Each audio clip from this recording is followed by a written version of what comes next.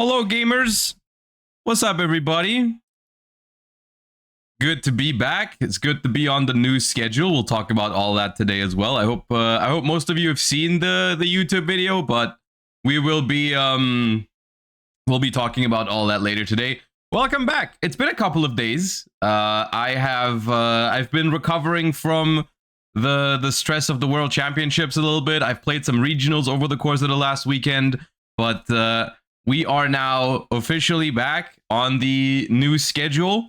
I guess a Thursday stream doesn't really feel that special because we've been having those always. But yeah, I feel like starting from tomorrow, we're gonna have a couple of streams that normally wouldn't have happened, and then people are gonna get the memo. But yeah, I hope everyone's doing fine. Hope everyone had a good time these last couple of days. I'm glad to be back. I'm excited for what we're doing today because we are basically dipping around with the new TCG content. Parts of it are still going to be a little scuffed because I'm still getting used to some of the tech that's involved. But before we do the warm up, let me tell you already. We're gonna. I have recorded locals yesterday, so we have 4 matches from TCG locals yesterday that we can look at later today. I think that's gonna be fun. Yeah, so that's gonna be gameplay, TCG gameplay from locals. I did win locals, but I did not go undefeated. So there was no undefeated player at the end of locals. So we can take a look at that later. So spoilers, not every single match is a win, but I think that's good. Also, I will say the gameplay is not perfect. The gameplay is not perfect from my side. But I think that's still I think that's better even that way because we can talk about what could have been done better and so on and so forth, but we'll do that. But we have some stuff to get through first. We have some warm up to do. We have some new cards to take a look at because I haven't been live for a couple of days, so I'm starting to get back into things. Also, thank you all for subscribing early. I appreciate all of you for saving your subs for when I get back. Lenny T. Jerry, thank you for the 26. Chris, thank you for the 34. I appreciate that. Kalski, thank you for the 32. Then we have someone with a name I can't pronounce with the first time prime. I appreciate that a lot. Lichtlam, thank you for the 30. Kolusa, thank you for the 23. And Rishi Maru, thank you for the tier 1 sub. Loimas, thank you for the 21. When Artmage, depending on how today's stream goes, all right? Depending on how today's stream goes, I am planning to attend locals once or twice every single week with my GoPro, and then we have a lot of footage to review and also a lot of like opportunity to play different decks at locals because I don't mind messing around at locals with like all kinds of different decks, right? I am looking forward to today's stream. I think today's stream is going to be fun, but I will also, of course, I'll wait for the feedback and so on and so forth of people on how this content is received, because at the end of the day, that is something I have to pay at least some attention to.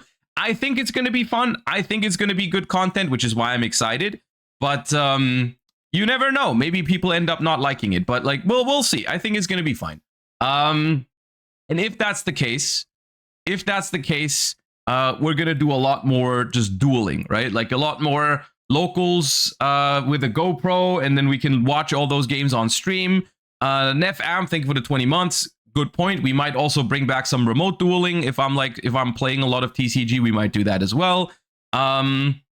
So yeah, I think it's gonna be a good time. So yeah. I'm doing fine, Nilmi. Thank you for asking. I'm a little tired because I did face some technical difficulties with the GoPro yesterday. So what I did was I went to locals and I just recorded my matches, you know, which was fun. I had fun at locals. I recorded my matches. It was 4 rounds.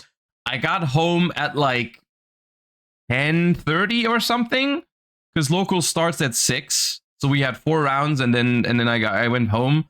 So it was like 10:30. It was relatively late, and then there was some technical problems with the GoPro, because in my mind it was like, okay, plug the GoPro into the PC, and then you have all the footage from locals ready to look at on stream. I was like, in my head it was that simple. Turns out it was not that simple, because the GoPro wasn't recognized by my computer at first, so I had to like troubleshoot that for a while, because like I just it said just plug it in and you'll be able to see all the stuff that's on the SD card, but it just didn't show up. So it was weird. So I fixed it. It took a while to do that. Then I realized the GoPro does not record everything in one video. It splits it into segments for whatever reason. Like it does not like if I record for 40 minutes straight for one match, it's not one 40-minute video that I can just look at. It splits it into like 10-minute segments, which was really annoying, because then I had to like put it all in like an editing program and put them all together and stuff like that. It took a long time because those files were also pretty large, so it took a while to like transfer them and so on and so forth. So I was here preparing the locals watch party basically until like 2 a.m. or something. So it was late yesterday, and my fiance helped me a lot too. She was here with me as well, but we were both very tired at the end of it. And then this morning I realized that while putting all of the thingies together, I realized two things, which is that in one of the matches my battery died, so the end of one of the matches is cut off a little bit. So I think it was like a almost 50-minute match. We almost went to time. And like the last few minutes are missing, but I think it's fine because I remember roughly what happened at the end of it, so we can still watch it. Yeah. And then the other thing that happened is when I put all of them together, one of them got lost. So we have to watch that one separately. But it's fine. It's the first time. We're gonna get used to it, and I think it's gonna be fun regardless. So I'm a little tired, but I'm positive it's gonna be a good stream anyways. First things first, though, I did miss that. Let's do some warm up, because I haven't done that in a while.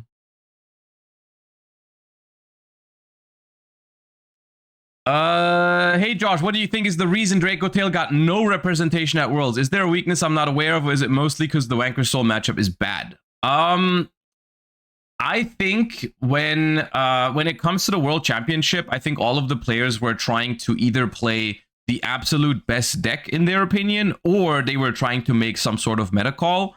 And I personally think that Draco Tail is neither at the moment, to be honest. Like, I think Draco Tail is a strong deck that has some advantages, but I don't think it is straight up the best. So, like, I think that's between Vanquish Soul and Yummy at the moment.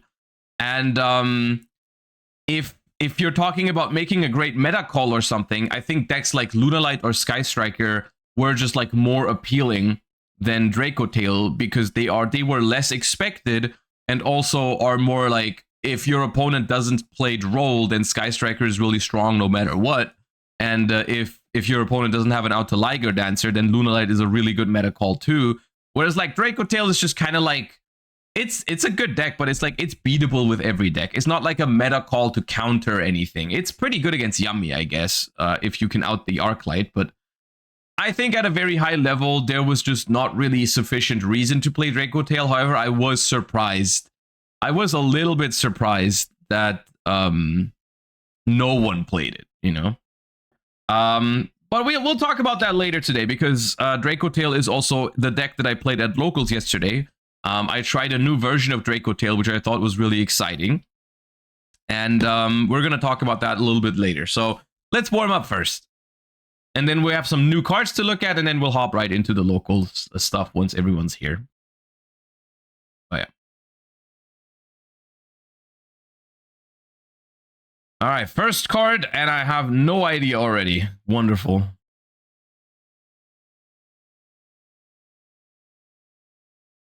No idea. Valkyries. Okay.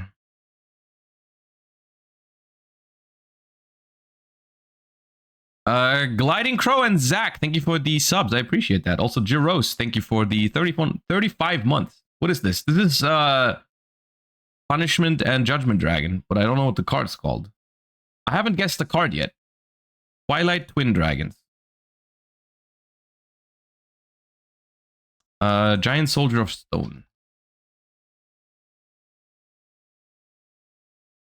All right, we got one. We are so back. Or maybe not, because I don't know if that... Oh, that's Goddess, right? Is it Goddess or Moon?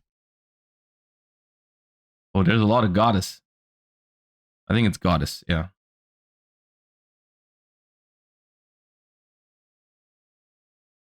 Cosmo?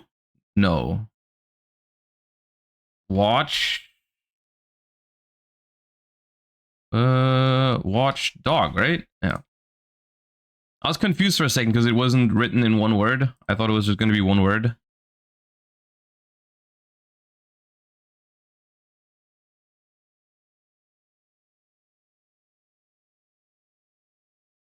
Something Swamp. Venom Swamp. Mm-hmm.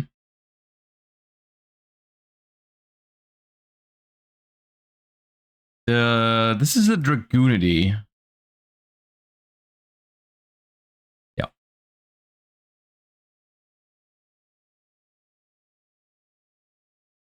Oh, this is super Cybers coded, right? With the ones and the zeros. What is this? Oh, it's not Cybers, actually. Is it Singularity? Hmm. Okay. I really thought that was going to be Cybers. That is Armed Dragon Thunder level 10. Please? Yeah.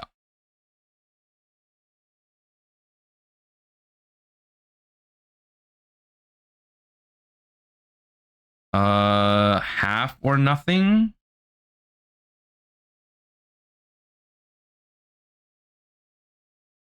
What? What?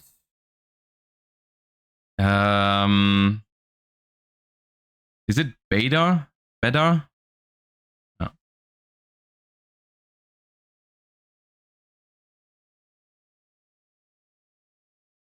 Oh, dude, I've seen this card. This is a the thingy. Yeah, okay. Abare Ushioni, yeah, the beast. It's very old.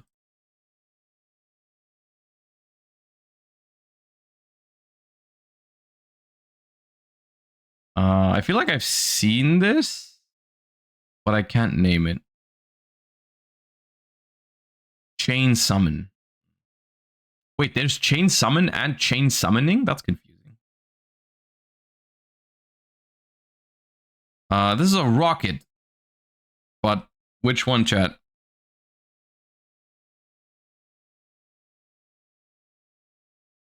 Honest. Honest rocket. Okay.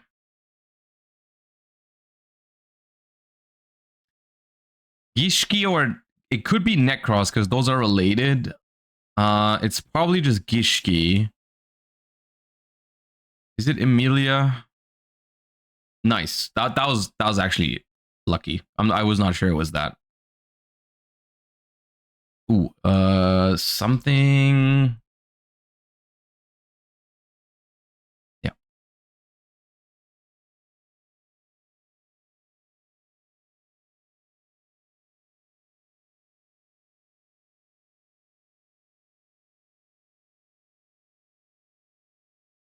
It's Breaker.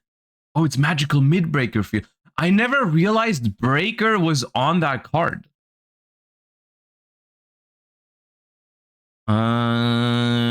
Dude, okay, this is not Storm.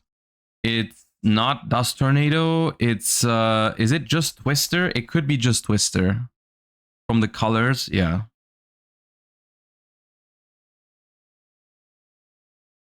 This is Octodic coded.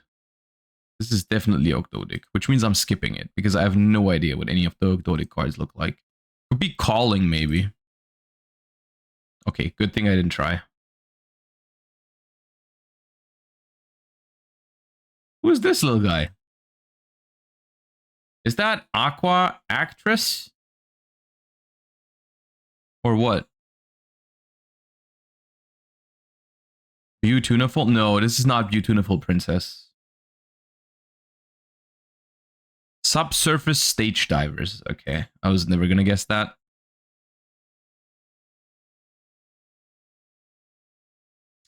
This is Ledge. Or Ledger, whatever.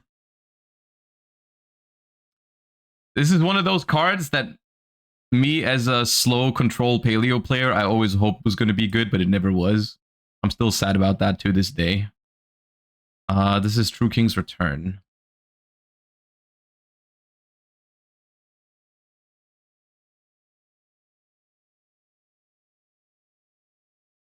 Lumina.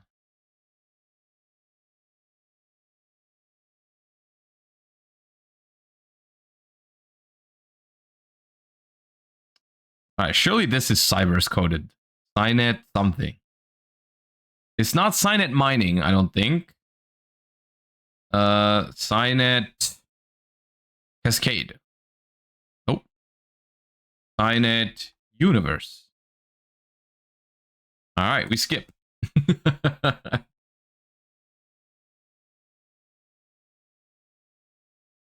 Signet Refresh. Okay.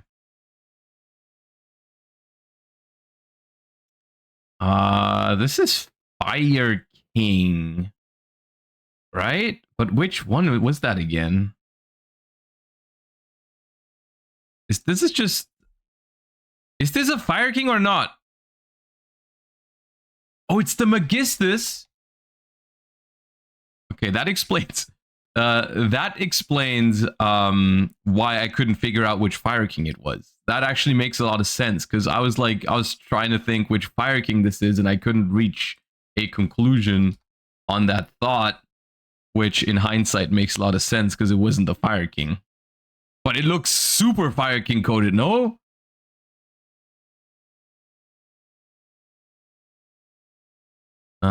This is this. W.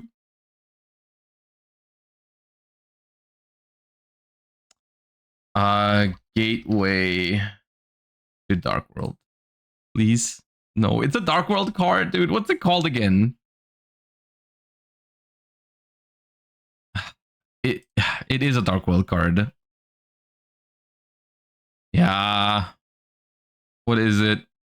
The Forces of Darkness.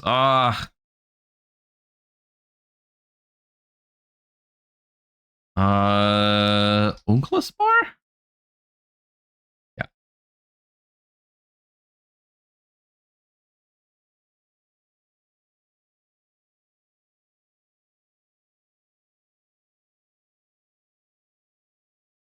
Don't say Unk, because it's Unclus. No. Vision Fusion. What is that?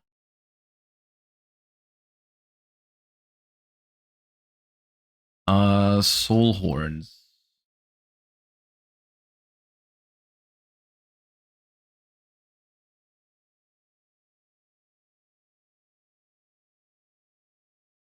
Ooh, this is like a World Legacy or Orchest card, but one of the bad ones that I've never played with, so I don't know its name. And maybe... Okay. That was the opposite of all the things I just said. That's just one of the best ones they made. Okay, never mind. Never mind. That's just Crescendo. My bad. A terrible card. Never played with that card in my life. Jesus Christ.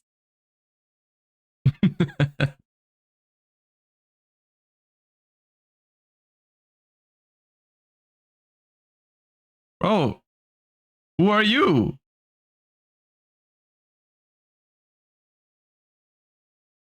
I have no idea. Dance Princess of the Ice Barrier.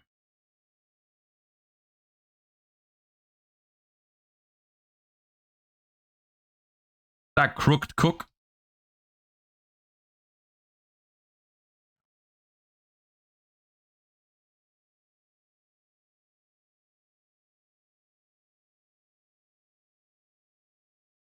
Truckroid.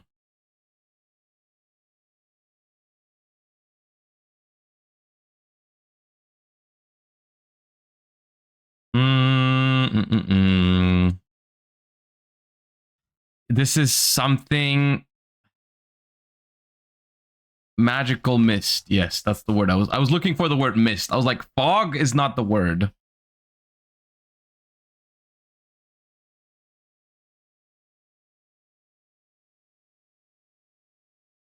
Fabled. Oh, it's the fabled Udabi. Yep.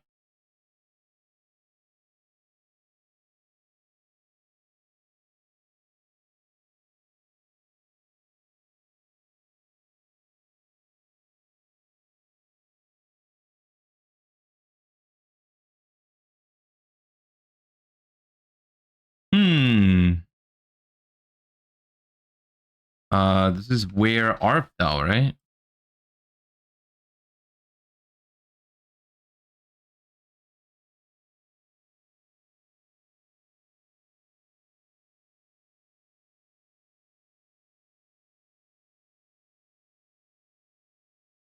Stop. Is this another ice barrier? Stop giving me ice barriers, please. There's too many. I don't know them.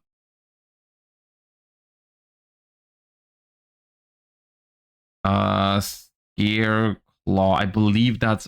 Please be a rival. Nice.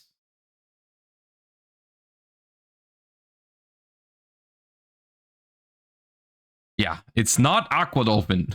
I know what you think. I don't think that's Aqua Dolphin. Yeah. That's all of them. I think that card is called Next. No. All right. Then we go next.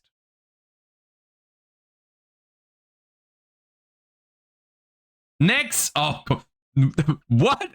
Nah, that's crazy. What? Why is it next? Where's the T?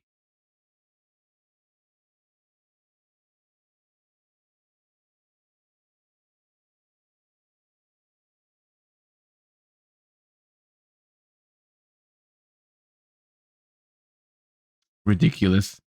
Next. This is Riot Dragon, right?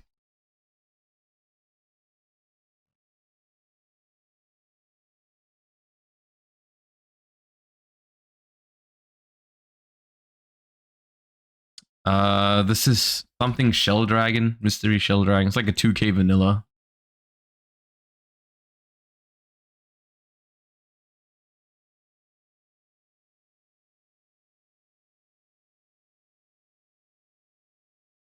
I've seen this. It's very old. Something ritual related, but maybe it's not even ritual related. Dust Barrier. This is the vanilla, the mermaid. I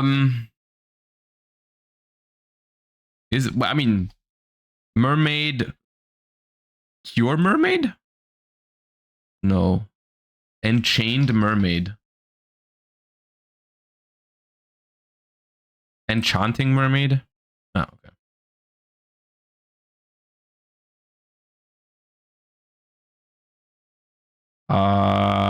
Dude, I've seen this.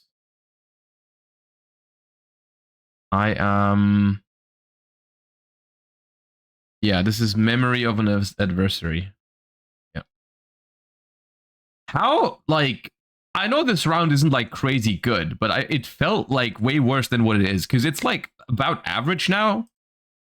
It felt like I was throwing like crazy, but maybe I'm just thinking of the crescendo incident. Everything else maybe was fine. The crescendo situation was kind of crazy. This is Champions Vigilance, I think. Yeah. We might even get 800 if I can guess this next one. I don't think I can. I don't know what that is. Do I have enough time for another one? I don't think so. Link bound. No, we don't have time. Okay, well, 792 is not that bad though. It felt worse than what it was. It was not bad. Lost Contact, thank you for the 22 months. Hey Josh, could you see yourself building a list for Memento in the TCG? Keen to hear your thoughts. Yes, I could. It's not my highest priority in the near future.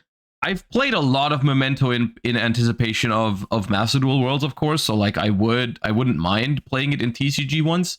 And I don't think it's bad right now either. I did lose to Memento at one of the regionals last weekend. They opened a pretty good board breaker hand in game 3, but still, I think it's viable. So yeah, I could see myself playing Memento again at some point. Gnuaga, thank you for the 35. I've upgraded my toss decks for October 19, and it's so much more fun. Just gentleman's agreement to not summon Winda. So October 19 is what, the end of toss format? What changes? Is it like is it with, wait, which deck summons Winda? In toss, YCS London? So Sky Striker, Orchist, Thunder Dragon. You did? I did? Oh, instant fusion. Yeah. You go instant fusion, summon Winda. Yeah, yeah, I remember. Okay, yep, my bad. I forgot.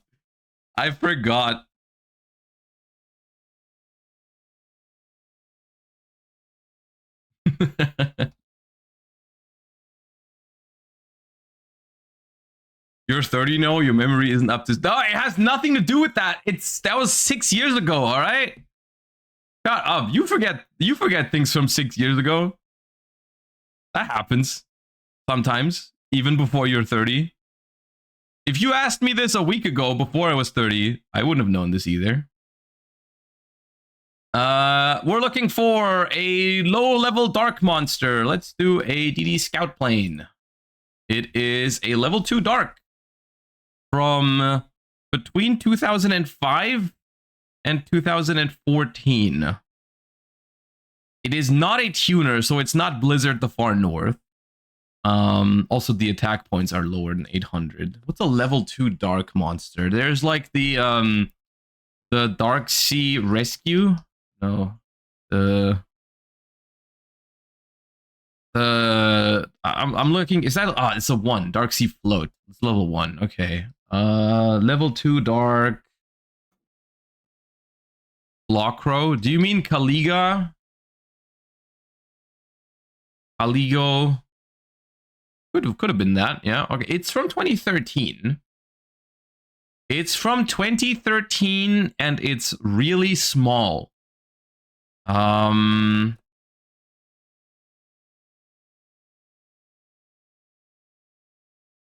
Melissavorus. Oh, come on.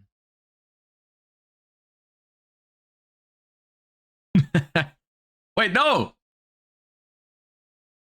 Okay.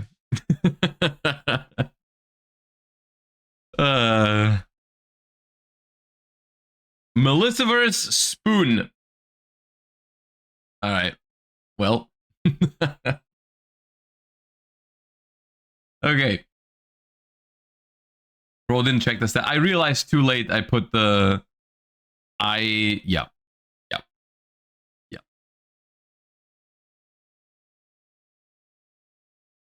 Okay. Warm up out of the way.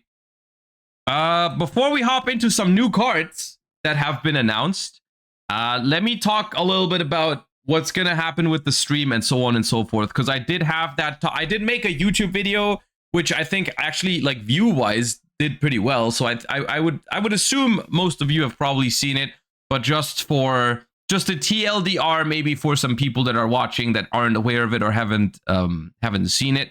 I'm gonna change a few things in the next couple of weeks and months in how I approach the Yu-Gi-Oh TCG and Yu-Gi-Oh Master Duel, and that is also gonna have an effect on the stream and the stream schedule and so on and so forth. So I quickly wanted to give you guys a TLDR on that before we hop into the stuff for today. I'm gonna make it quick because like I said, I think a lot of you have probably seen it already. And if you want to hear my detailed thoughts, you can see the video as well on the YouTube. You can go ! YouTube and check that out. But TLDR, I have been forcing myself to play a lot of Master Duel in recent months because I have, of course, participated in Worlds for it and so on and so forth. And it just always felt like the more convenient way to make content, you know, super easy, log in, play Master Duel, and so on and so forth. But in reality, at least at the moment, I just enjoyed the TCG more. And but like going to TCG tournaments and so on and so forth has just been something that I wasn't really able to do it as much as I wanted to, simply because I was streaming Master Duel 4 to 5 days a week, and then like keeping up with the TCG and competing in tournaments is very stressful if you play Master Duel for the most part during the week. So we're gonna go back to more TCG content. We're not gonna go away from Master Duel completely. We're still gonna check in every once in a while and so on and so forth. But I just want to do more TCG content, and that is something we're going to kick off today. I have done something that I should have done a long time ago, which is I've gotten a GoPro, and I went to locals with it yesterday. And we're going to have some games to review with it today, because I've been thinking about how I can improve, like, you know, my TCG content game and so on and so forth. And I felt like just streaming locals is something that I could do. But I think it can be done even better, which is like one of the main things that I don't like about streaming locals is while I'm streaming locals, I have no way to explain what I'm doing. I have no way to interact with chat and so on and so forth. So what we're trying later today is I'm going to give you a deck profile of the deck that I played at locals. But instead of just leaving it at that, we're actually going to have some gameplay with that deck that we can talk over and we can discuss like what I could have done better. Because spoilers, there are things I definitely could have done better. At locals, I definitely didn't play the deck perfectly and so on and so forth. And I think that's a good way to do it, because then we can all learn together instead of just watching gameplay with no commentary and no input on what would have been like the better play or what the reasoning is for certain plays and so on and so forth. I will say, because it was my first time using the GoPro, there were some technical difficulties that we're going to have to deal with today. For example, in one of the matches, my GoPro, the battery died because I didn't know how long it was going to last. The first time using it, I had no idea on how long these batteries last. Apparently, they cannot last for 2 full rounds at locals. So during round 2, the battery died. Thankfully, I did have replacement batteries already, so I could still record for round 3 and 4. But the end of round 2 is cut off because the GoPro doesn't run for that long. So yeah, but other than that, it's gonna be fun. We're gonna take a quick look at the Master Duel pack. I'm gonna give you my opinion on the new Master Duel pack. But spoilers, we are not gonna play Master Duel today. Partially because of the new pack as well. I know, and trust me, I know there's cool stuff in the new Master Duel pack. I know that they released Necros early, which is awesome. I know that, and I know they also put the new Magistus cards in there and stuff like that. There's cool cards in the new Master Duel pack, but there's also Ignister support for Malice, which is going to overshadow everything. Because like I'm not trying to mess around with Necros,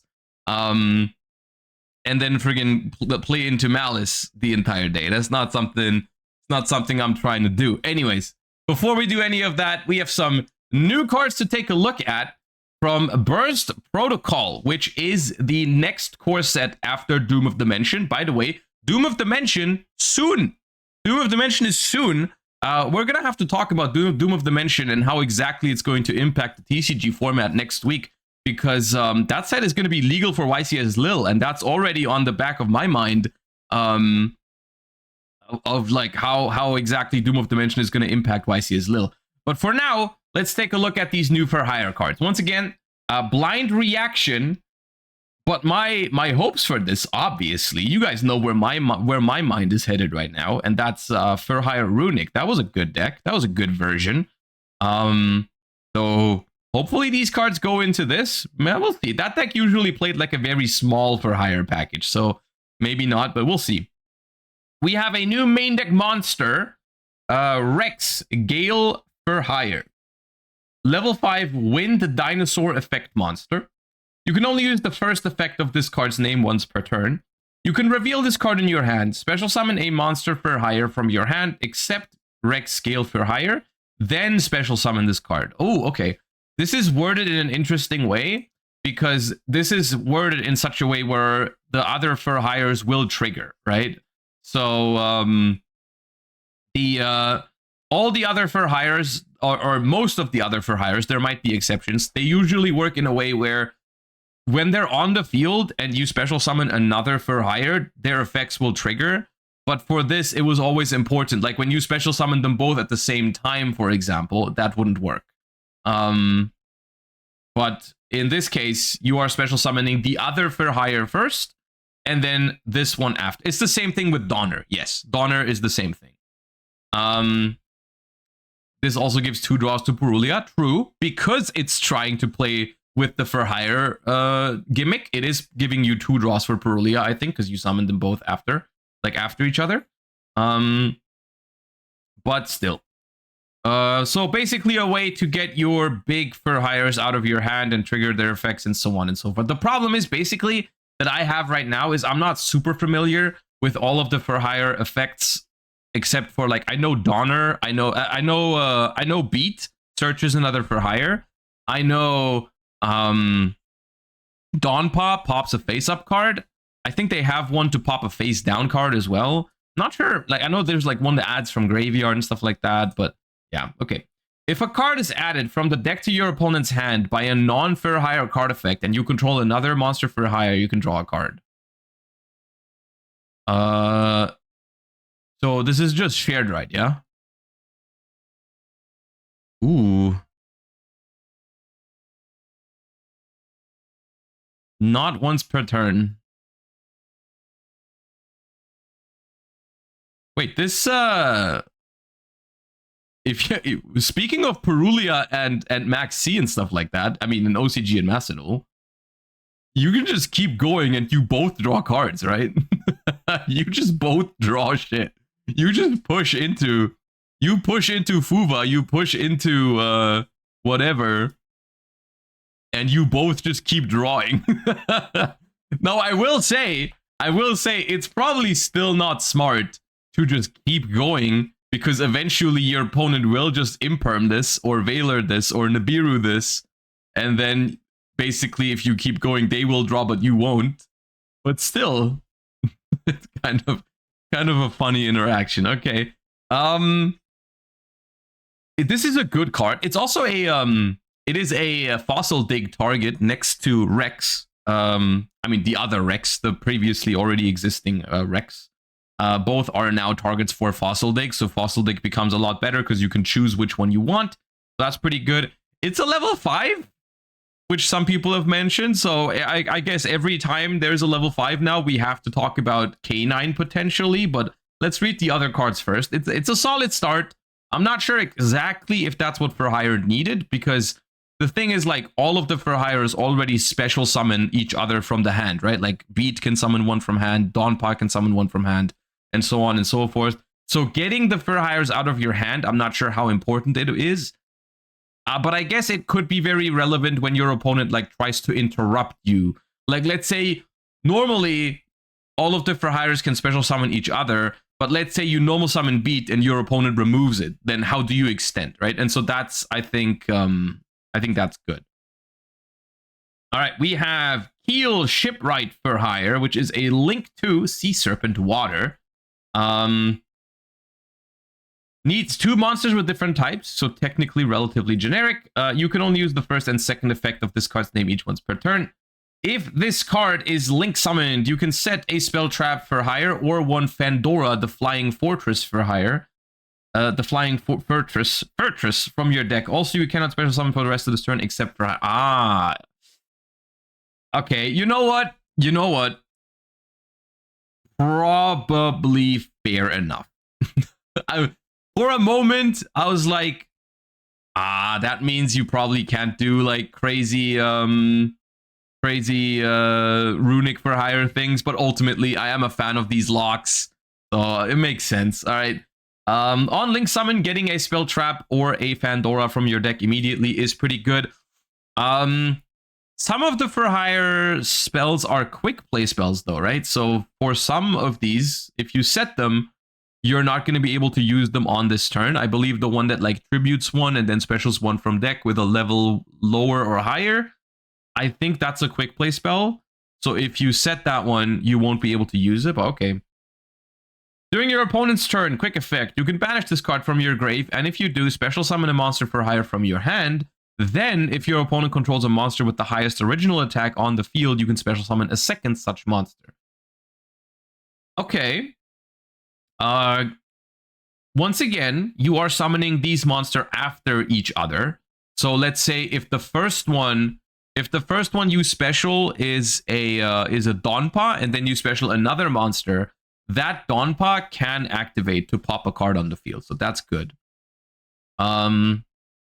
Good card, I think. Gives you another card on link summon, and then you link it off. It goes into the graveyard, and you have a bonus effect on the opponent's turn, which can be used to disrupt your opponent. And it does lock you into Fure Hires, though. So the deck loses. If you use this card, you lose a little bit of your like splash ability, right? It is rest of the turn, so maybe there's still ways to do other things first, but okay. It most importantly, any engine that can produce two monsters with different types, I guess, can now just bridge into the Fure Hires, right? Like anything that puts out two monsters with different types, you can just make this, and then depending on what the spells do, you can just bridge into Fure Hire. We have Pandora, the Fearsome Flying Fortress. Oh, this is not this one. Wait, which one is this one?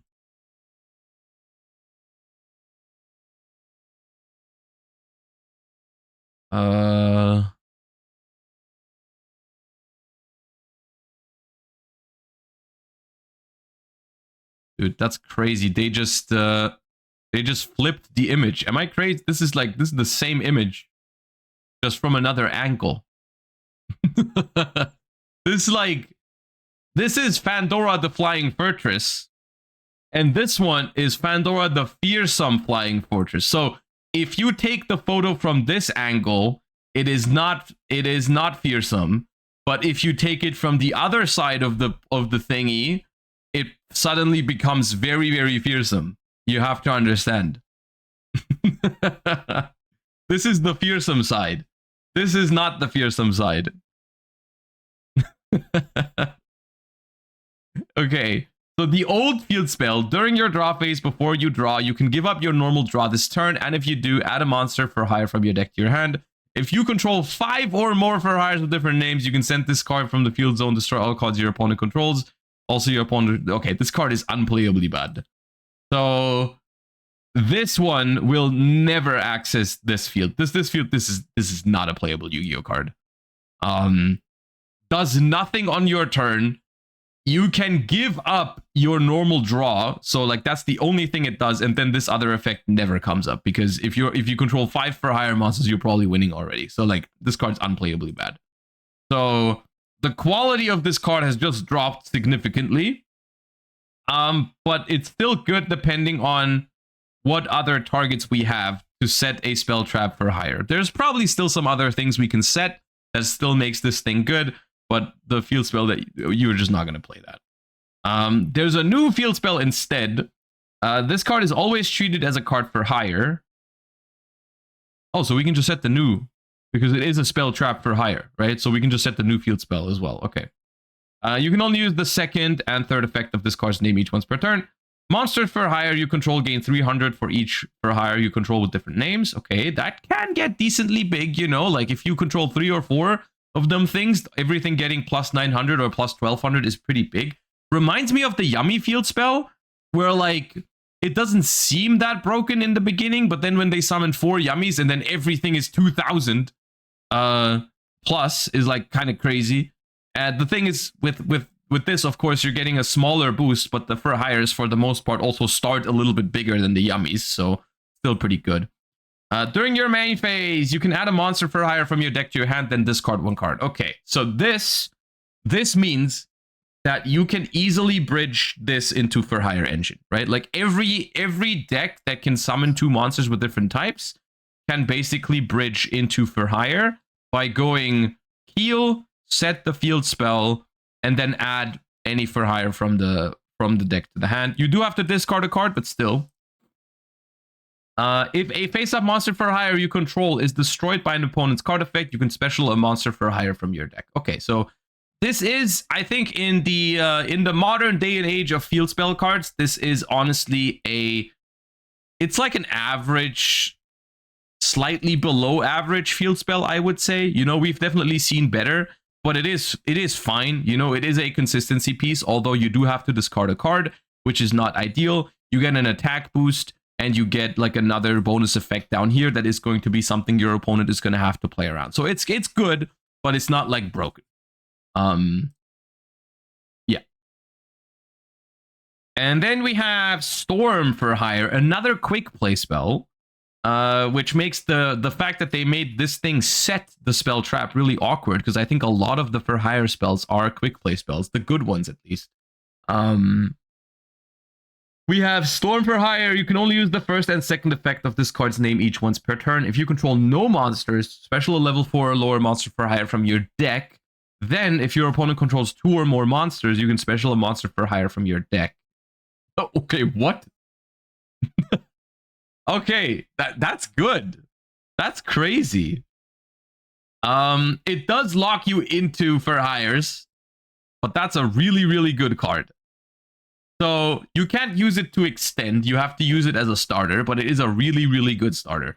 You summon from deck, and then if you're going second and your opponent already has monsters, you get 2 monsters from your deck, which is crazy because they are summoned after each other, which means that, like I said earlier, a lot of the Fure Hires have an effect that triggers when another Fure Hire is being summoned. So you can like special summon Beat as the first one, and then special summon another Fure Hire afterwards, and that will trigger the Beat to search another Fure Hire to your hand. So like you get like crazy board presence, and you get the card back in hand as well. So pretty good.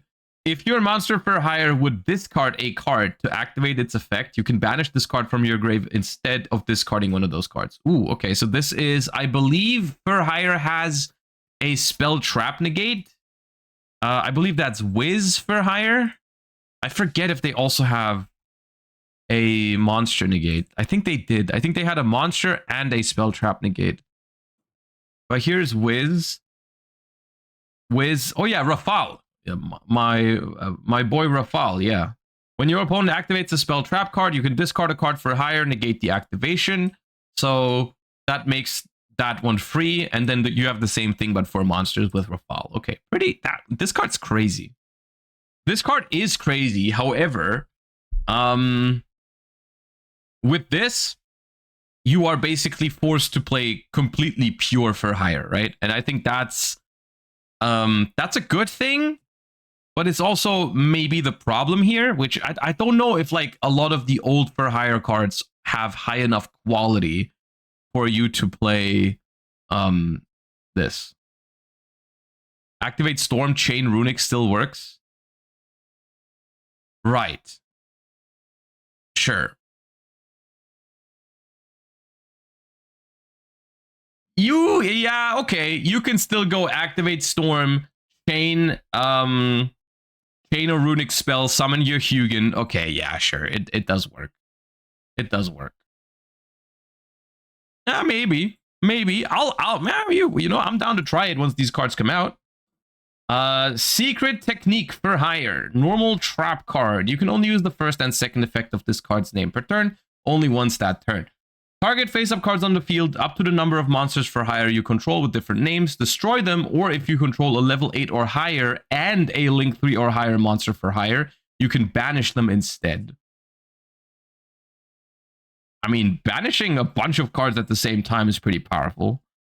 If a level 8 or higher and link 3 or higher or link 3 or higher monster Fure Hire special summon to your field while this card's in your grave, you can add this card to your hand. Ooh.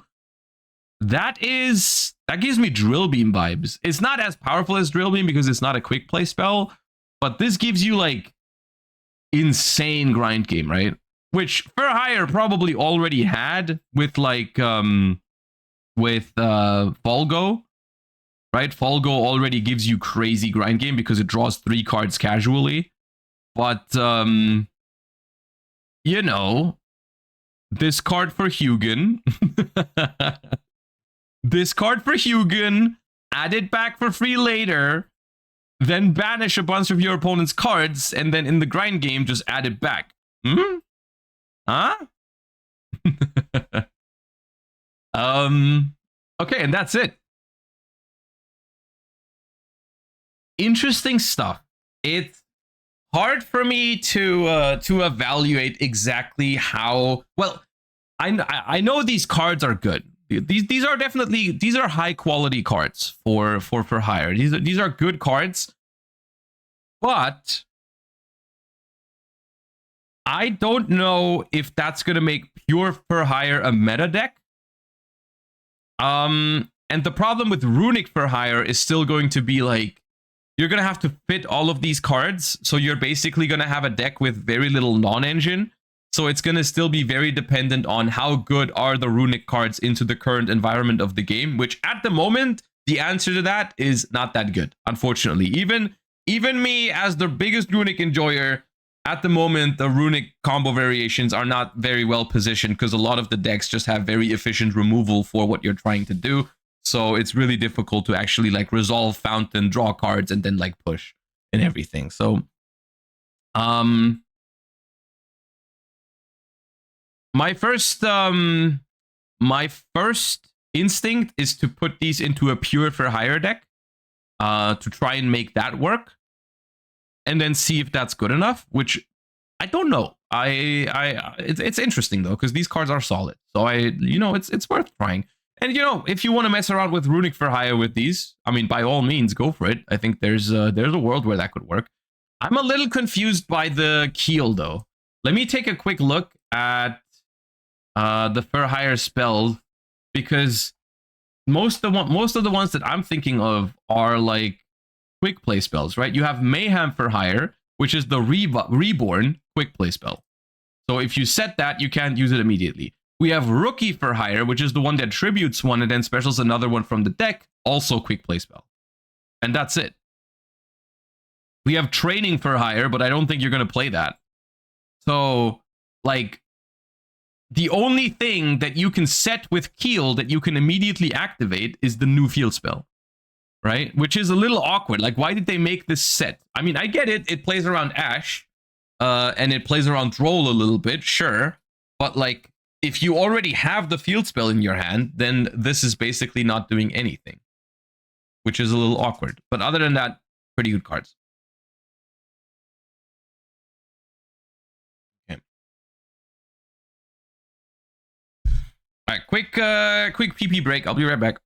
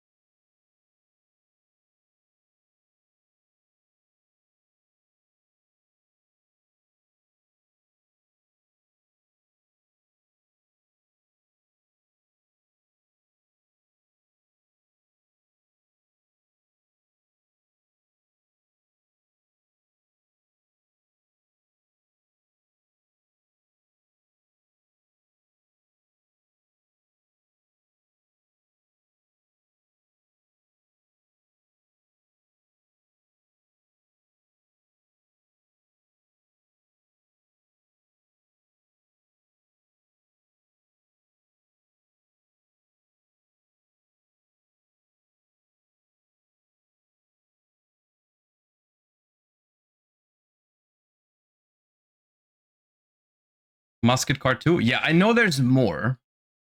I know there is more I have missed. Oh, this is just the general announcement for Burst Protocol. There's a couple of things I have to look at. I think Treasure Panther is one of them.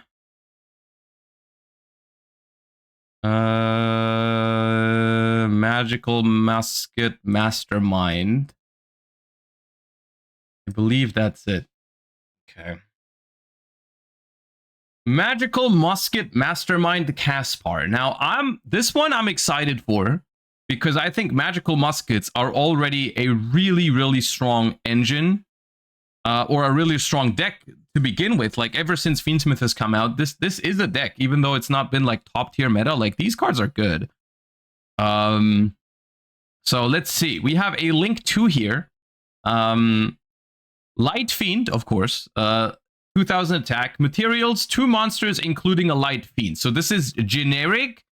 And in reality, this basically means any 2 monsters, because any 2 monsters make Moon, which gives you 2 monsters, including a Light Fiend. So with Fiendsmith in the mix, this is any 2 monsters, basically.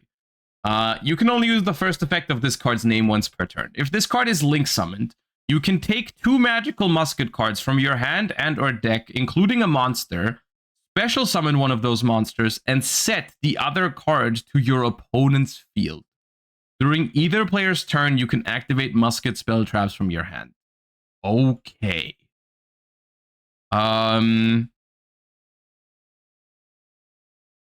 That's nice. This gives your opponent a card, which is super relevant for Magical Musketeer Max, which is arguably the best Magical Musketeer card, actually, if you're looking in the archetype. Of course, you know, in other decks, they've played other cards, but like Magical Musketeer Max is broken. If it's Link summoned, you can either add musket spell traps with different names from your deck to your hand up to the number of monsters your opponent controls, or you can special summon magical muskets with different names from your deck up to the number of spell traps your opponent controls. So it's your choice. Do I give my opponent a monster because I want to search spell traps, or do I give my opponent a spell trap in order to special summon a do I want to special summon a monster from my deck? Which is really powerful. And you also get the other card, the monster you always get, right? You always get a monster from this, which is really nice. So yeah, this is a good card. This is the only card for muskets here, but I'm gonna be honest with you, I don't think muskets need much to be a viable deck. Like a magical musketeer Fiendsmith brew, I could absolutely see it happening with this card. It's very, very strong, I think. Yeah.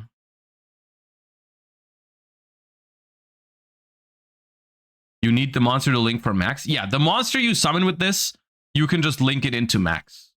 And then if you give your opponent a spell, you get to special another monster. If you give your opponent a monster, you get to set search a spell, which is really powerful. Yeah. Okay. Nice. I'm happy about this. I like magical muskets. Big fan. Treasure Panther. I believe this is the new V-Jump promo. It was teasered to be very good with flip monsters. So let's see how good it really is. It is a level 1 Earth Beast flip. You can only use the first, second, and third effect of this card's name each once per turn. If a set monster is on the field, you can special summon this card from your hand. You can target up to 3 set monsters, change them to attack position. Then, if you changed 3 monsters to attack position, inflict 900 damage to your opponent. If this card is flipped face up, you can send a normal monster from your deck to the graveyard. This feels like a glorified Book of Taiyu. Right? Is this a side deck tech against Eniacraft?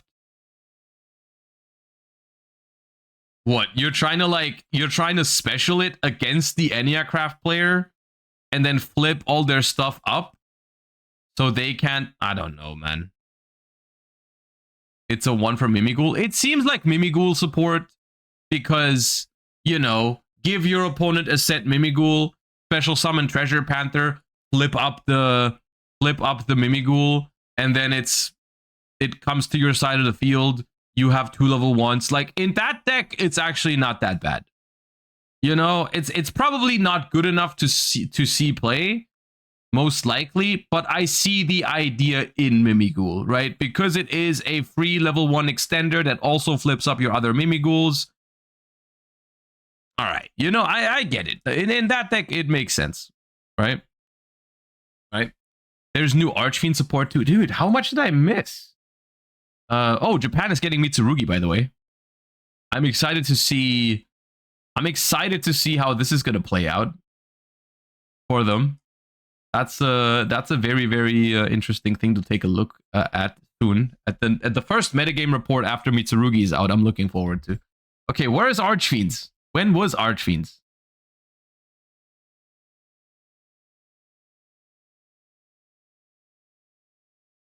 Was it before Worlds already? There's Synchron support, but yesterday. Oh, okay. Ah, here. Okay, my bad. Oh, ritual summoning with Archfiends. Okay. Royal Archfiend. Okay. Level 7 Fire Fiend. 2400 attack, 1000 defense. Monarch stats. You can only use the first and second effect of this card's name each once per turn. You contribute this card from your hand or field. Add an Archfiend card from your deck to your hand. Also, for the rest of this turn, you cannot special from the extra deck except Archfiends. Also, you can normal summon a Fiend monster in addition to your normal summon or set. When your ritual monster is destroyed by battle, you can special summon this card. Okay. That's a very high quality Rhoda. It does lock you into Archfiends from the extra deck, but still, just in a vacuum from evaluate, like just the raw card quality here is pretty high. Like tribute to search, and you get a second normal summon. That's pretty good. That's pretty good. We have Duke Archfiend, which is a water fiend. You can only use the second and third effect once per turn. Gains attack equal to its level times 200. You can target a face-up monster you control, send an Archfiend monster from your deck to the grave, and if you do, increase its level by the sent monsters. Okay, I think they obviously want you to send Archfiend Harris with this, which would make this a level 7, and would give you a search, right? That's what you're trying to do. When your ritual monster is destroyed by battle, while this card's in your grave, spare summon this card. Okay. Highness Archfiend. Level 3 Light Fiend. Light Fiend! You can only use the first and second effect of this card's name each once per turn. If this card is normal summoned, you can banish an Archfiend card from your grave, add 2 Archfiend cards from your deck to your hand, except High's Archfiend. Also, you cannot special summon from the extra deck for the rest of this turn, except Archfiends. When your ritual summon is the sort of value, okay, so what we do is we go... It doesn't matter if we start with Royal Archfiend or Duke Archfiend, I believe. But let's say we start with Royal Archfiend. Tribute Royal Archfiend, search Duke Archfiend, extra normal summon Duke Archfiend, Duke Archfiend effect, send Harris from deck to grave, Harris, search Highness. We can still normal summon Highness, and we do have an Archfiend card in the grave that we can banish, which is the Harris, and then we get to add 2 Archfiend cards from the deck to the hand. Simple as that, right? We have 2 monsters on the field, and we have 2 cards in hand now from just one of these 2, right? So 1 card combo gets you to, and then I don't know what we do from there, but we'll see. Ooh, more a ritual pendulum again. Okay. Doom Emperor Archfiend. This card looks cool. 2500 attack, 1200 defense. You can only use the pendulum effect once per turn. Target one other face-up spell trap on the field, destroy it, and discard. You can ritual summon this card with Throne of the Archfiends. Looks like that's what's down here. Must be ritual summoned. You can only use the first and third effect once per turn. If this card is ritual summoned from the extra deck, you can banish all monsters on the field except those in the extra monster zone. Ooh, if we can somehow ritual summon this on the opponent's turn, that's a crazy interruption. Unaffected by other monster effects while in the extra monster zone. If this card's in the extra monster zone, special summon a fiend monster from your hand, deck, grave, or banishment. Okay. This is not a bad card. If we can ritual summon this on the opponent's turn somehow.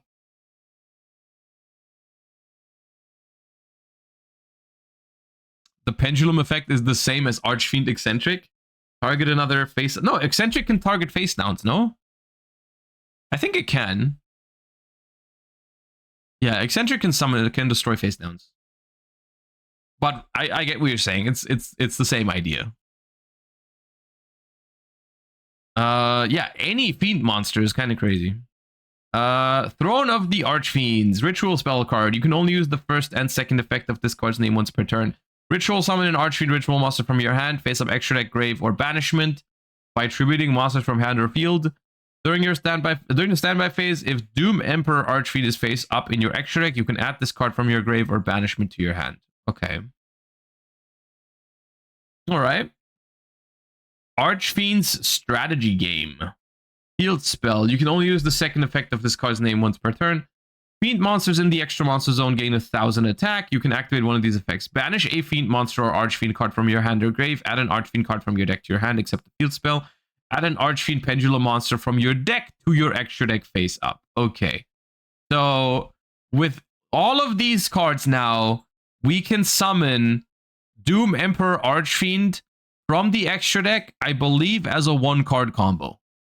Right? We go Tribute Royal Archfiend, search Duke Archfiend, normal summon Duke Archfiend, send Harris. Harris, search Highness, extra normal summon Highness. Highness effect, search for any 2 Archfiend cards. You're going to search for the ritual spell and the field spell. You're going to activate the field spell. You can activate the field spell's effect to banish an Archfiend from the grave. And then you can add...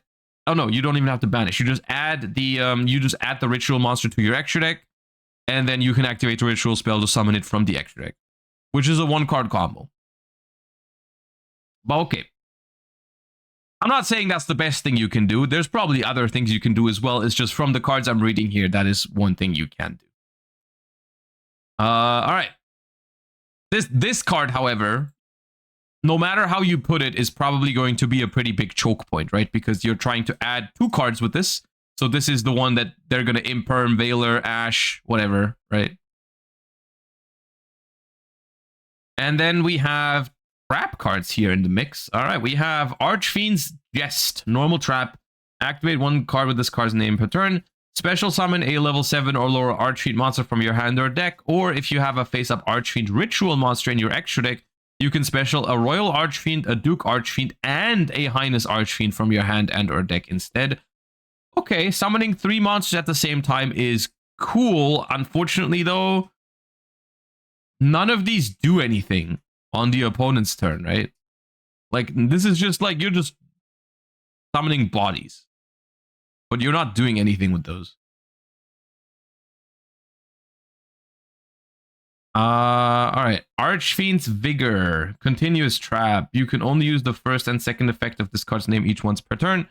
If you control an Archfiend ritual in the extra monster zone, target a face-up card you control, negate its effects. Okay, spell negate, or like essentially somewhat like an Omni. If this card's banished from your hand or field, add an Archfiend card from your deck to your hand, except Archfiend's Vigor. Okay. I like it when they give when they give these decks like an identity, because I feel like, I mean, maybe it's just because it was never meta. But Archfiend always, to me, felt like a little bit all over the place.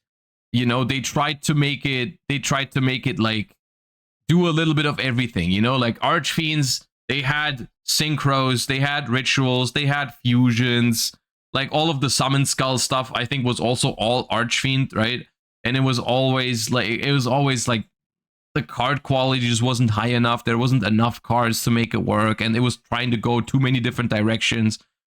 I think here we are presented with a wave of cards that probably don't make the deck top tier, but at least give it a direction, you know? Like, this is like, okay, you are meant to play this as like a ritual deck now. Maybe you have some other things you can still do, like maybe one of the synchros or one of the fusions or whatever, or one of the link monsters still ends up being good enough to find its way into the deck.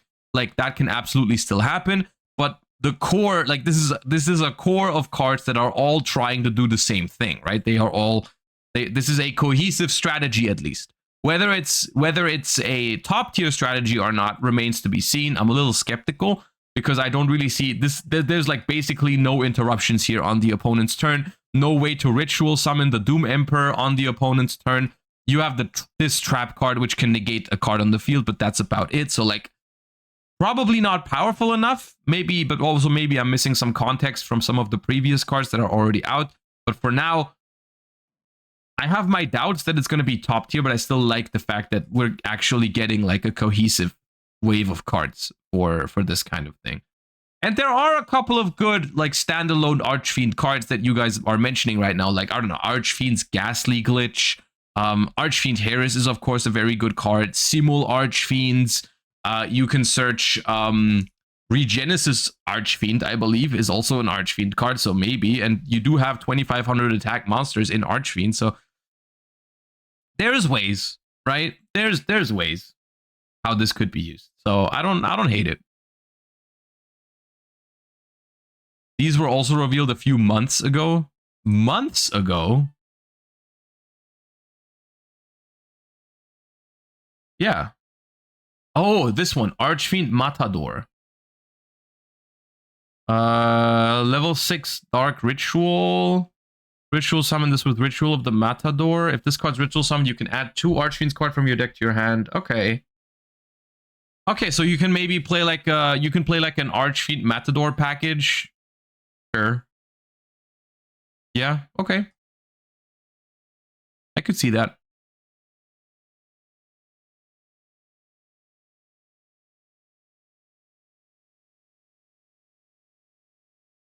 Kinda weak. Can you go into Fiendsmith before you go into this? The level 3 is Light Fiend. Most likely not, because the level 3 is also the one that locks you into Archfiend. So like you would have to summon this and not use the effect, which is probably gonna make it weird. Right? But okay. All right, I believe with that we finally are through most of the important new cards, at least that I have missed over the last couple of days. So let's get into some content for today. We're doing TCG today. All right, no, never mind. Before one more thing before we hop into TCG. Give me 5 minutes max. Because I don't want to completely ignore what's going on in Master Duel. We're not gonna play Master Duel today, but I did want to mention it. I said it earlier because someone asked about my opinion on the new pack. There's been an update in Master Duel, and it brings a couple of new cards. And I really wish I felt more positively about this pack because there's a lot of cool stuff in here. There is unironically a lot of cool stuff in here, but there's also, unfortunately, and that's kind of like overshadowing a lot of things for me, backup Adignister, as well as the new Code Talker Adignister, and Wizard is probably like a super rare. Yeah, Wizard is in here too. So the biggest news about this pack is that it brings more Malice support into a format where Malice is already the best deck by far, which is also one of the reasons why I prefer the TCG at the moment. And, you know, I just don't vibe as much with Master Duel. But if you do vibe with Master Duel, I think, obviously, these cards will give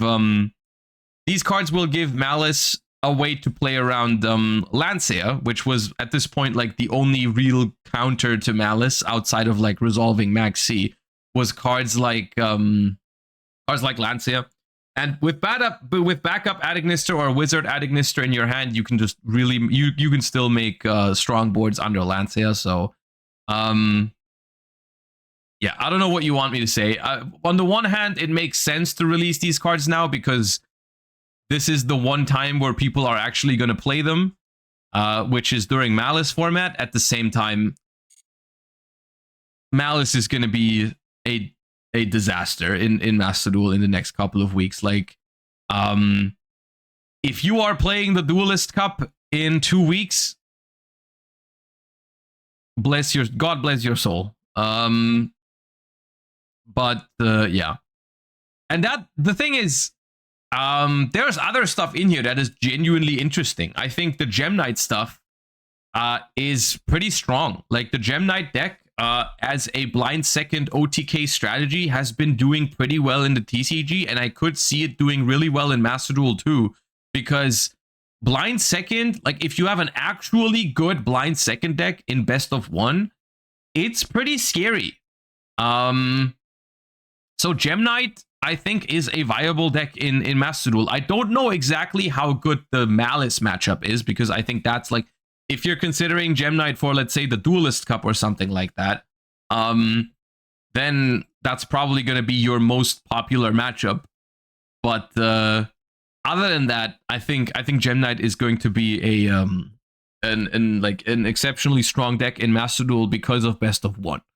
And then they also added a couple of things that I didn't expect quite so soon. I mean, we get Regenesis, which is an interesting engine. I'm sure some people are going to mess around with Regenesis. I believe the TCG and Master Duel and TCG and OCG have already shown, though, that Regenesis is more like a tier 2 engine, nothing too crazy. I like it, but it's not that good. I like the grindy aspect of it, but like there's not really that much to grind at the moment in the way the format is. Like you're just gonna, like, your Regenesis cards are gonna go to the graveyard, and then Whitebinder is gonna banish them all into Oblivion, and then if you're lucky enough to survive the turn, you're not gonna get them back. So yeah, but the concept of the deck is cool. We have Heraldic support in here, which is gonna give Ryziel an identity outside of pure Ryziel, because at the moment, basically pure Ryziel is the only way you can really play the deck.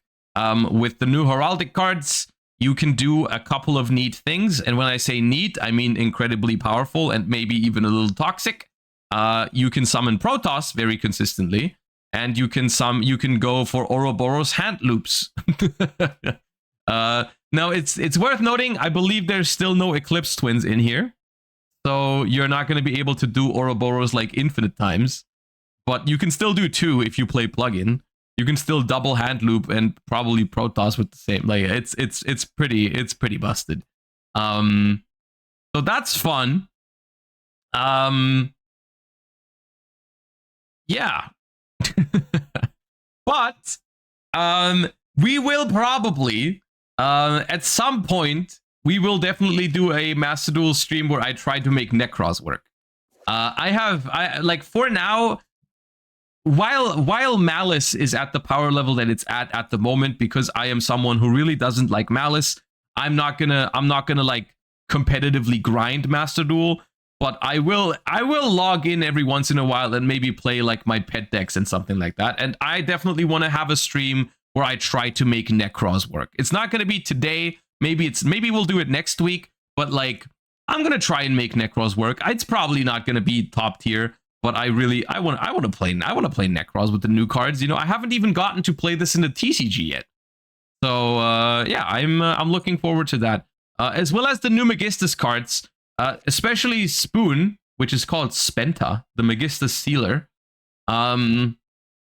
With this card, as well as Crowley being in Master Duel already, this means if we get Draco Tail, these cards are already going to be in the game, which is good, right? So yeah.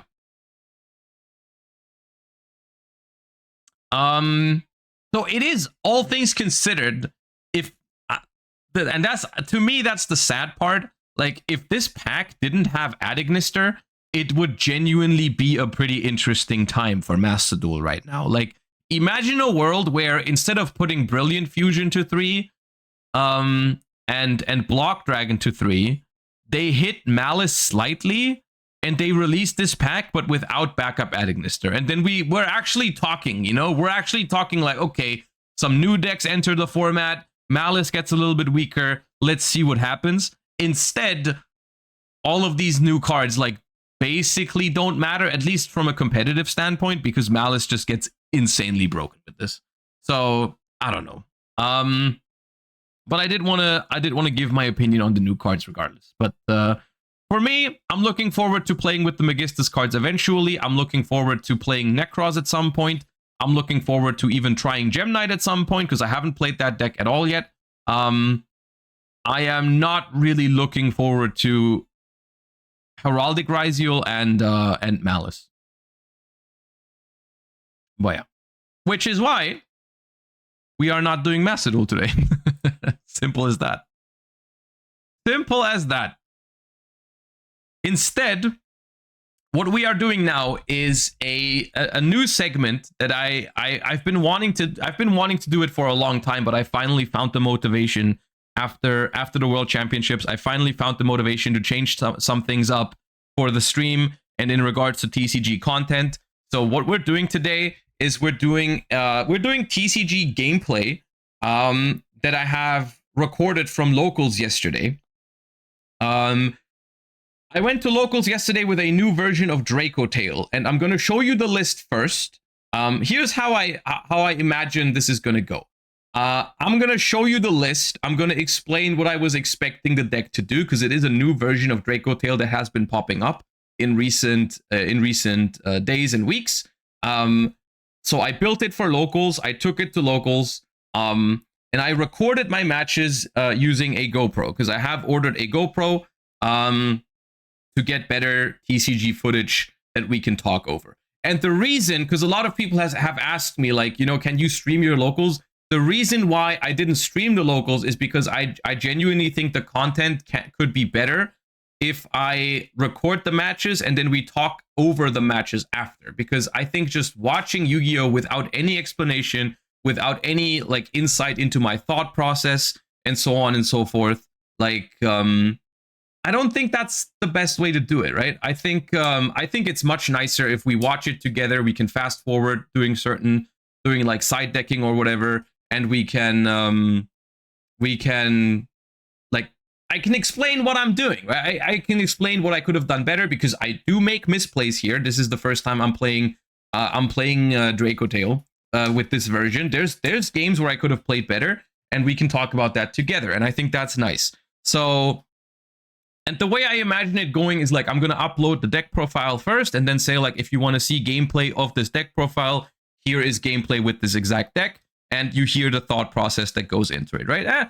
And depending on how this goes, I'm going to do this very regularly now. You know, like, this could be a thing that we do every week, where I play a new deck at locals and we watch the games together, and then we you know, you get the idea, right? I think it's fun. Which means that the first thing we're doing is we're taking a look at the deck list I used. And the deck that I used was Magistus Draco Tail. There's a couple of different versions of Draco Tail out there that are being explored at the moment. And of course, you guys already mentioned, like, there's also like branded Despia, Dragon Maid, and so on and so forth. I used a version of Draco Tail with the Magistus cards from Battles of Legends. And I will explain once we get to the cards what this deck is supposed to do, and why I think it is such an interesting version of the deck, even before we get the Magistus spoon or whatever. So I'll walk you through the list, and then I'll explain why I thought this was such an interesting idea over some of the other Draco Tail versions. But yeah, so for the Draco Tail names, this is something I'm going to go over a little faster. We have 3 Femena, 3 Lucius, 3 Mululu. I decided to play 3 Pan.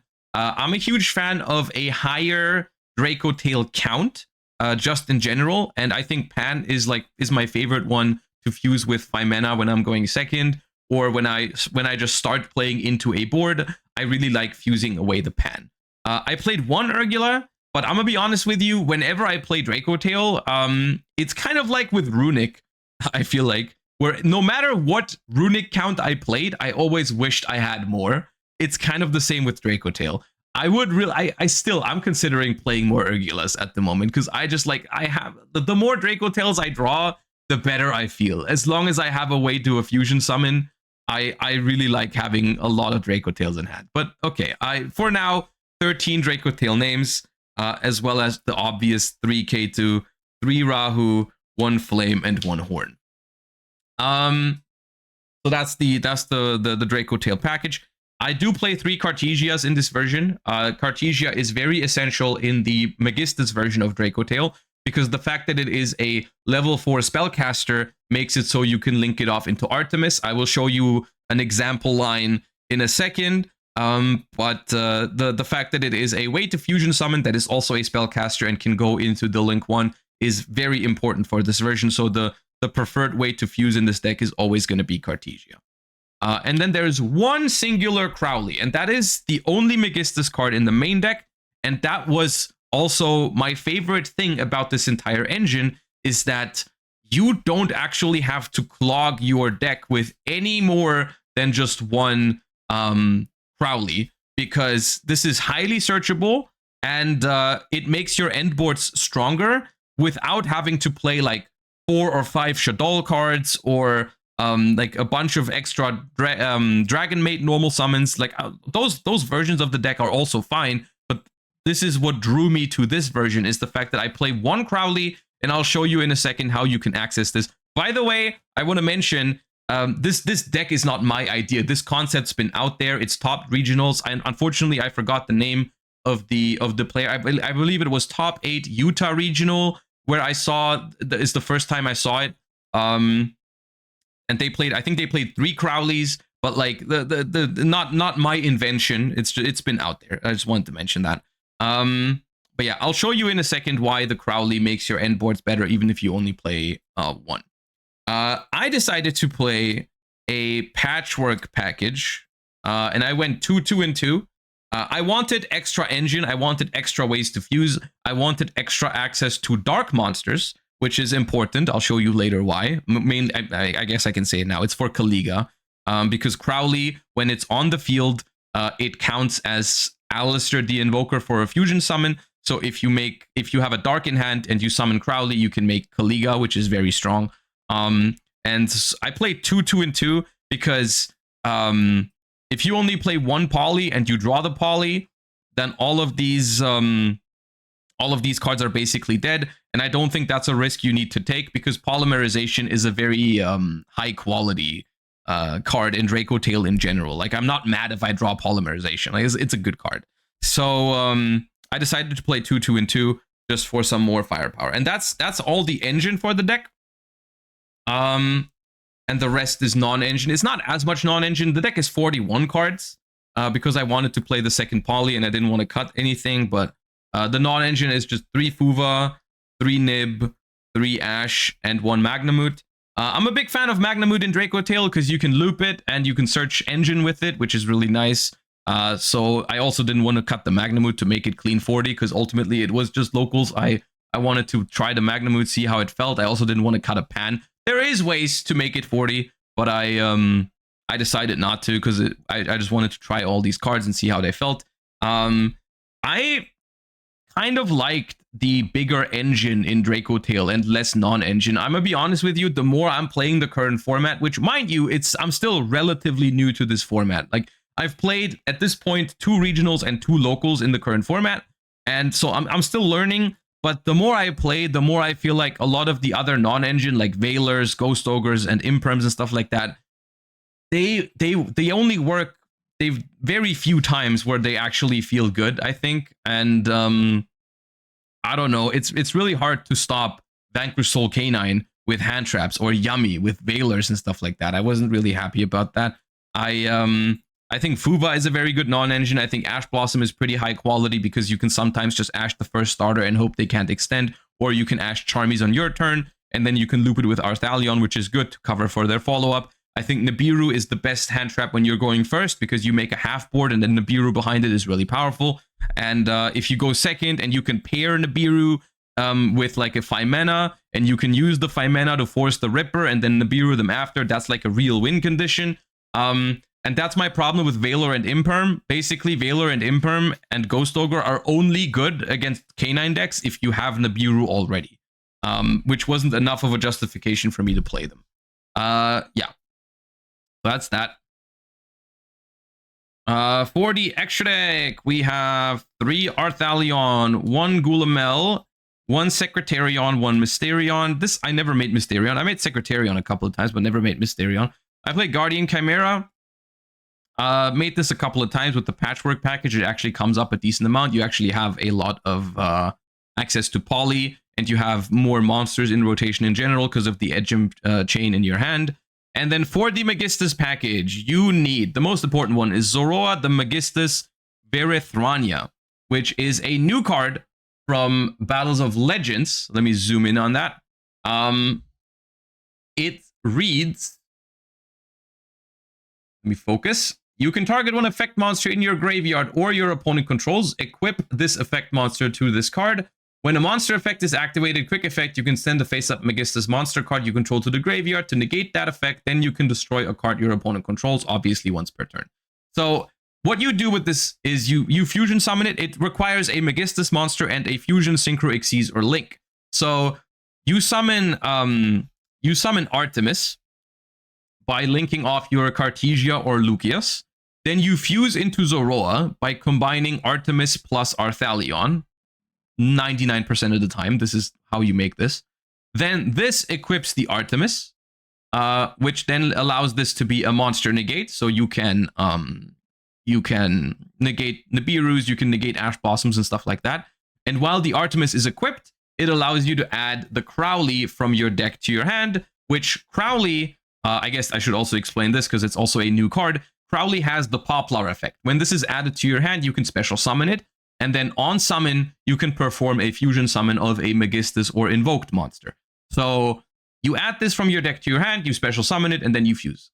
And fun fact, this also activates when you add it back from the graveyard with Arthalion. So as long as you have one Crowley in rotation, you can add it back on your opponent's turn with Arthalion from your grave to your hand. It's been added to your hand to special summon it out, and you can perform another fusion summon.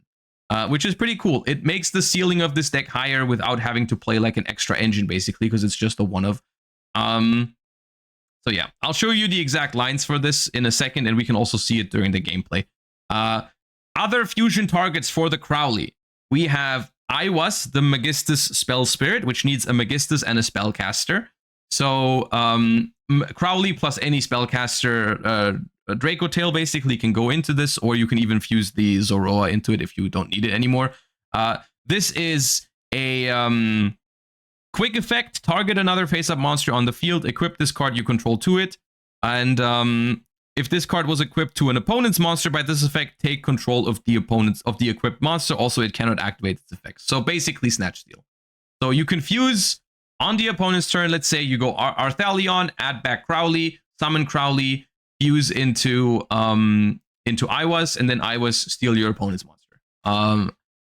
We play Invoked Kaliga, which is very powerful, of course. Invoked Kaliga is relevant every once in a while, but it's a really powerful floodgate.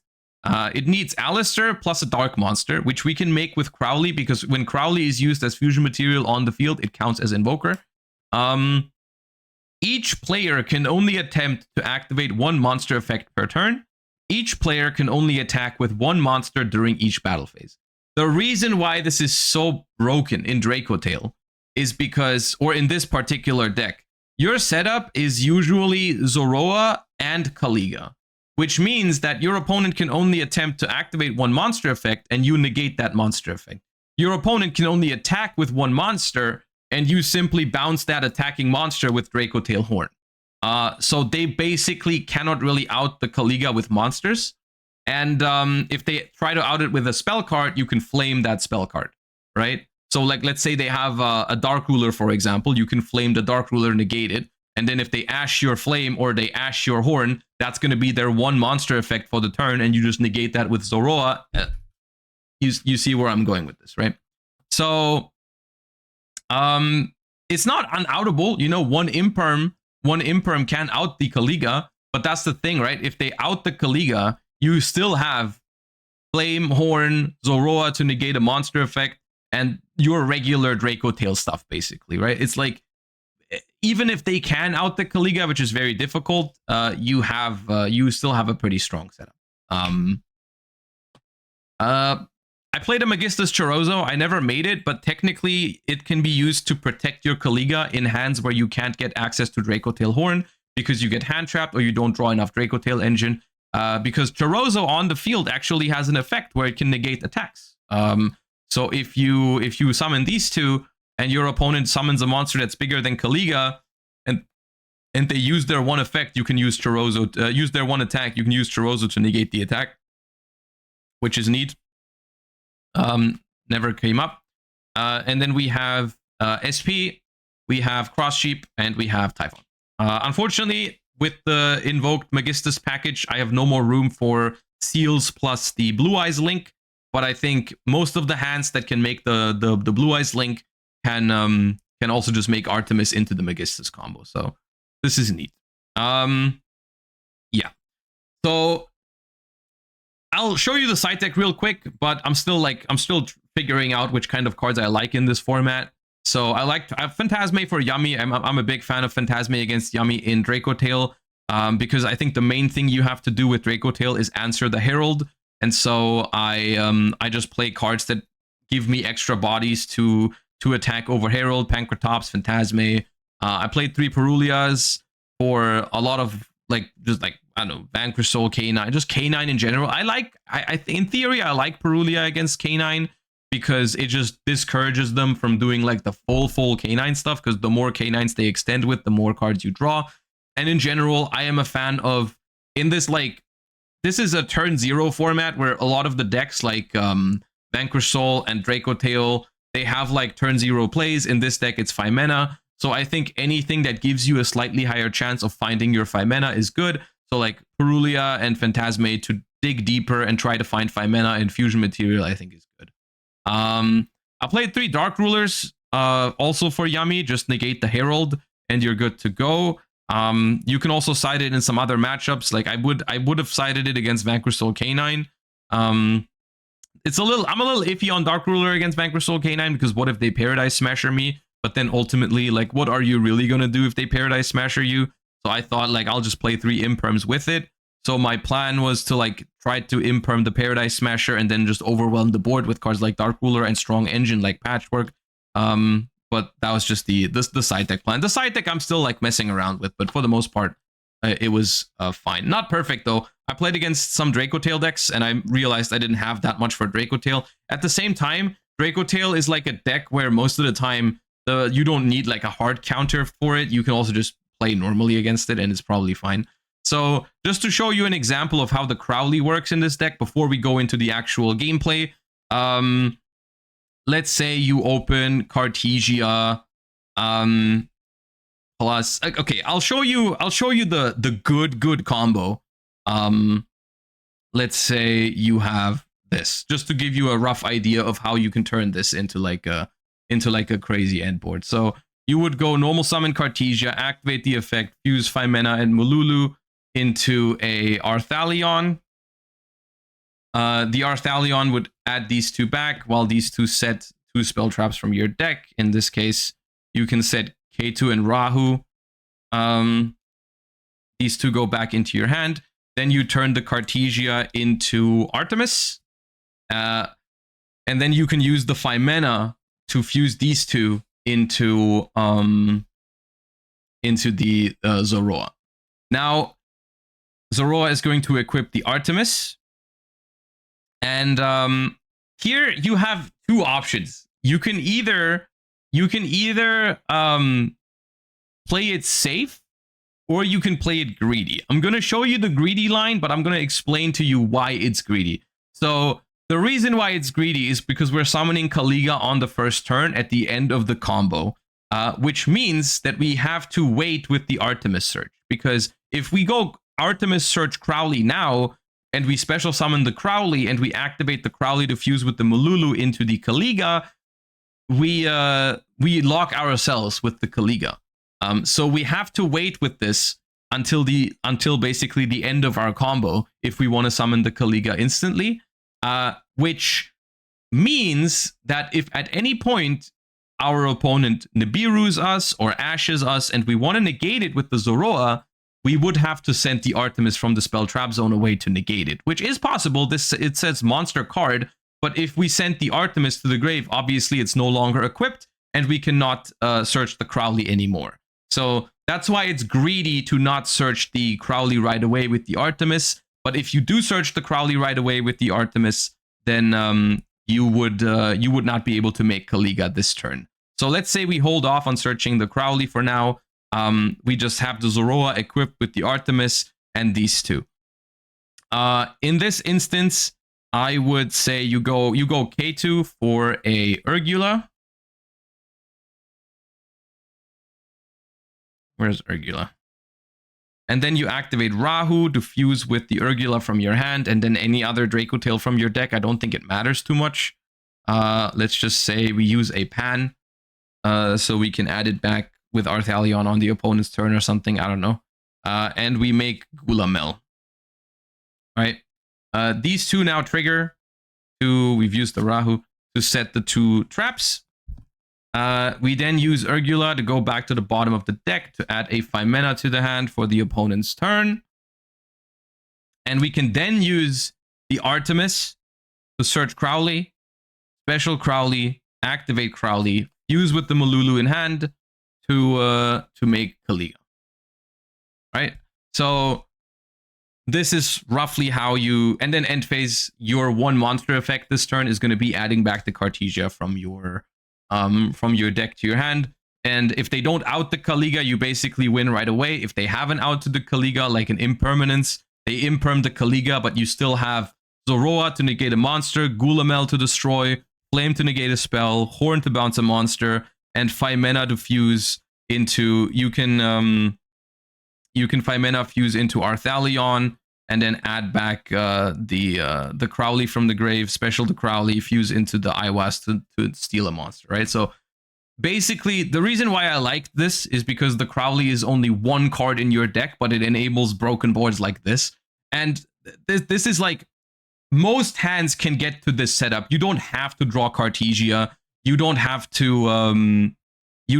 to draw specifically this or that. Like, you can do this with like Patchwork plus Lucius and stuff like the high engine hands in different sequencing can get to this board, I'm pretty sure. And just as a side note, if you do want to play it a little safer and search the Crowley earlier, I can show you what you would do. So basically, once you are at this point where you have these two face down, the Mululu and the Mululu back in hand, the 5 mana in the graveyard, we were here earlier, you can just use the Artemis to search for the Crowley and not special it. You just hold it in your hand, right? You just hold it in your hand, and then you can go activate K2, search for the Urgula, then Rahu, fuse with the Urgula and the Pan to make Gulamel, and set the two traps. The advantage of doing it this way around is that while you're doing Rahu and stuff, your Zoroa negate is already live. I mean, it's live technically in the other combo as well, but if you send the Artemis, you don't get the Crowley at all. And so you're not going to fuse with the Crowley on the first turn if you do this, but you're going to end with these 3 in hand here. Urgula is back at the bottom of the deck. And then on the opponent's turn, you can... You also get the Cartesia back. I don't know where it went. The Cartesia has been lost, but you would have the Cartesia in hand. And then you can use the 5 mana to fuse with the Malulu, negate a monster effect, and then the Crowley can still make you a the Snatch Steal, right? So you don't have to go for the Kaliga on the first turn if you want to. This is the safer line, and honestly, against most matchups, this is still good enough. So I would maybe even recommend this line over the Kaliga line, because it is a little riskier into hand traps. But yeah, just that. Okay. So chat, that's the deck list, and oh, there's the Cartesia. That's the deck list. That's what I was trying, and what we're gonna do now is we're gonna jump into my locals games with this deck. Let me go over here.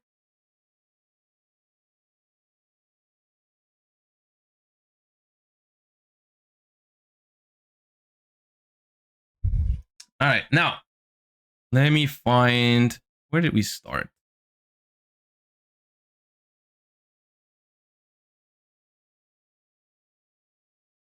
All right, so once again,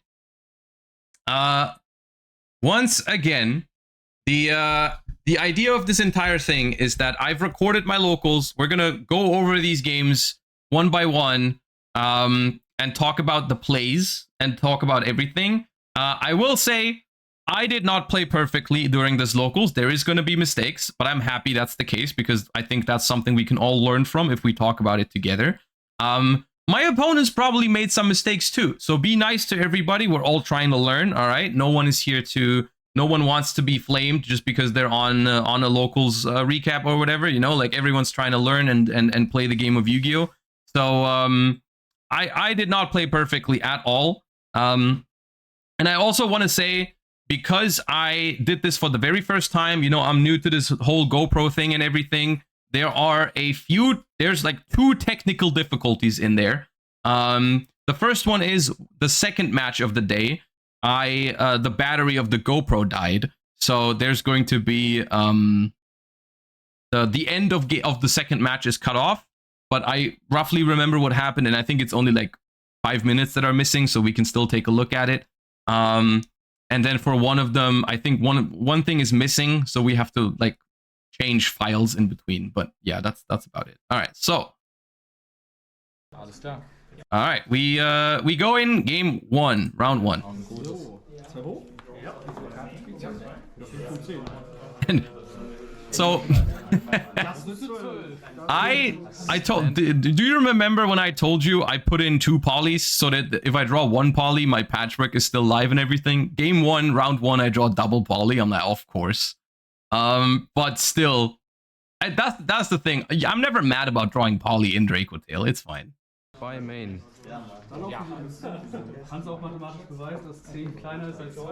Fange ich mal an mit einer Poli.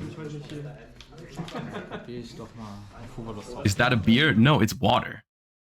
Draw, Standby, Main. Ja. Würde ich ashen. Ich würde mal anfangen mit Keto Dragentail. And cause I'm good like that, I have Ash for... I have a strong engine hand and I have Ash for Fuva. It's just how I get.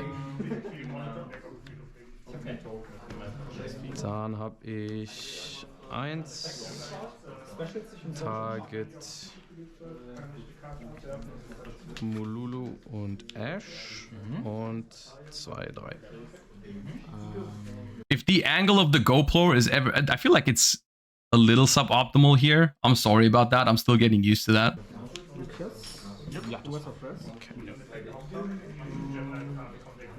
Where's the subtitles? I mean, I'm here to explain what's going on, but yes, the audio, of course, that's why it's lower, is because it's German. But yes, so we go Arthalion, we add Ash back to hand and Mululu back to hand, because those are nice to fuse with on the opponent's turn, or the Mululu is nice to fuse with on the opponent's turn. Pan is too. And we set Rahu and Kate.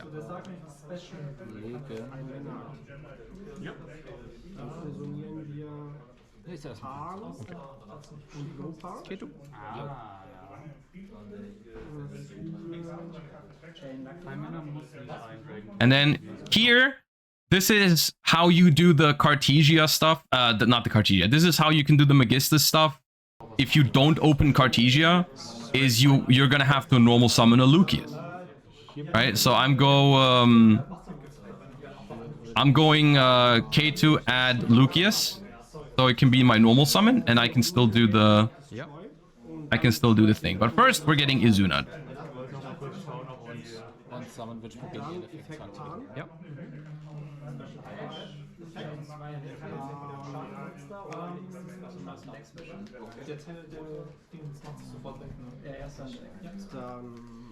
And I guess this is where the fact that I play 3 Pan and the fact that I opened Pan in this game comes back to bite me a little bit, because if I hadn't gone through Pan yet, I could have very easily bounced the I could have very easily destroyed whatever they make here later, but because Pan has already been used, I can't fuse another Pan from the deck later. Hast du dann irgendwelche Trigger? Nee, darfst auch den Lupus. Ja. Lupus ansetzen. Ja. Und dann irgendwas hier? Nee, auch nicht. Dann würde ich auch noch probieren, seinen Effekt zu aktivieren. Ja.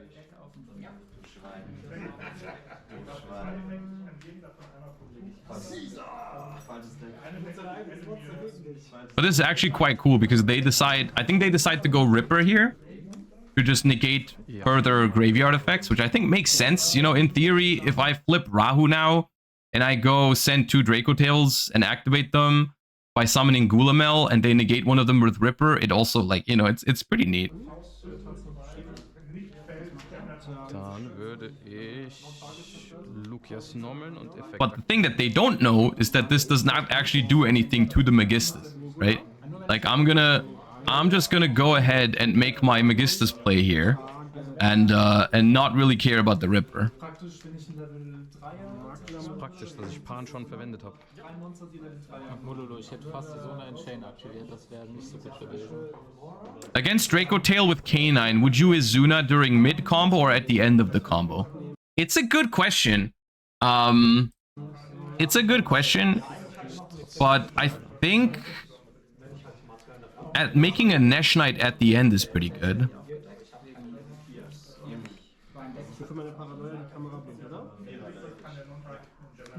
Like if they're not doing any crazy lines like Dragon Maid or whatever, or Magistus, then you can do it at the end.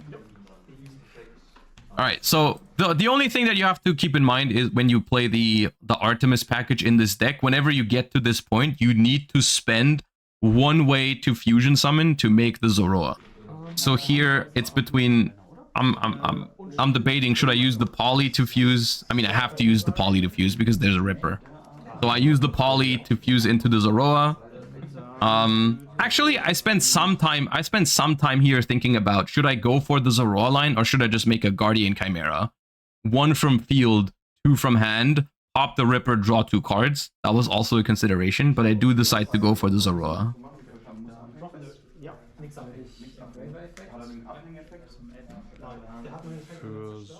You're one of those that put the deck in front of the graveyard. I fixed that for game 2. It's just an old habit that I have at like locals and not so serious matches. Of course, at the you're supposed to you're not supposed to do that. It's just because I'm an old head. I'm an unk. That's how everyone did it back in the day, and so sometimes out of habit I still do it. Okay. Der kann nicht durch Kampf zerstört werden. 60 Minuten der End of Battle Phase kann ja sich für die kleine grüne quasi die Hand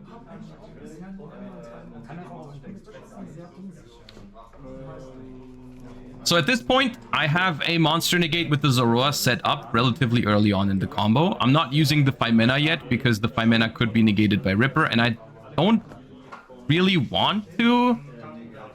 I don't know if I end up... Do I end up spending my Zoroa Negate on the Ripper? Because I don't know if you should here. Kind of risky. But I do get both here.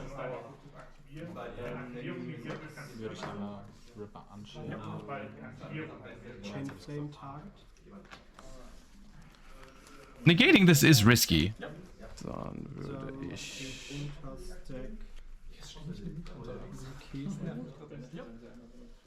den Zoroa Chain, indem ich die Artemis weglege. Okay. This is the first thing. This is what I explained earlier. This is one of the things. This is the nice thing about this. I explained this during the deck profile, but I learned it during locals yesterday, right? So, if I am planning to negate this Ripper with Zoroa, first of all, it plays into Nibiru a little bit. But I think the reason why I decided to play into Nibiru here is because I still, even if they have Nib, I get both traps here. Because I'm activating Urgula and Phimena. So I get both traps, and I can still add Phimena back with the Urgula. So I'm probably still fine. But I definitely should search the Crowley early if I'm planning to negate with Zoroa, right? Like I should have had a Crowley in hand here, and just I'm too focused on making Kaliga here because it's my first time playing the deck, and I'm like I've learned all these Kaliga lines before I went to locals. I've looked at them, you know, and I'm like, yeah. Also, you are right. This is not the only time this is going to happen today. I forget Arthalion in the graveyard like once a match. Like, be prepared for that. That's like, I don't know why. I don't know what it is about it, but like, I make Arthalion, it goes to the graveyard, I forget about it. Like, bro, it happens once a match. I don't know. It's my second time playing Draco Tail, but I don't. Yeah, I think yeah. And the thing with it too is that I always realize it like 30 seconds after. It's not like I forget it entirely. I forget it in the moment when I build my chain. Then the chain resolves. I look at my graveyard. I'm like, ah. It's like always like 15-30 seconds later I realize, which makes it extra annoying. Because if I just forget it entirely and I'm complete, it probably wouldn't bother me. But yeah. Anyways, with all of that out of the way, I still have the Zoroa to negate the Ripper. I popped the Ripper with the Zoroa. I should have had a Crowley in hand. I should have chain blocked with the Arthalion. This was not ideal sequencing, but it was my first game playing the deck, so it's fine. My setup here at the end is still, I have recycled my Ash Blossom. I have a Zoroa, which is still a monster negate. I have a Gulamel to destroy something as soon as I use a Draco Tail. I have Flame, I have Horn, and I have a 5-mana that can fuse away a Mululu, which is another negation. So it's a really strong setup, considering they are going to be on 4 cards in hand because they've used Fuva, which I've ashed, and they had Izuna. Right, so could have been better, but still is pretty decent in terms of the setup.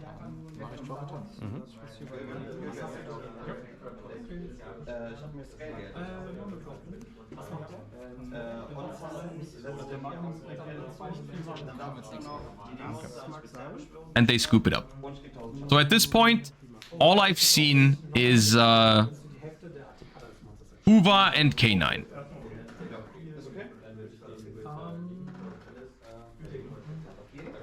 Fuva and K9, which means I'm probably siding for either Crystron or Vanquish Soul, of course. So I'm putting in the Imperms for potential Paradise Smasher, and I think I put in the Perulias here. Yeah, so those are the 6 I side in. Obviously, I'm not gonna side in Pankratops. Yeah. And in general, what I like to do with this deck is I like to side out some engine when I'm going second, because you have extra cards. I have Perulia, I have Fuva in the deck, which in theory they deck thin. So you see me like grabbing a bunch of like engine pieces, like the 3rd Lucius or one of the Polys. One Mululu. I kept in the Pan.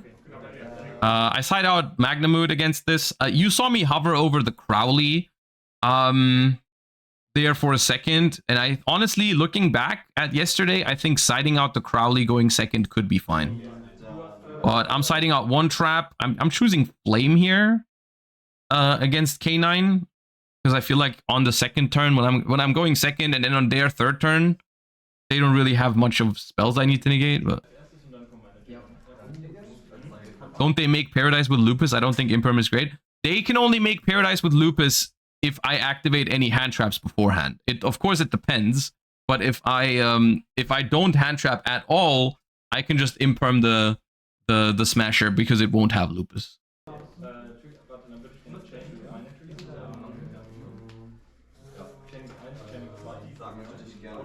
All right, let's scoop the next game. Dude, my hand going second this game is so busted. I felt so bad. Look at this hand. Look. Oh, I have Nib, Fuva, 5-mana, and a Draco Tail. It's disgusting. It's a disgusting hand. Holy shit. And at this point, they revealed that they are playing Chaotic Element. So they are playing probably not Vanquish Soul. They go for Jokel. And I decided to do something risky in a second, which I want to discuss with you for a second, whether that's correct or not. Because I haven't reached a conclusion on this yet. All right, so they go Jokel, reveal Izuna. Which, first of all, they don't activate Izuna here, which it's either because they forgot or maybe because they drew the lupus. One of the two, I don't know. But I decide to not Fuva here. I decide to not Fuva here because, hear me out, okay? If you Fuva here, your opponent knows that they're going to be under Fuva, so they probably go Jokul, search Izuna, instead of Jokul, search Lantern, which I want them to do, right? I'm playing Draco Tail. I want my opponent to search a Lantern and not a Izuna for my next turn. So I wanna let them search first. The problem is that this is a little bit risky because there are some lines in which your opponent might make Ripper immediately here to play around Joel and Lockbird, right?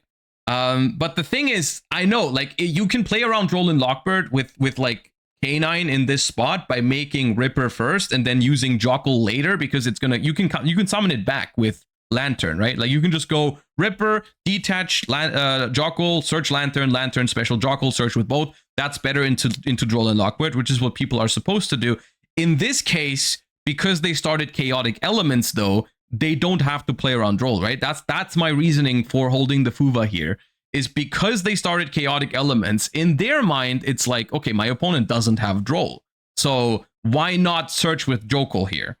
But like I said, that's why I'm bringing it up.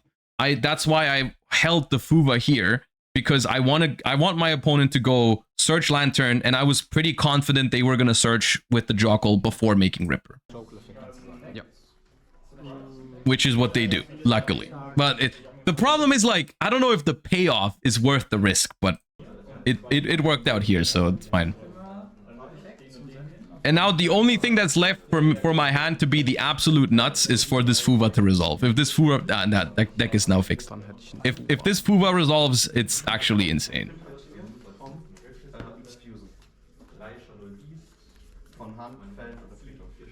Did you strap the GoPro to your forehead? The GoPro is on my head, yes, which is a little... It felt a little weird at first, but you get used to it. You just have to forget that you're looking kind of weird while playing, but it's honestly, just focus on the game and it's fine. But it took me a little bit of a... you know, it was a little bit of a step in the beginning to put that thing on my head and everything, but, you know, I got used to it. And the Fuva resolves, so I'm just the best in this case.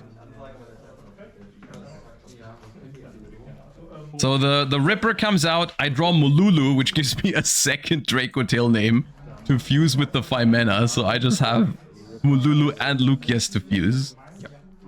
I let him cook for now.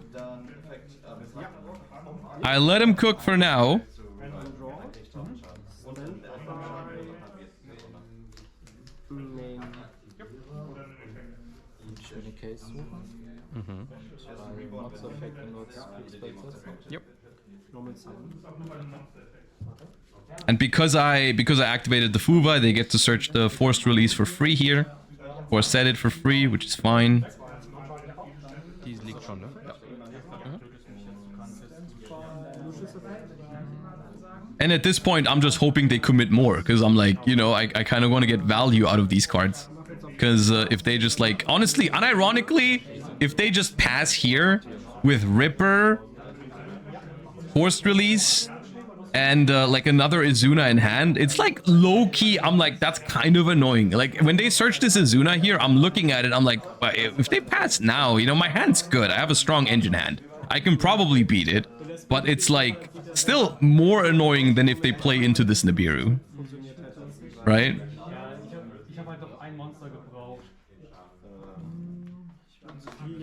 But luckily they do extend with the Lantern. Lantern revives the Jokul. And I don't Nibiru yet, because I don't care what they do here. I guess, like, the absolute worst case is that they make a, what is it, Chronomaly Vamana, I believe, is another monster negate that you can make, which I just wasn't predicting them to do. So they just search another case, that's whatever, it's follow-up. They can't... Oh, it's a light! Okay, yeah, you're right, I was worried for nothing. Okay, yeah, good point, good point. So it's probably just Nash Knight here, right?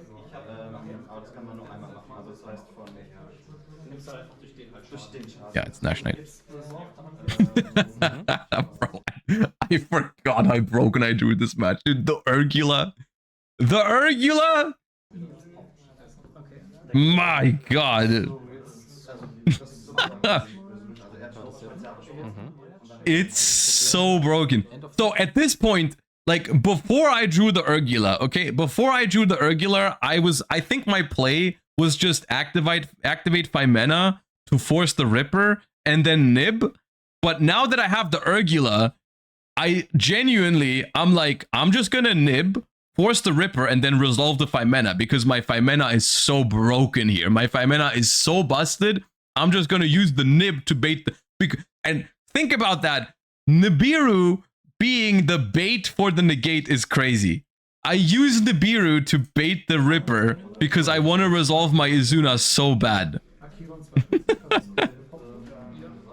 It's so broken.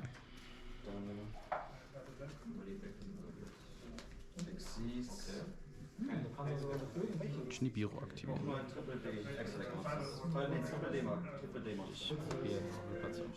Der annulliert nur, zerstört nicht. Did I say Izuna? I meant the Ripper, of course. Okay.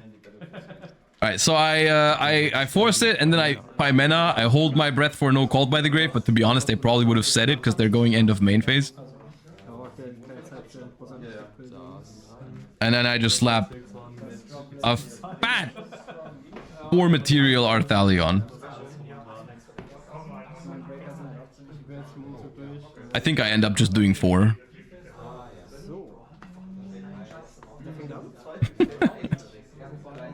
And this game, I will say already, I think on the next turn we can try to figure out what the best sequencing of plays would have been, because I think the next turn, like at this point, I'm sitting there like, this game is over. I have won, right? Like my hand was so broken. I felt bad for my opponent already because of how good my hand was. And I'm like, okay, this game is over, right? And next turn, my plays start getting a little sloppy because that's something I do sometimes. Is I start playing worse when I'm in like a super winning position. So we can discuss the next turn because I think this game ends up being a little longer than it needs to be because I don't play perfectly. All right, so 4 material, all Therion. I'm gonna try a combination of like, I want to add back as much engine as possible so my next turn can be strong, but I still want to bounce the Nash Knight with the Arthalion. So what I'm gonna, but basically what my goal is here, I'm gonna try to get rid of the Arthalion. I'm gonna try to get rid of the Nash Knight, and I also want to get rid of the forced release possibilities on top of the Ripper. So I think my goal is to bounce the Nash Knight with the Arthalion and to pop the forced release with the Urgula.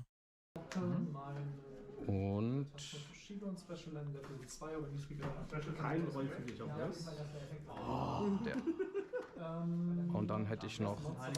And this is the first mistake. I did forget in this moment that Mululu can negate forever. So I could have just negated the Nash Knight with Mululu instead of bouncing it with the Arthalion.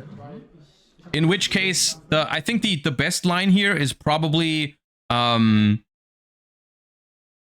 it's probably go Arthalion, bounce Ripper, Mululu negate Nash Knight, and then Urgula pop the unknown set, because if I bounce the Ripper, the K9 forced release doesn't really do anything. However, it is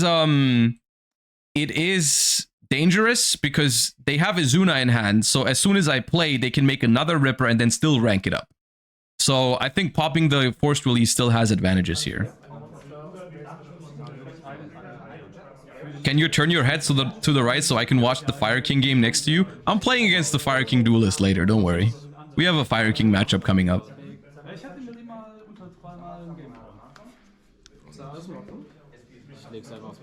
Na gut, der wird ja eh gleich hingehen. Okay, also ich resolve die 3, setze 3 Spell Traps. Alright, so I'm setting 3. I'm adding 3 cards back from the graveyard to my hand, and I'm bouncing the Nash Knight and popping the forced release. Mit dem Mululu den annullieren und mit der Urgula würde ich Also die weiß, die ist unknown gesetzt, das ist die Spelltrap. Dann würde ich You didn't draw? Yeah, it's not. It's my opponent's turn. Forgot the Fuvalos draw. What? They didn't summon from extra deck. They just put the Masquerade is attached to the Nash Knight, not on top of the Nash Knight. They didn't summon that. They did just put it in the wrong order. It was not actually summoned. The Masquerade. Da ist Rahu. It was not a Fuva draw. I missed. And so I start my turn with basically everything already. Turnwagen, Training 1, Altarion, And I mean, the thing is, like, for them, yeah, they can go Izuna, send Lupus, special Lupus, but, like, they're still under Fuva. So remaking Nash Knight, I don't know if it's worth. They can just make it on my turn.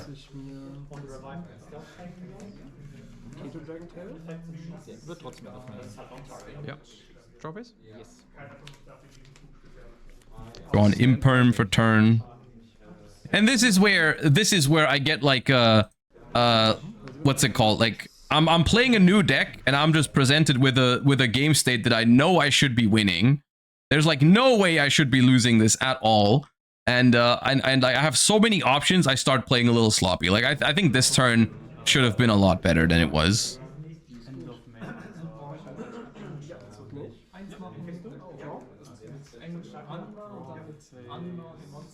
Normal summon Lucius. I think normal summon Lucius is fine here. As a start, probably. I'm trying to grab... Okay, they warning it.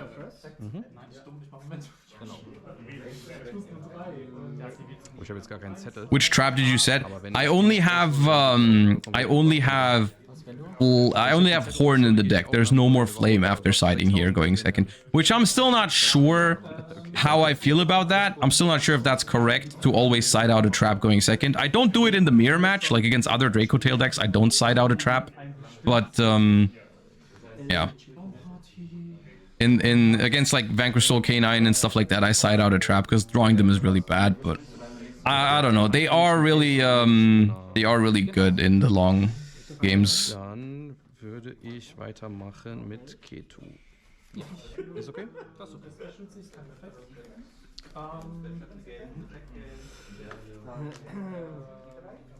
Mal kurz in den Friedhof schauen. Suche ich mir ein Pan und And you can already make a guess of what's about to happen here, because what happens here is an absolute disaster. An absolute disaster of a play that I'm about to make. Which is the reason why this game is going to go a lot longer than it should. It's actually disgusting. I go or is it here? Nip und Pan. Yeah. So, all right. Let me explain. There's no explanation other than I messed up. But I go... Arthalion is Chainlink 3. Arthalion is Chainlink 3 to add back 2, which it should never be. It should never be. I like I said, this game is sloppy. This game is sloppy. I should not have made Arthalion Chainlink 3 because it can get belled. And I should also just chain Arthalion in the graveyard, dude. I keep forgetting. Every time. I told you, I forget it every time. Just make the Arthalion in the graveyard Chainlink 4, and they can't bell the Arthalion on the field. Or, even better, just go Chainlink 1 Arthalion on the field, Chainlink 2 Arthalion in the graveyard, Chainlink 3 and 4, the other 2 Draco Tails in the graveyard. So... yeah, I mean, honestly, I'm not mad about it because that's what Locals is for. Locals is for making these mistakes so you don't make them at big tournaments. And I'm glad I'm being able to showcase what can go wrong if you do this. But because I'm basically just missing 3 cards now because I did that. I'm missing 3 cards because I don't get my 2 add-backs from Arthalion. And I also forgot the Arthalion in the graveyard. It's super annoying. Super annoying. And the thing is, like, I still get my 2 sets here from the 2 I fused with. I think it was Mululu and Pan, but nothing I set here matters. Like nothing I said here matters because I already have my one of trap. I don't play anymore, and I already have like infinite spell cards already. So yeah. Gut. Willst du noch was machen? Noch eine Response habe ich nicht, nein. Dann würde ich Azuna aktivieren. And obviously I know there's an Azuna, so I'm getting Azuna now. Bitte? Nee, Nimmst du doch nicht? Okay. das, ja. And they go chain Azuna, and I'm like, are you sure about that? Because I just activated Mululu and Pan, and they're like, you know what? Never mind. Let me do it later. Let me do it later. Ja, okay, dann resolve. I'm like, okay, you good, you good. Okay. It's like die 2 resolven.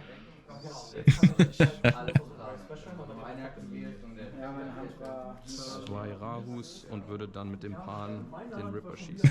it's not just one of them on the chain. It's like both of them are there. It's Mululu and Pan.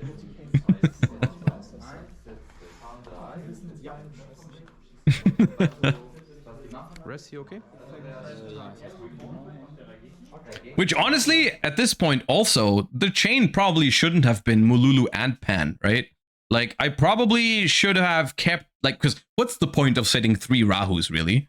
I should have probably just activated. I can activate like one of them, just to keep the other one open. Like I probably because I play multiple Pans, I probably should have kept Pan open so that I can what's it called? I can still do it later. Yeah. It's kind of like it's also something I have to learn with Draco Tail where because all of the graveyard effects, like you're like, oh, I have it's so much card advantage, right? I should activate them all, but you don't really have to, right? Like you don't really need to resolve 5 set effects per turn if all you end up with is a bunch of dead spell cards, because eventually I might end up like in a scenario where it's my opponent's turn and I fuse away like a Pan and I can't activate it because I have no targets for it, right? So like, you know.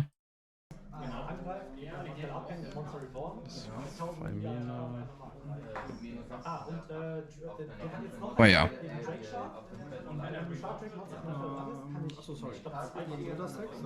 What game is this? This is game 2. I went second, but my hand was busted. So I won game 1 going first, game 2 going second. My hand was Fuba Nib 5 mana. 5 Mana und Chaining 2 den Artalion. Now we activate our Thalion. Let's go. Moment, warte mal, ich muss kurz schauen. Noch genug Spells hast. Ja, Let's go. Never forget. ja ich Kannst hab gucken. noch eine. Karte aufgelöst wurde. Postside? Bitte? Postside auch? Ich hab noch die 3. Ketu. Okay. Never forget. Keine Response? Kann mit der Aktivierung nicht wissen, ob das im Effekt mit automatischen Fehlern gab. And we set more spells, because I don't know why. I don't know why. Nee, das Teil vom Effekt, das ist keine extra Restriction. Dann würde ich versuchen, End of Main zu gehen. Ja. So what I do here is I go battle phase to force the Azuna. I, on purpose, have not used Urgula yet in the graveyard because I can still chain Gulamel to that to pop something. But like I said, because I played this very sloppy, I'm not able to. It's not actually. I probably should have had game this turn like 1,000 times, but I don't. And I actually have to like deal with their follow-up. And the thing is, like, even though you look at this and you're like, oh my god, he has infinite cards, it's not actually that much. Because like out of these 4 set cards, 3 of them are completely dead because they're spells that are no interruption. And I have a Horn that's an interruption. And I have a Gulamel that can be an interruption, basically. But yeah. Und der generiert auch Bodies, das ist ganz gut. Horn, target Arthalion, and then Gulamel is still strong. Ooh, you know what? That's a good play. I didn't see that play. Horn, target Arthalion, chain Gulamel, pop Lupus so it gets banished. I did not see that. Versuchen, in die Battle Phase zu gehen. Dann End of Main Lupus Effekt. Ja. Yeah, Horn in general is a card that I haven't been using optimally yet either, because I'm too focused on trying to bounce my opponent's stuff, and then like they play around it obviously because they know it's there. Yeah. Ja. Here I'm just checking when, because I know Nash Knight has an effect where it can't be destroyed by battle, but it's only when there's a number monster on the field. So I'm still threatening the Nash Knight here with the attacks, and so I just move battle phase and they're forced to use the Nash Knight here, and I can then run over it.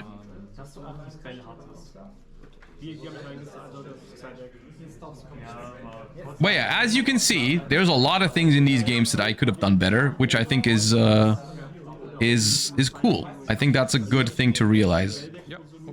Is that even I, when I'm learning a deck, I'm constantly messing up. And I do think it's very, it is very, very weird, quote unquote, that like with a hand as broken as mine, this game is still so close. Because it is kind of close now. I'm attacking over the Nash Knight, but I don't have that much disruption for the opponent's turn. Like, I could lose this. I have Imperm and Horn. Main phase 2. And I can use the Urgula to get back 5 mana, but that's about it. I don't have that much. Basically, I think I need them to play into Horn, and then I need to draw like a good monster to fuse with.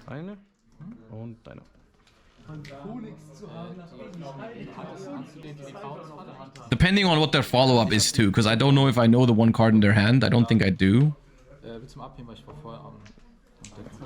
Can you bring back the fusion here or not?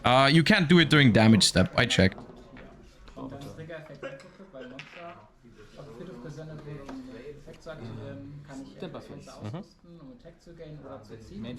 Yeah. This is so much more valuable than a live stream. Thank you. I'm learning so much. Once again, we're doing this for the first time here. This concept is something I want to improve upon in the future. But if you have any feedback, whether you're seeing this live now or you're watching it on YouTube, I'm not entirely sure how I'm gonna like split this. If the matches might end up on the Plus channel or something like that. But like, any feedback is very much appreciated. I'm trying to work on the concept. I'm glad people like it though. And I do think ultimately it's something that I think it's just gonna benefit me as well when I'm learning the format. Because literally the play of Horn target your own Arthalion is not something I saw in the moment. Like, obviously I've seen the other mistakes, like the Arthalion not being chain blocked properly and so on, and those are things I realized in the moment, and that's why I immediately said it when we watched it. But like, I'm sure there's things that I missed as well. So it feels very helpful to me as well to basically review my own games and see like where I mess up and where I can play better and where I don't see certain options. I think it's good. But let me know how you feel about it too, of course.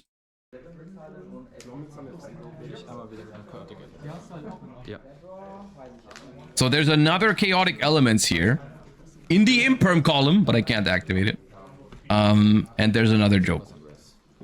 Okay.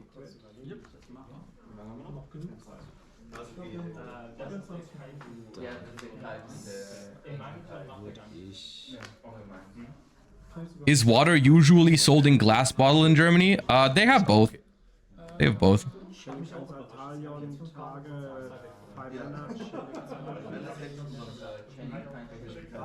So this is going to mean there's going to be another 2 level 5s here. I'm actually very happy they search another Izuna here for the Jokul to special summon, because that is the 3rd Izuna, which means that if I interrupt them moving forward in the turn, they cannot just have another Izuna in hand, free special summon, bring Lupus out the grave, free rank 5. Which I think if they have another Jokul, they should have added another Jokul here to go Jokul instead of Jokul Izuna.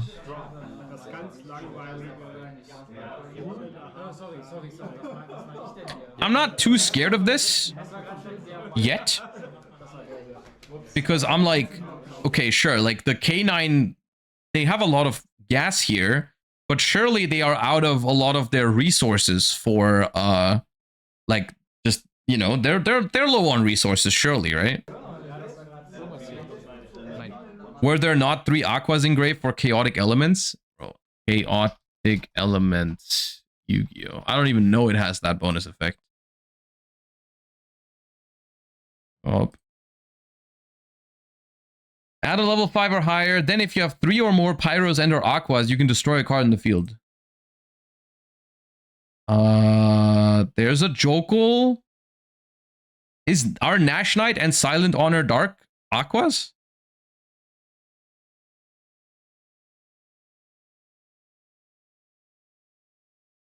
Yeah, then they could have popped. I mean, I didn't even know it had that bonus effect, but yeah, they could have just popped my imperm. Dude, genuinely, it's crazy because I am supposed to lose this game. After how I played and after how this goes, like I am supposed to lose this. Yep. Which is crazy considering what my hand was. It's actually crazy, but you'll see what happens. And here's where I start to get scared because they play 2 lanterns. They just go Jokul effect, and I'm like, okay, that doesn't matter. What are they gonna add? Like, whatever, man. I don't care. And it's just a second lanterns in their deck, and I'm like, oh shit.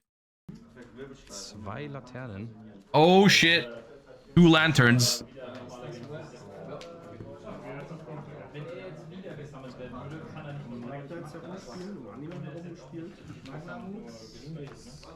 Ich ganz kurz überlegen. Here I'm thinking about whether they can play around my horn by summoning stuff in defense mode, and if I should bounce now just to get value out of it. But I decide not to do it because I feel like if they summon everything in defense, they won't actually do that much. Because Nash Knight is gone with some of the stuff, so like defense position Nash Knight is not really a possibility here. Even if they play 2, they won't be able to rank it up because they won't have enough stuff left. And they actually link 2, ja. Into Moon, and it's K9 Fiendsmith, and I find out like at the end of game 2. Dann hätte ich Gulamel. I remembered the graveyard effect of the Draco Tail. Let's go. Perfekt, Gulamel, weil 2 gleichzeitig auf den Friedhof gegangen sind. Ja. Somehow I only forget Arthalion. I remember Gulamel. Alright, just killed my Arthalion. Okay, dann hätte ich... And then I'm gonna horn the moon. Ja. Das ist in Ordnung. Dann geht ein... What channel is this on? I just uploaded it on my channel on private because I feel like that's the best way to watch it. And here I draw a second 5 mana, but honestly the only thing that matters here is that I draw a monster. I need to draw a monster to be able to fuse with the other 5 mana, so I'm happy about that. Because if I can activate my 5 mana in hand, it means I can activate the Gulamel to pop a card.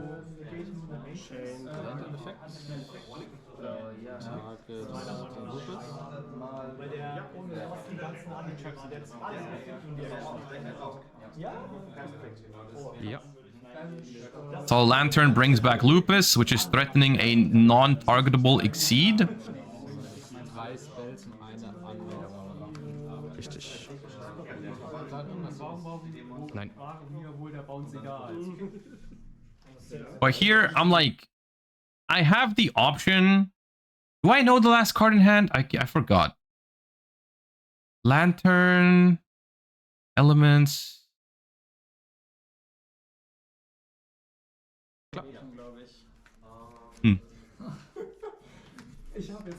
Because theoretically, if the last card in hand isn't a way to extend, I can go activate 5 mana here and then pop the Lantern.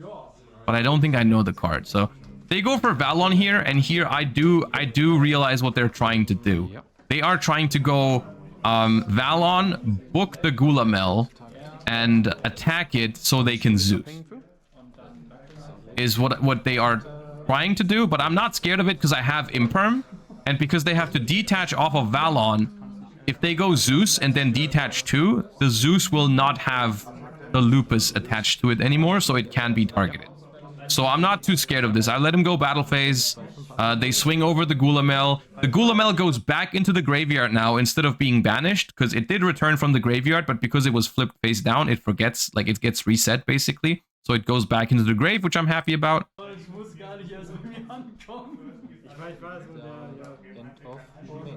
Ja. And then they go main phase 2. They look at their extra deck. Ich habe gedacht, mein Zeus nicht reingemacht. Du hast den Zeus vergessen. And they forgot to add Zeus. They forgot to add Zeus. Wollte ich, war auch nicht der Plan. Wolltest du eh nicht machen, sagst du? Wäre jetzt auch gar nicht gut.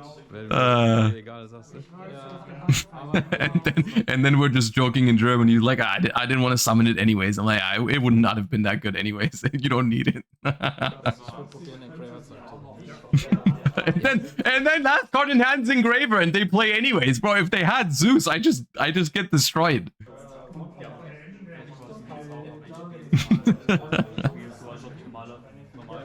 Dude, that Engraver does so much.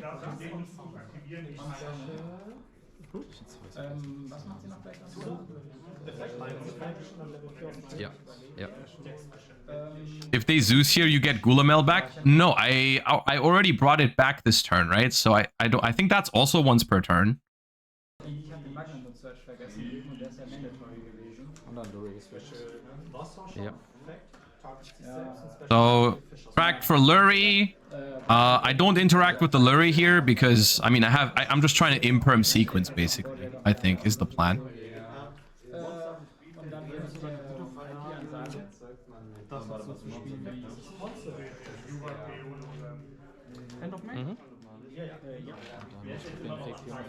Ja. 3900 auf 1700 Schaden, 1800 auf 3200 jetzt ist es Ja.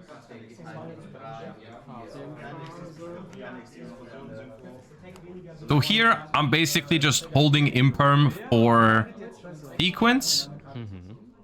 To try and stop the worst things from happening. And I'm like, as long as I can stop sequence from fusing, I'm probably okay.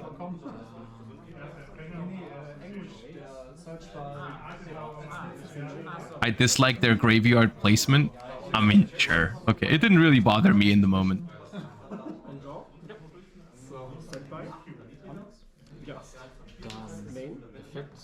So Valon targets the unknown set, I think. Yeah, yeah.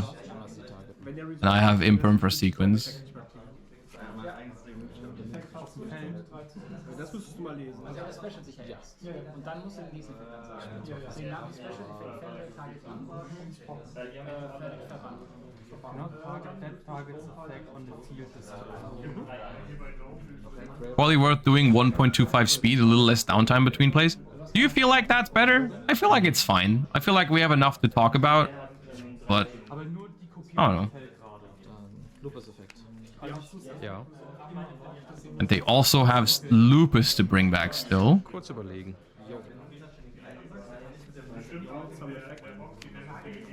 Der würde jetzt was machen? Eine Dragonmaid kann. Let me think. What disruption can I actually still make here with the 5 mana? Because I do remember going for the 5 mana here, but I forget what I went for. What does it make? Dann würde ich den nehmen, der kommt aus dem Friedhof, der auch nicht. What do I make? Oh, I haven't made Arthalion yet. I'm just going Arthalion bounce. Talion. What am I bouncing though? Dann würde ich Arthalion aktivieren. Oh, no, this is cool. I add back my own nib. Yeah. I just go nib at the end of their line. That's the awesome thing about playing nib in this deck. Like you can just like random nib them at some point. This was actually that was a cool play I saw, I think. I played the beginning of this game until now pretty badly, but this play's pretty cool. Okay.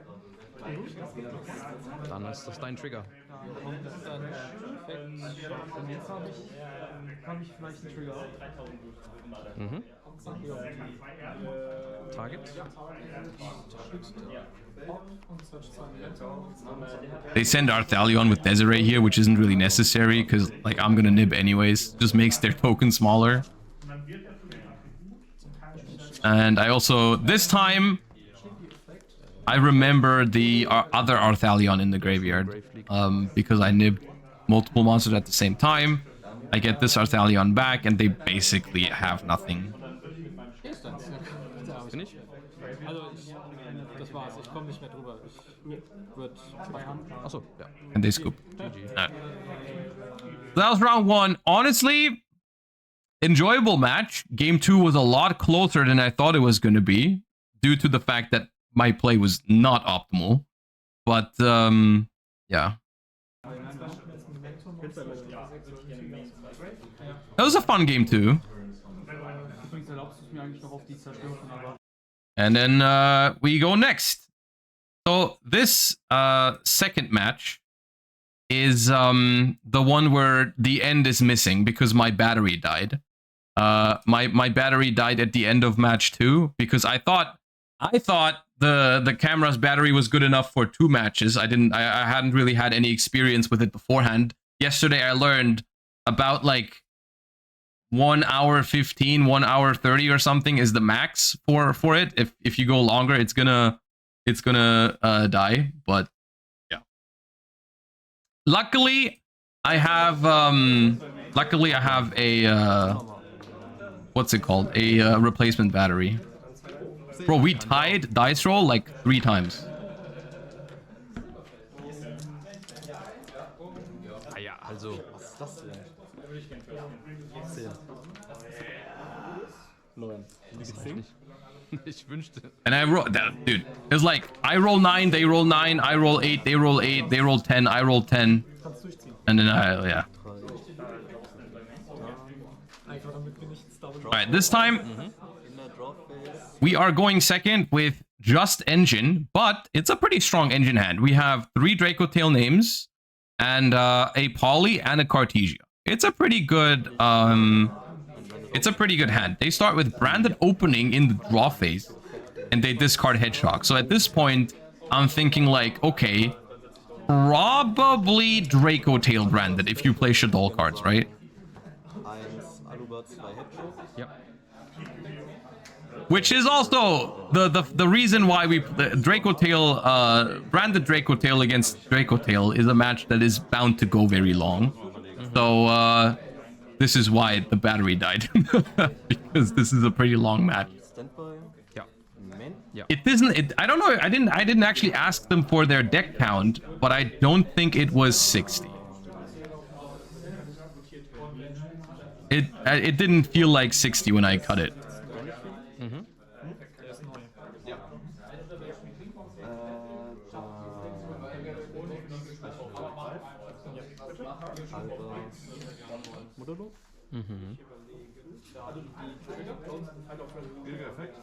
The true goat on the left rocking DDD. There is someone playing DDD. I did not face them this local, so we won't have a DDD matchup.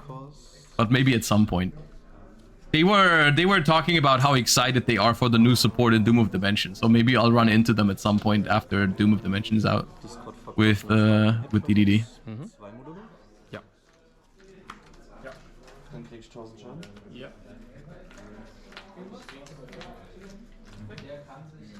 So we got, what did we have? We have Shaddoll Fusion for Lubellion, adding a Hand war Squamata, ne? Hand kennst du Squamata. Ja, alles klar. which they send Albaz and Hedgehog.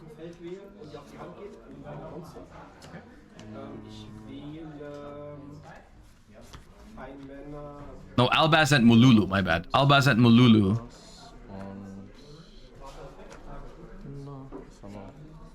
Be honest, did you feel silly with the camera on your head? In the beginning, but you get used to it. It also helped that I was not the only one doing it. It's funny because my round 3 opponent, we're actually both recording. We both have a GoPro on our head, so that helped a little bit. They also helped me with the setup a little bit, so shout outs to them. Their channel is called Spot Squad Gaming, I believe. I've been on their channel before. They recorded one of our matches previously at one of my locals. Ja. Right. All right, so at this point, I was actually hoping for them to go for Winda with the Lubellion, because my hand beats Winda pretty easily. I have a way to fusion summon, and I have Mululu to negate the Winda. So So I'm like really happy to see the Winda, because it's gonna mean that their turn is gonna be a lot weaker. And I can easily negate it on my turn and then play uninterrupted. Almost, right? Und aus der Hand So Rahu fuses Lucius. einen Kahn.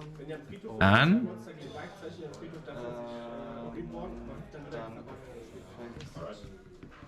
Und Summon von I can't find the other POV. They haven't uploaded it yet, I don't think. They usually, like, they edit it and everything. It takes a while.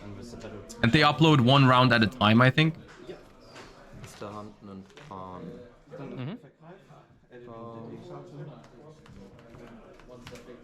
Ja, das ist ja ein Kahn. Einen Atalion. Ja. Ich kann sagen, 1 Atalion, Target den Lucius. So the good thing here is that basically the turn ends after this, because this is their last special summon, so I'm not gonna have to face like too much crazy stuff. But they are able to set both traps now, which is why the Cartesia is really crucial to my hand here, right? Like if I activate Poly and they Draco Tail Flame it, I actually don't have a way to fuse other than I'd have to normal summon Mululu, which is possible. But like normal summon Cartesia here is just pretty nice. Ja.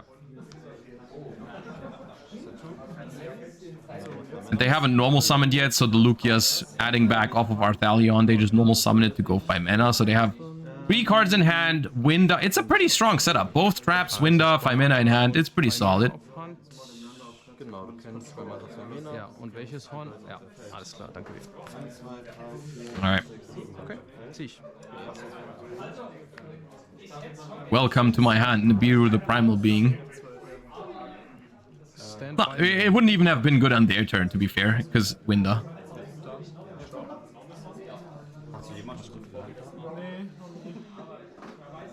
Normal Summon Cartesia. Quick Effect, Fuse. Die muss ich nicht selber verwenden. Nee, Du hast 2 Face. Das ist Kenn ich okay. den? Du kennst Effekt Cartesia. einmal Italien. And when Cartesia resolves here, I'm already feeling pretty good. Sag, ich kann keinen Defense haben. Ja. Wo sind wir in welcher Phase? Ich würde gerne meine 2 Männer chainen. So they chain their 5 mana here, which I believe is because they have a Molulu in hand, which I think I know about. I think they added it back with the Arthalion on their turn. So they make this is a good play actually in the Draco Tail mirror, is to respond when they try to summon Arthalion. You respond by summoning your own Arthalion and fusing away Mululu, which means that here, if I summon Arthalion and I activate it, they just chain Mululu because they're going to do that anyways, and then just negate the Arthalion. So I think I summon Arthalion here, but I just don't activate it, or I summon something else. First of all, I'm reading Mysterion. I told you when you remember when I played my first logos with Draco Tail and I never summoned Mysterion or Secretarion a single time because I didn't really understand. I didn't take the time to really understand what they do and when to use them. This time I actually summoned Secretarion a couple of times, but I still haven't figured out when I want to go Mysterion. So yeah, I summon a Arthalion here. I'm thinking about the position because there is a Draco Tail Horn, but ultimately the Draco Tail Horn is always going to have a target here, so I'm just summoning it in attack to threaten stuff. I'm going to summon more stuff in attack position here. And the Urgula, here's the thing, the Urgula non-target spell trap pop is basically going to potentially force the Horn anyways. And I don't care if they bounce Cartesia or Arthalion here. Chainlink 2 Mululu. Und das wär's. Das wär's. Das wär's. So I just activate Mululu and Urgula here because they have Mululu in the graveyard, so I'm saving my Arthalion extra deck effect for later. Chaining 3 Atalion, Target 4 Kahn und And I think I'm just gonna end up, I don't know, do I pop the Horn or the Flame here? I don't think do they chain the Flame? Ja. Because of course if they chain the Flame it makes it easy. The Horn, I mean. They chain Horn, I'm just gonna pop the Flame, of course. But I don't think they chain, yeah. Dragon. Ooh, right, they play Dragon. They play Dragon, so they can pop one of my sets here in response. This is a really strong mana in response to my fusion, right? Like I just yeah, I think I said double K2 now. I said double K2 before because they Aber der eine settet, Molulu settet K2 und negiert Winder und Urgola settet K2 und ich würde die Flame zerstören wollen. so I popped flame and I said double K2 because the dragon is gonna pop one of the K2s. Right? And now the only disruption that's left right now, because they've used 5 mana. They've used 5 mana. Winda is negated. This is just a freshly set, I think spell card. There is a Horn set, as well as a possible card they've drawn off of. No, the flame I pop. The Horn can draw another interruption if I'm unlucky. If they draw like a nib or something. Lass mich überlegen. Ich würde.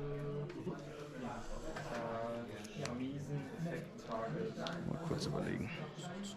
Du kannst nur die Kontrolle übernehmen, wenn der offen. So here I have a pretty neat play if they don't respond to my poly, which is what I'm thinking about. Like, I think theoretically, if I activate poly here, it's best for them to chain Horn on our here. I activate poly. Do you ask your opponent if you can film before the match? Of course, I asked all of them. So I activate poly here, and the thing is, I'm trying to make a Guardian Chimera, and the good thing here is I'm gonna fuse both my monsters away for Guardian Chimera, so I can summon the Guardian Chimera in attack position because it can't be targeted by Horn. So I'm summoning Guardian Chimera in attack mode, activate the effect. That's gonna basically eliminate the Horn without me worrying about them bouncing my own card. So I think for them, honestly, the best play is probably chain Horn on Arthalion here. Right? I think it's Horn target Arthalion in response to poly, which makes my poly a little bit more awkward. Right? But I think they let it go through.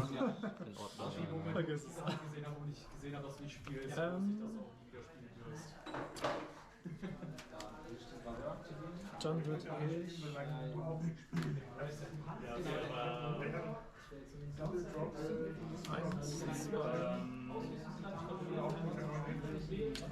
2, 3, 4. And that's an untargetable Guardian Chimera. Chainlink 1 Chimera. But I have only Chimera here. But I think I know both cards in hand, so they can't have Ash. They do realize they can't target my Chimera with Horn here, so they do a nice play. They Horn their own Lucias for follow-up, which is neat. Ja. Ich war wieder am Deck, glaube ich. Ja. So, na gut. Mettert eigentlich nicht sonderlich. Ich habe keinen Lukas auf die Hand. Ja. Dann würde ich die Flame das Deck packen. Ja. Und dann du sollst die Camera. Das ist ein Draw. Der kann alle einmal angreifen. Schuss The Ash is a little late to the party. But I still have Rahu, so I'm feeling good. I still have Urgula. I still have Rahu.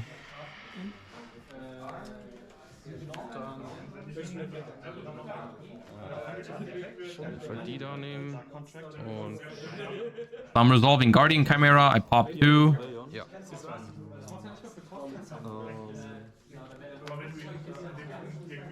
Ja, da würde ich ein Branded Opening benutzen. Ja. They protect the Lubellion with opening. So, ich kann also keinen Fusion zeigen. Oh no, the set is Ketu, yeah, which is better. Dann würde ich Keto aktivieren. Das Monster auf dem Spielfeld weder als Ziel für Karten, Zauber und Falleneffekte wählen, als Tribut für den Beschwörung anbieten, noch als Material für Fusion, Synchro oder Extinction. Nur auf dem Feld. Ja.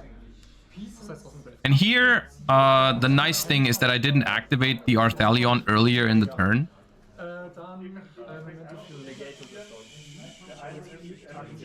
So I can actually still bounce with the Arthalion. And I think I'm gonna bounce both Arthalions from them out of the way.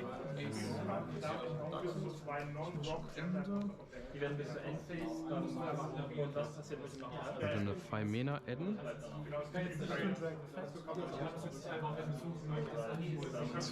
And I haven't Rahu'd yet, right? Oh, this turn is crazy.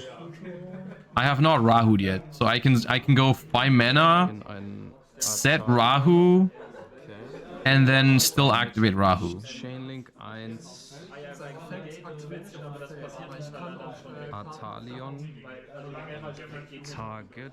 Weiß nicht, stimmt, du negierst, dass ich den Herald verbanne, kannst du stören, genau. Du kannst keine vom Feld benutzen für die Fusing. Die 2. Also okay. Die beiden? Einfach Horntrack. Okay. Ja. Und Chainlink 2, 5 Mana. Chainlink 2 Fan. Das ist in Ordnung. Yeah, so Arthalion, bounce both Arthalions out of the way. Rahu. I love the mixed German and English. I mean, the thing is, like, we do use a lot of English terminology even in German Yu-Gi-Oh games. Like we say target and stuff like that. Like that, and like, you know, all the phases are the same and so on and so forth, right? But like, that's also why I'm here in post commentary, right? But okay, so 5 mana back to hand with Urgula. Activate Rahu. Use 5 mana and Pan for Gulamel, and then activate Pan, and if they don't chain, I can go... yeah, it's just game. It's just game. I will say something in a second here that I realized while I was going for game. So this is gonna be Chainlink 1 Pan, Chainlink 2... Do I activate Mara Thalion in the graveyard here, finally? For once? I don't think I do. It's very on brand.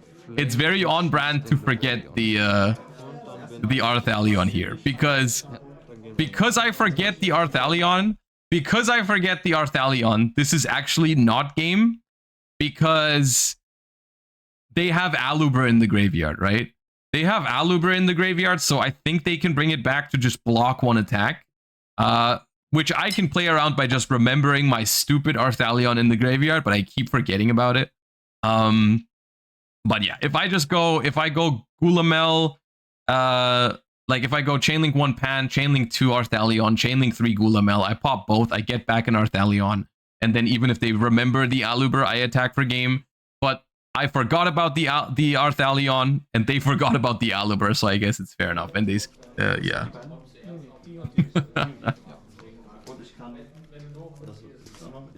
Well, yeah.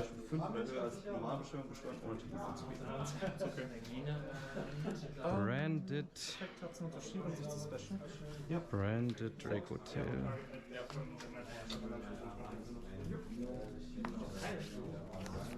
Board shuffled with Lubellion. Oh! Did it? Maybe. Maybe you're right. Maybe they didn't have, maybe they did not have a, Aluber. Yeah. In which case, it's probably better to hold the Arthalion in the graveyard in case they have, like, Nib. They Nib me, I can bring back Arthalion at least. So, here's the thing is, my side deck was not prepared for this matchup. I'm like, Nibiru has to be terrible, right? Because, like, Winda. But I also don't have that much to side in. I'm siding in Dark Ruler because I'm trying to have outs for Winda again. Like, I mean, you know, if I don't draw Cartesia, it might be hard to perform a fusion summon into a Winda. So I'm siding Imperms and Dark Rulers. But of course they have outs to Dark Ruler if they go Dracotail Flame. But if they Dracotail Flame a Dark Ruler, then I can resolve like K2, Rahu, and stuff like that to out the Winda that way. That's my logic here. But and I side out a decent. I think I take out the third Nibiru as well instead of the Pan or the Lucius.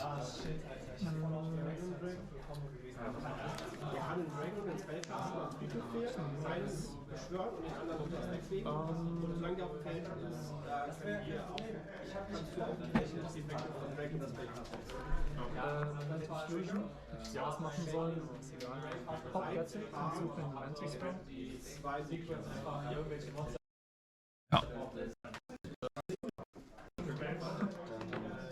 Er beginnt.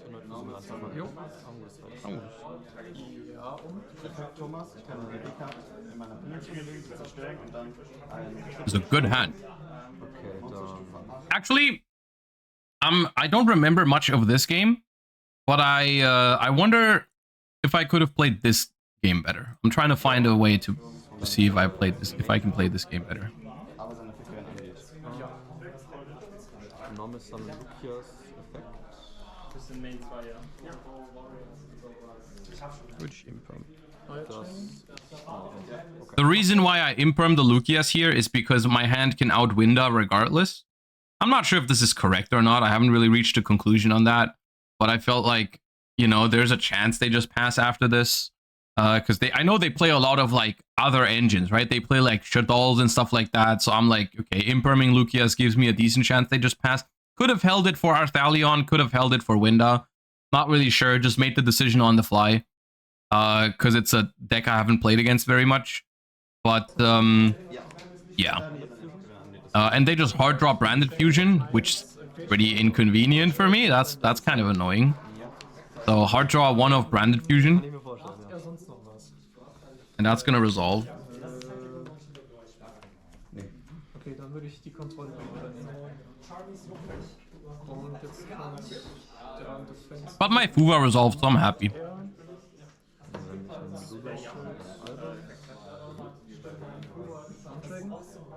And I draw Dark Ruler, so I'm like, okay, if they go for any Winda shenanigans or whatever, I have a Dark Ruler for that. I don't feel bad. Effekt Liquenschein.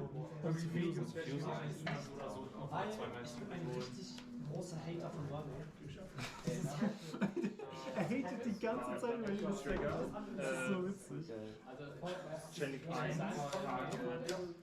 Macht er was an Summon? Dann würde ich Bounty aufnehmen. Dann würde ich den... So here, they think about it for a while, but they actually just don't activate the Lubellion, which actually hurts me a decent amount, because I don't care what they summon with it. I have Dark Ruler for that anyways.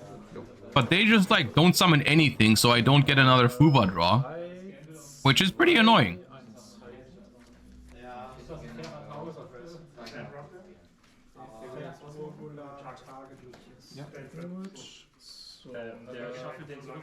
Dann kommt ein neuer Channel, 1 Englisch und 2 One-Chain und 3 Und dann würde ich damit einen Rahu aus dem Deck setzen. They search Rahu though, so I'm like getting another draw from that at least. Ja. Poppe Okay, dann sende ich von der Hand selbst und poppe die beiden. Gramata And they got hella shit all. und wenn ich noch was von der Hand reinballern will. So, vom Deck. Ja, für Warlos war Yeah, but that's what I was trying to play around with the Imperm on the Lukias. Like all bunch of Shadolls in hand, all dead cards. Right? wieder Golden Second und Noch ein Aluba von der Hand. 3 von der Hand und Second pan is unfortunate. für einen Natalion. Ja. Dann würde ich sagen, Channeling 1 Natalion. Target 2 Männer. Mululu. Und Gramata. Ja. Channeling 2. Mululu. Channeling 3. Lulu war schon. Mululu war schon. Ich darf nur die für Männer ansagen. Ja. Channeling 2 für Männer. Channeling 3 Beast. Channeling 4 Gramata. Ja. Yeah, massive. The chain links when you summon Arthalion are always hella confusing.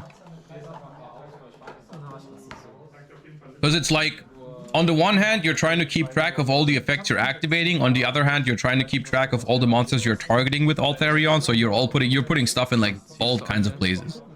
Like the beast just chilling on the field at the moment.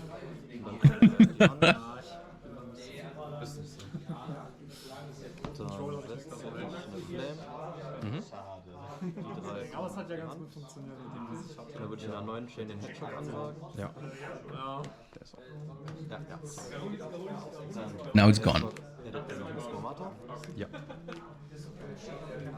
And it's actually, the way this has turned out is actually kind of unfortunate for me with my hand, because they literally just didn't make a board. because I FUVA'd. So my Dark Ruler is absolutely useless right now, but they have hella resources in hand. And I dropped the Magnamud would have been so cracked if I had it one draw earlier. If I drew Magnamud in response to, like, when they summon Arthalion and I can Magnamud already to banish one of the targets and activate the effect and search, it would have been so good. Stand by main. Yep, some cup effect.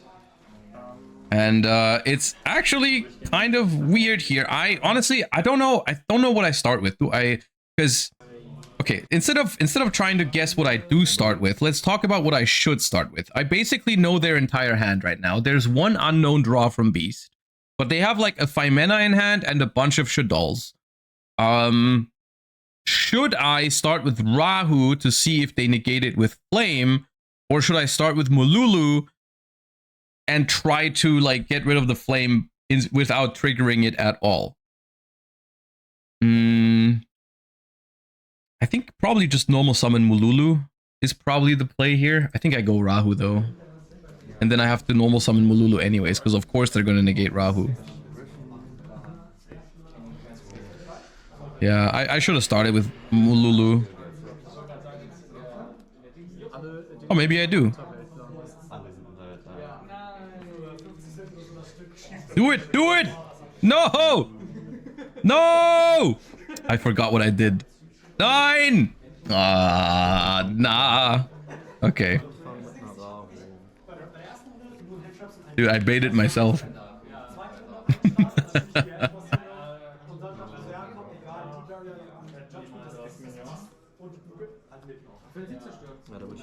Yeah, of course they flame it, yeah. Of course they flame it. Nah, I should have held that. I should have held that. Yep.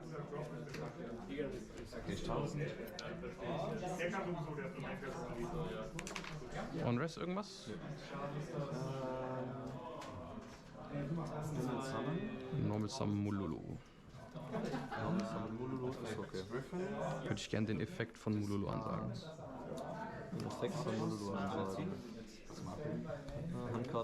Gonna make my turn harder.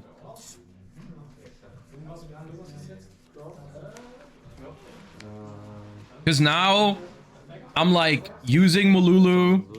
I'm fusing away. I can fuse away 2 Draco Tails, but they actually they do the same thing here, where they go Chain Phimena and fuse away Squamata and Mululu again. It's the same thing that they did in the first game. Here it's gonna hurt me a lot more because I don't have enough resources. I don't have enough pushes to actually like really play through this super well. Because like, if I make Arthalion here, they can just negate it with Mululu.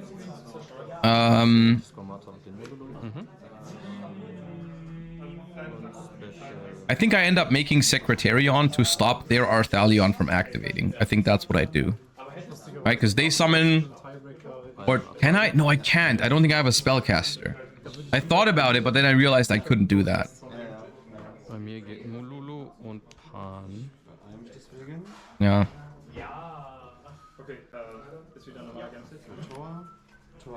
Mysterion here would have been decent, or Secretarion, because they then they couldn't activate their Arthalion. Mululu is Mululu is Draco Tails only. Okay, never mind. Then it has to be Arthalion there. And then once again, I don't think I activate it because they're gonna negate it anyways.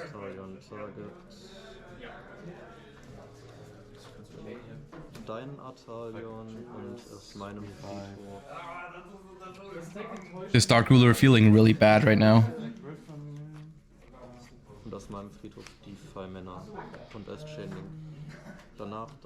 But I'm happy. I think they target a Great, not target a Dark with Arthalion. Probably not, otherwise I would have changed Magnamud.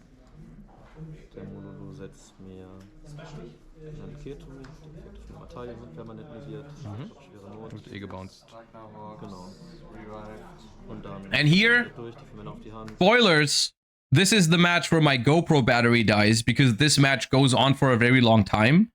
And And we also, this match goes very, very close to actual timeout. I probably should have scooped it up around here. But I'm stubborn. I'm like, I have a K2. I'll play into it. I probably should have scooped around here. Most likely. Irgendwas und Pan. Most likely I should have called it a day here. And go next. Wahrscheinlich schon, ja. Pan schießt.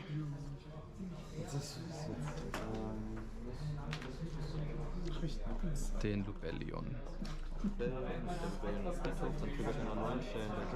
Ja. Ja. Alright, 1K2 dies to Dragon. And I'm like... It's like... This is very playable if I just have like a live card instead of the Dark Ruler, or if I have a Draco Tail in my hand that isn't a duplicate that I can still use. Maybe there's a world where I can come back, but it's I don't know. Because I already used my Rahu. I'm not sure.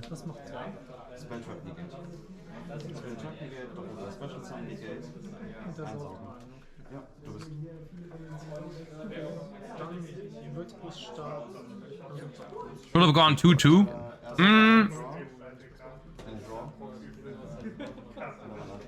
I mean, yeah. If my opening hand had a Urgula, I win this game. I win this game for sure. Yeah. Because I don't activate Rahu. I just go normal summon Mululu, activate Mululu, use away Urgula, pop Draco Tail Flame, and then resolve Rahu, and I probably win the game. Yeah. If I had Urgula here, it would have for sure. Yeah. But yeah, here I don't know what I'm doing. I'm just like I'm activating shit. I should just Target Phimena. I should probably just go next. I fuse away Magnamut, and then I add it back to hand, which makes no sense because now the only thing that happens is now they know I have Magnamut, and that makes. Ja. Und Chaining 2 die Phimena. Chaining 2 die Phimena. Das ist in Ordnung. Should have just been a 2 material or a stallion.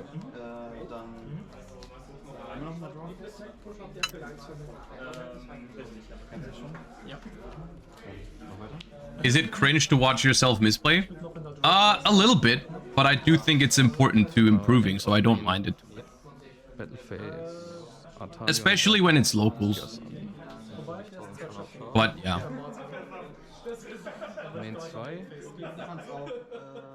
In general, I think reviewing your own gameplay is very good at getting better.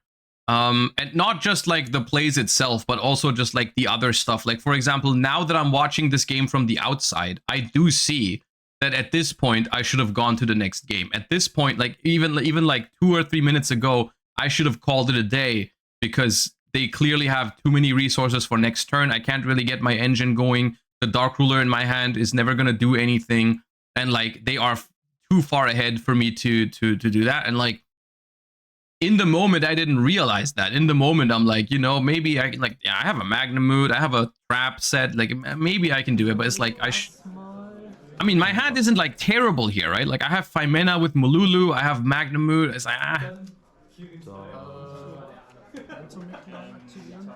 But yeah,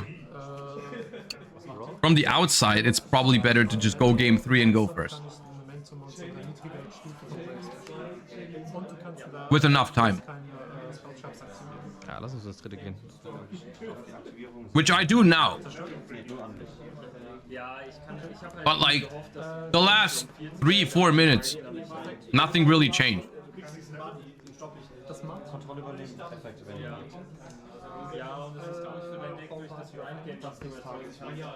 Going first, I just put all the engine back in. And going first, I think I also put the Nibiru back in because I do have to side out Dark Ruler and Fuva. Nibiru is not my favorite card to have in the deck here, but I think when you go first, it's probably more realistic. Like, you make a board, you Nibiru behind it. Im ersten, meinst du? So here I realized like I have to take out the Dark Ruler, so like Nibiru is the next best thing in my side deck that I have to replace it with. So the Dark Rulers go for Nibiru. Worst case, they're just a material for our Thalion. So it's like it's just better to have a monster instead of a spell. Die sagt als Ziel wählen, weil die Tage verfehlt. Achso, okay, dann geht's sowieso. Okay, dann sorry. Weil dann würde ich meine englische Ziel kriegen. This game 3 is also this game 3 also has a very important learning in there. You'll see in a second. Ja, dann geht's. Englisch poppen.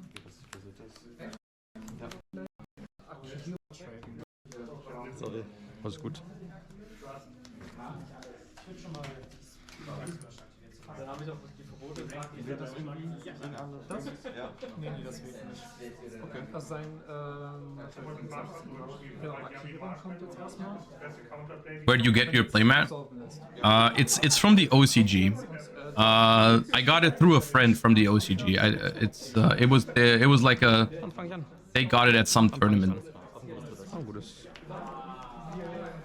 My hand is a banger here.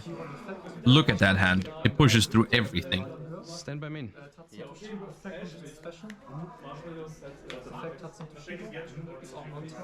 würde mit Patchwork anfangen. Okay.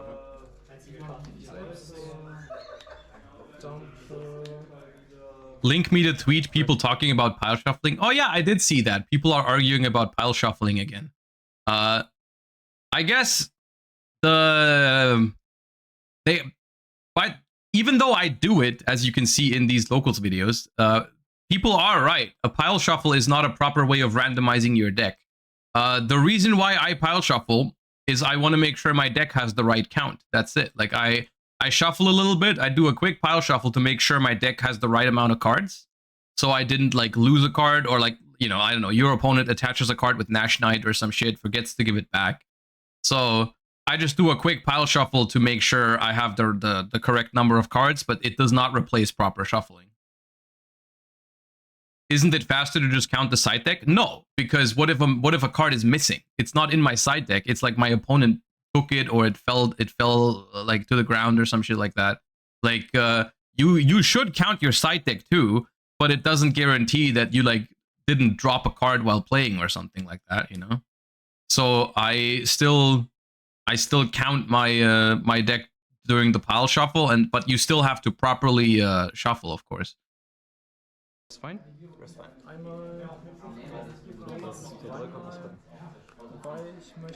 Dann würde ich eine Cartesia nommeln. Das geht klar. Effekt Cartesia. Effekt Cartesia. Neuer Chain. Getting Effekt und Special. Getting Effekt und holt einen Sleepy auf die Hand. Sleepy Effekt zum Fusen. Das ist in Ordnung. Sleepy Effekt zum Special. So this hand is obviously going to try to go for the Crowley board here. And I think my hand is good enough to even go for the Kaliga line here.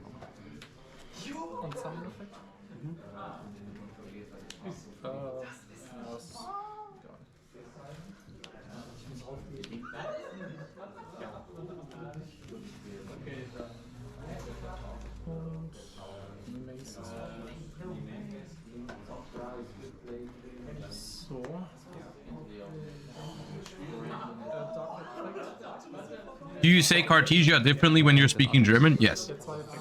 Germans call it Cartesia, not Cartesia.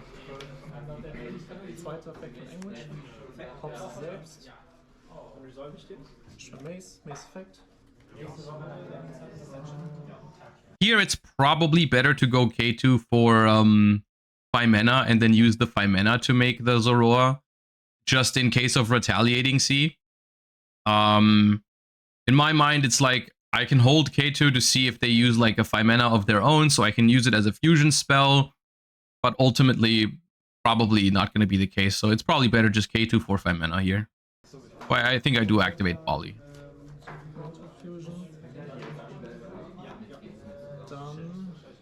Dude, I keep debating myself because I think about these things.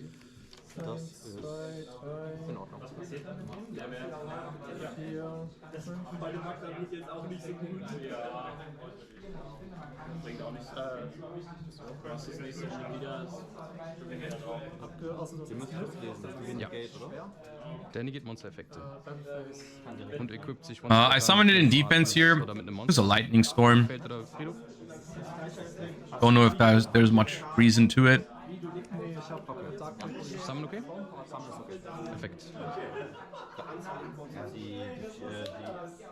So equip the Artemis. Don't search yet because I'm planning to make Dagegen nicht so gut, weil der macht noch ein Target. I'm planning to make Kaliga, of course. Keto. Das ist okay. Ach, auf der Hand gehabt. Ja, die auf der Hand. Ich habe ihn nicht gesucht. And now I'm gonna K2 for 5 mana and then activate Rahu. And then Rahu is gonna fuse 5 mana and Urgula. That's gonna give me both traps. And then at the end of all of that, I can use Artemis to search Crowley to make Kaliga. I think besides I think I should have switched the order in which I used 5 mana fusion summon. Actually, no, I didn't even use 5 mana to fuse, right? Maybe it was fine this way. 1 Urgula, 2 Femina. Yeah, this turn one I think is fine. Yeah.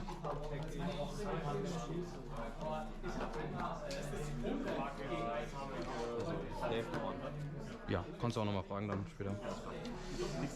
Dann hätte ich Urgula-Effekt auf Femina. It's important, it is very, very important you activate Urgula before you make the Kaliga. Because if you don't, then you're gonna play into Nibiru like crazy. Dann hätte ich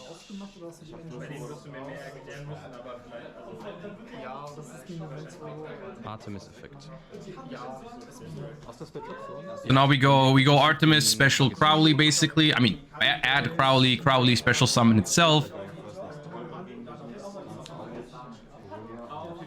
Dann hätte ich Crowley-Effekt. And now I present to you Crowley-Effekt. in the upcoming seconds or minutes, Fusioniert einen I present to you a masterclass of how a game that should have been over in 30 seconds is going to take a lot longer than it needed to be.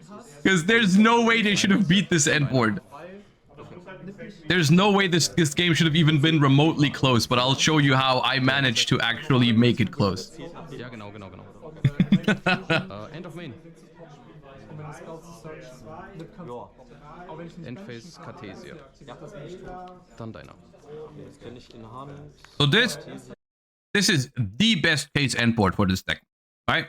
So what we have here is Zoroa to negate a monster effect. And that monster effect is going to be their only monster effect for the entire turn because we have Kaliga. So Kaliga says only one monster effect, only one attack. We can negate their only monster effect with Zoroa, and if they try to attack over the Kaliga, we can bounce with Draco Tail Horn, which means that their only attack for the turn has been used, so they have no way of outing the Kaliga with monsters. And for any spell cards, we have the Draco Tail Flame. And even if they manage to out the Kaliga, right? Think about this. Even if they have Imperm here, for example, is like, I have Zoroa, I have Gulamel, I have both traps, I have Magnamut in hand against a branded Draco Tail deck. I have a 5 mana that can fuse with another Draco Tail in hand to make an Arthalion. That Arthalion can add back Crowley from the graveyard, and then I can special Crowley, and Crowley can fuse with the Cartesia to make the Iwas, which is a Snatch Steal. So even if they can out the Kaliga here, I have like everything. So I show them real quick what they know in my hand. And here it goes. Es zieht auch als Monsterkarte, ne? Das ist auch eine Monsterkarte, ja. Das noch einen Schutz aktivieren. Ja. Überhaupt versuchen zu aktivieren. Auf Normal Summon und für trotzdem Verschieber. Schnell. Höchstens Verschieber. Aber den muss ich danach Ich dachte, weil ich vielleicht eine Summon beantworten würde. Weil ich beispielsweise sehr viel, dass dein Monster gar nicht die On-Summon-Effekte hat. Vor allem kannst du durch meinen TCG dann If someone asks you next turn about what's in your hand, would you tell them?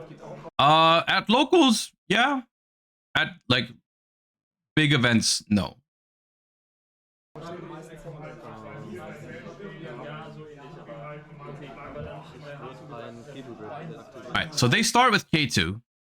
And let's I'll let you know why I let this K2 resolve, right? In my mind, I'm playing this deck for the first time. I haven't really messed around with how people attempt to break this board and so on and so forth.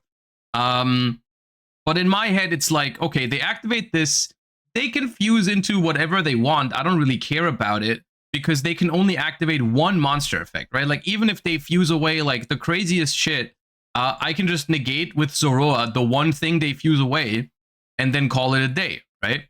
So that's my reasoning for letting the K2 resolve. I don't know if you agree with me on that initial reasoning, but just watch what happens.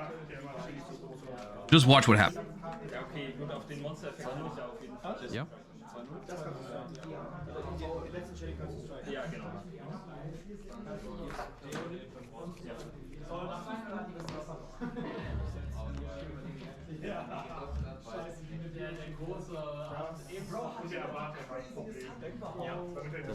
mir einen Kahn auf die Hand, dann würde ich gerne fusen. Mit dem Kahn. Mululu to grave and then they play. Well, the thing is, like, I can negate the Mululu, right? I can negate the Mululu with the Zoroa. And they cannot chain block it because they can only activate one monster. But there is something I forgot about. And it's gonna show up in a second. That's gonna make this a lot worse for me. Because they Ich hab getrollt. Ich muss dich da aktivieren, aber ich war so ein bisschen versteift auf den Geralt. Die beiden Herreiz und die Age of Sports zu legen, das ist viel weniger scary. they make Secretarion Dragon. They make Secretarion Dragon. And now they go Chainlink 1 Pan, and I try to negate it with Zoroa, and they're like, no, that guy's a spellcaster. And I'm like, oh no, oh my god, dude. I get absolutely smoked. Look what happened. They summon Secretarion in defense position, so I can't out it. So basically, my board of infinite interruptions is now basically no interruptions anymore, because I can't use this to negate. I can't use Gulamel to pop.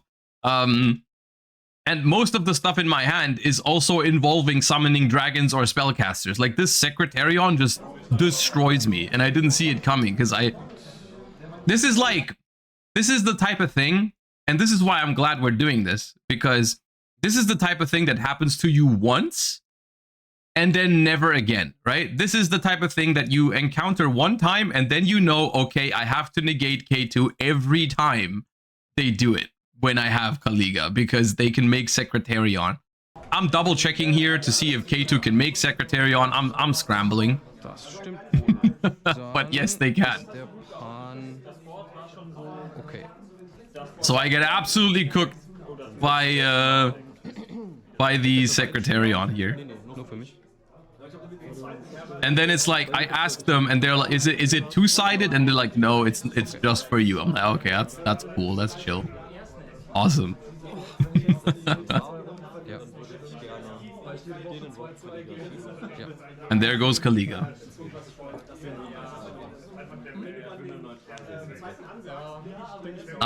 In reality here, yeah, no, it's so cooked, because I was thinking I could actually use, no, Fimena, no, I can't. It's so cooked.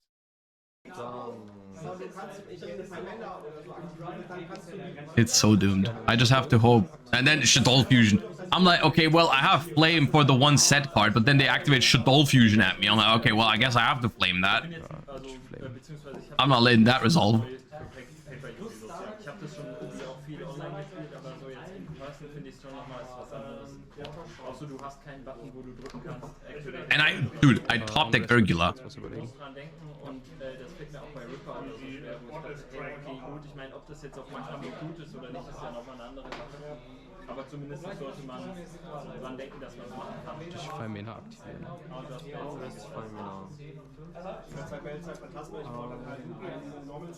So I top deck Urgula, which is no longer at the bottom of the deck because I used the Magistus search after, and that lets me pop the set card. I don't know exactly when the recording is gonna cut off because yeah.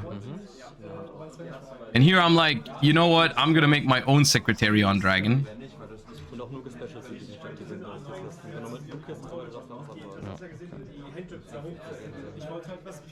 To stop them from making like a big Arthalion. I'm gonna set follow-up.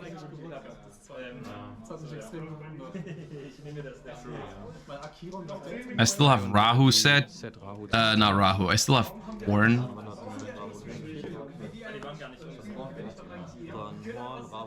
Ja.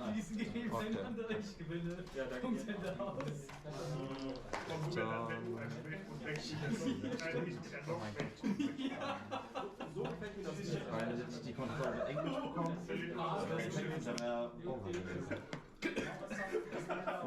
dann würde ich und dann würde ich versuchen, den Effekt anzusagen.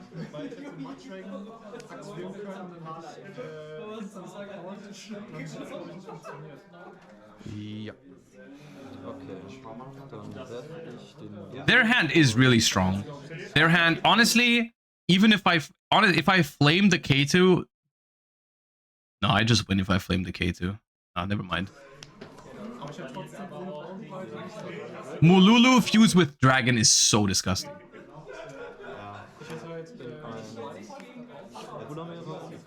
Ja. Und da würde ich gerne sagen, 1 Mululu, 2 Dragon, Target, das Set Pawn. Als ich das letzte Mal hier gespielt habe, glaube ich, hätte ich nicht dort zu kriegen. Ich will nicht einmal Ja. And here, this is I don't know why I'm doing this, but once again, I keep forgetting that I can horn my own cards. You definitely horn your own Gulamel here to draw a card and keep the cycle going, because now both of my traps are in the graveyard. This is not good.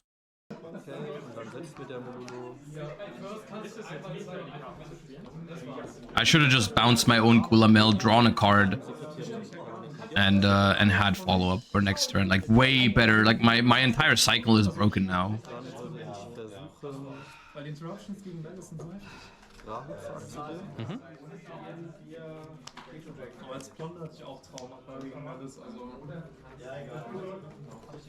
What did they use to fuse? They fused with a Mululu normal summon. So their hand was 5 mana, K2 Shadow Fusion, Mululu, Dragon. Yeah. That was a pretty good hand, but I still should have beaten it with the board instantly.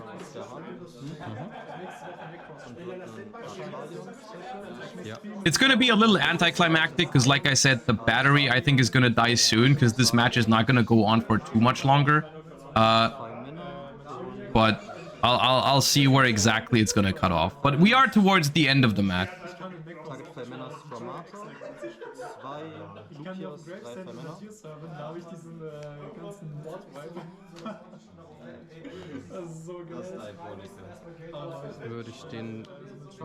So they activate Arthalion here to add back a Squamata to try and probably lock me with Winda next turn.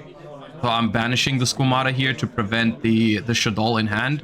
Unfortunately, I can't activate Magnamut because of the Secretarion Dragon.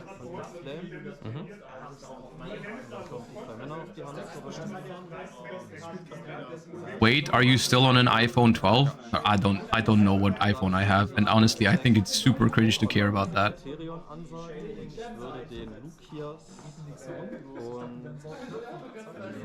I have no idea how old it is. I couldn't even tell you what number. Dann würde ich den Effekt von dem Lukias ansagen. Ja. Dann würde ich darauf gerne meinen Gulamel chainen. Does the camera not alert you when the battery is low? It probably does. Maybe I just didn't hear it because there was noise at locals. still be protected? Nö, glaub nicht. Here we're just double checking whether the Zoroa, because it's equipped with the Artemis, has any sort of like protection or whatever. But I don't think it does. Ja. Ja, und mit dem Lucius hätte ich Nachteile, finde ich. Aber ich finde auch Locals finde ich ein bisschen Quatsch. Also auf der 100 oder so wirst du niemanden finden, der irgendwie sein Deck nicht kennt oder neu im Spiel ist. Megistus is out in TCG? Yeah, we don't have Spoon.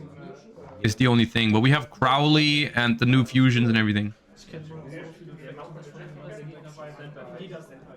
It was in Battles of Legends. We just don't have Spoon. We don't know when we're gonna get Spoon. It's weird because Spoon is like, Spoon would be perfect for this format because it feels like Draco Tail is like slightly less powerful than the other decks. Just slightly. It's still good. But like Spoon existing would make it like good. You mean Spenta? Yeah, I mean Spenta.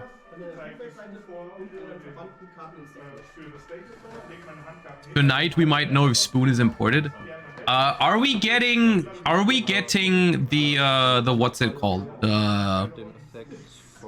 Oh look at me remembering Arthalion in the graveyard. Look at me. Goated behavior. Let's go. Are we getting Doom of Dimension announcements later today? Oh no, that's where it cuts off. Okay, so the battery died here. What ended up happening was my hand is pretty gas. So my hand is Patchwork, Cartesia. They end up clearing my board partially. They are locked into fusions, so they can't really do much else here. So I start my turn with like 2 monsters on the field already. I think I draw a Draco Tail name for turn. There was not much time left ultimately. So I do think this game, because I scooped game 2 too late, this game would have been a double loss from if we had kept playing. But when I started playing my next turn and my opponent realized they were going to lose, they did scoop it up before we hit timeout, which was very nice of them. They could have gone for a double loss if they wanted to. But basically, I think it's like I have Cartesia, I have Patchwork, I have a set Rahu or K2, I forget which one I got, and I have like 2 monsters on the board already when I start my turn, and like I draw like a Pan or something, and as soon as I like, they see what kind of engine hand I have, they scoop it up. But this match would have been a double loss otherwise, because I honestly, it's on me though, because first of all, I should have scooped game 2 sooner, and second of all, there's no way I should have let them do this much with the end board I had. There's no way I was supposed to let this K2 resolve, right? When I made Zoroa, Gulamel, Kaliga, I should never allow them to make Secretarion Dragon so early. Like, there's no way I should have allowed that. So, yeah. Honestly, that was just on me. Yeah. So that was the second round. I do think this was the most fun round of the 3. I think this was a pretty fun match. Draco Tail versus Draco Tail in general is pretty fun. For the next one, as you will see in a second here. Where was it? This next one is also going to be a little scuffed. Excuse me for some technical difficulties, because I was doing it for the first time. But where is it? This one starts in the middle because I forgot to edit in one of the parts. We're going to have to watch it in Google Drive.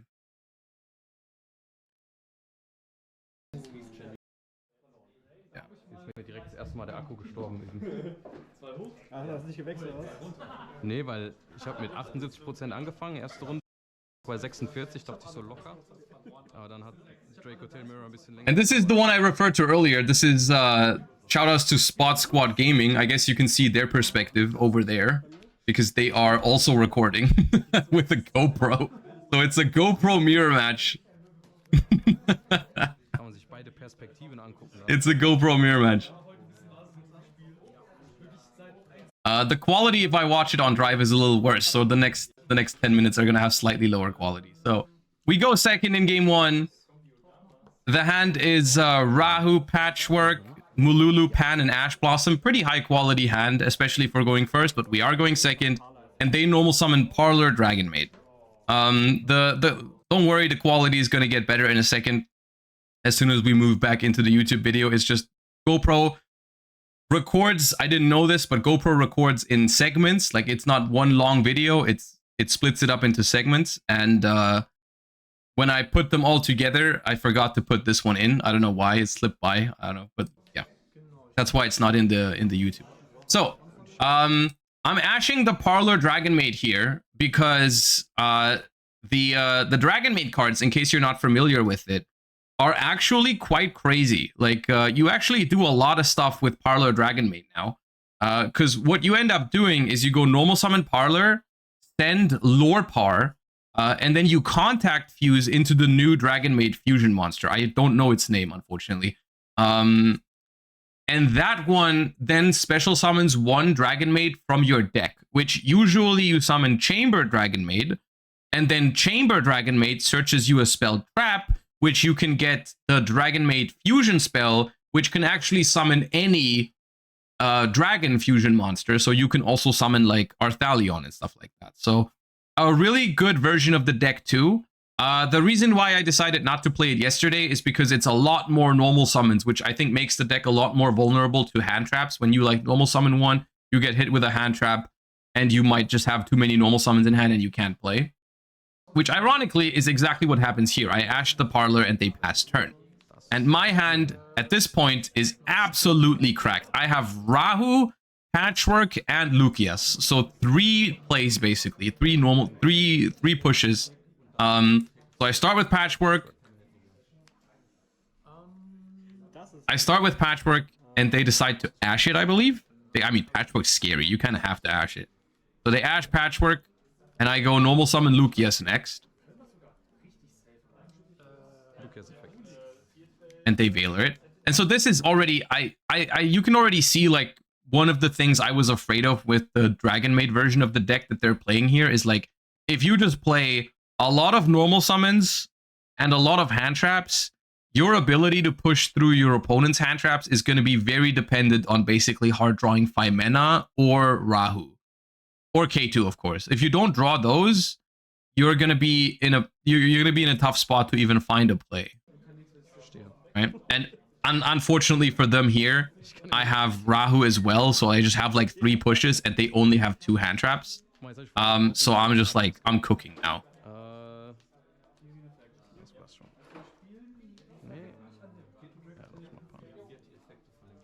Here I fuse with Pan. And I think about whether that's optimal here, because I'm like, this Pan, like, I don't really want to pop the Parlor yet, because if I pop the Parlor, then I can't use K2 to fuse. So I'm like, maybe I don't want to do that. Maybe I don't want to pop it, in which case I probably shouldn't have fused with the Pan in the first place. I'm adding Ash back from the graveyard here because they only had 1 play last turn. And so I really like having Ash as a safety measure in case I can't go for game this turn. It should be game here. Another reason to not pop the Pan is potential Fuvalos in their hand, which is a very likely card. But I only realized this in hindsight because, spoilers, their hand is double Fuvalos here. I didn't think about it at the time. The reason why I didn't pop the Parlor is because I want to use K2 to fuse. That's the reason I'm not using the pop. But it ends up being very good for me here because their hand is double Fuva. So I'm just gonna end up putting enough damage onto the board to just attack over the Parlor. So I fuse Mululu and Phimena from hand here.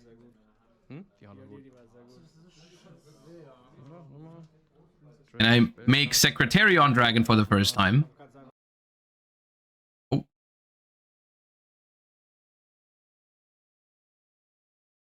My internet gone? No, the stream is fine, right? Where's the video now?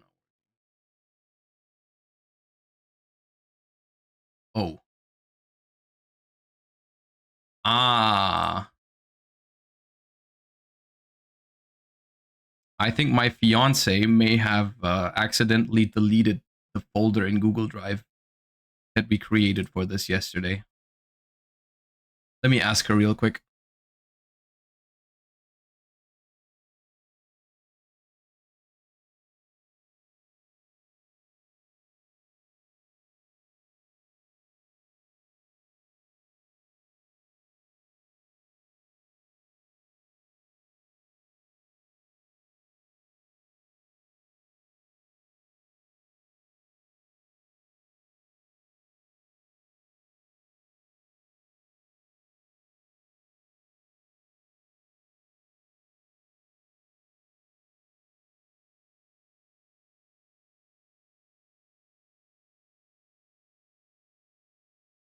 Okay, the sabotage is crazy.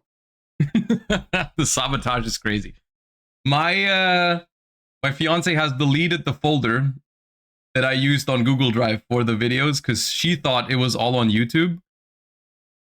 And she was just trying to clean up the Google Drive. She was just trying to clean up the Google Drive. She didn't know we had to use... It's fine. It's only 10 minutes of footage. It's a little... Can't you restore it? She said she can upload it again, but that's going to take too long. Because the files are pretty big. Let me see if I can... No. The trash folder is empty. It's okay. It's not that big of a deal. Okay, unfortunate. I guess, okay, so... I mean... It's just 10 minutes that are gone. But, we can actually...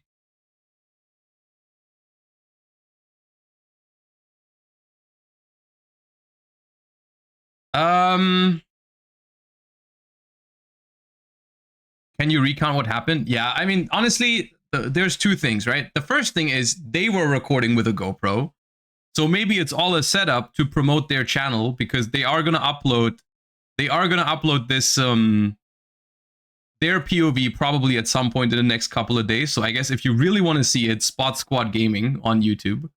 But I mean, you just saw game one, right? Game one, I just won with basically a crazy...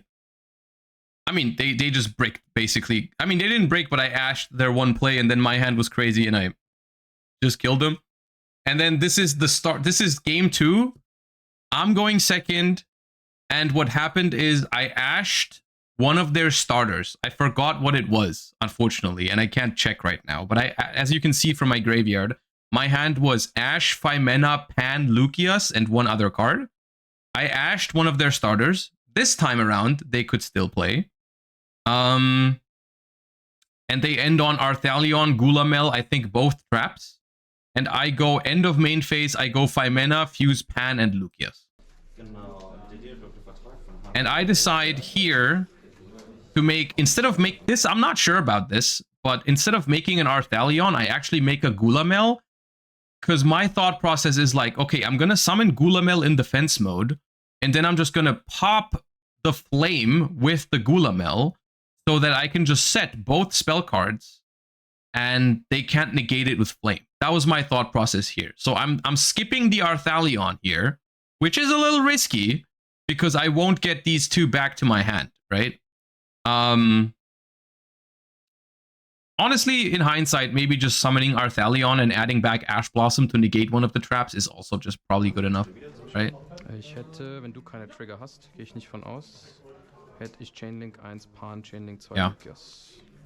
Yes. So I'm going Chainlink 1 Lucius, Chainlink 1 Pan, Chainlink 2 Lucius, and then because they don't respond to it, I chain Gulamel to pop the flame. Right, and I'm gonna get Rahu and K2. Dann hätte ich Rahu und Ketu und würde Rahu, K2, Gulamel on the board. I start my turn like that. It is pretty good. And Pan also pops their Gulamel, which is pretty nice. So at this point, they only have a set horn and nothing else, right? So I'm like, and I have a patchwork in hand. And I draw a Draco Tail name, so I'm just the best, apparently. Tat's perfekt. Ich mache es ein bisschen schneller. Muss ich ja lernen, schnell zu spielen.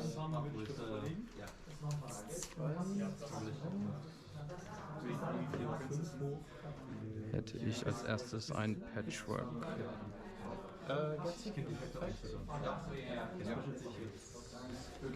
Unfortunately, because we didn't watch the last couple of minutes, I don't know exactly what's in their hand. I assume there's a 5 mana there.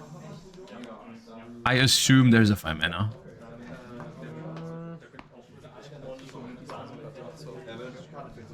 Falls ein Mistziel kommt. Ich eine K2. Right, they Ash K2. This time they let the Patchwork resolve.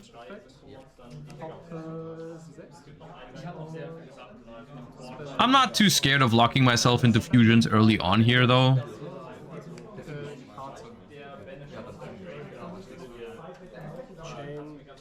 They chain Horn on their own Arthalion here.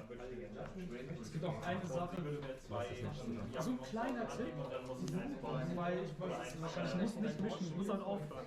Es kostet zu viel Zeit. Where can you watch this video? The way I want to do this in the future, or even with this one, when I go to locals, this is probably going to be we're probably going to do this every week if the feedback is positive, which so far it's been positive. The viewer numbers on Twitch right now are a little lower than usual, but that's okay for me because this is what I enjoy at the moment. So, I mean, 1,300 is still a lot of people. So thank you everyone for being here, by the way. But no, I'm enjoying this. And if people are enjoying it too, then we're going to do this regularly. The way I want to do this is I'm going to be uploading like the deck lists and stuff like that. Mostly on like I'm gonna upload my deck lists on the main channel, and then I'm probably gonna upload the local sessions like on the plus channel. And if there's like a really good match with some really good commentary, then I'm probably gonna upload that on the main channel as well.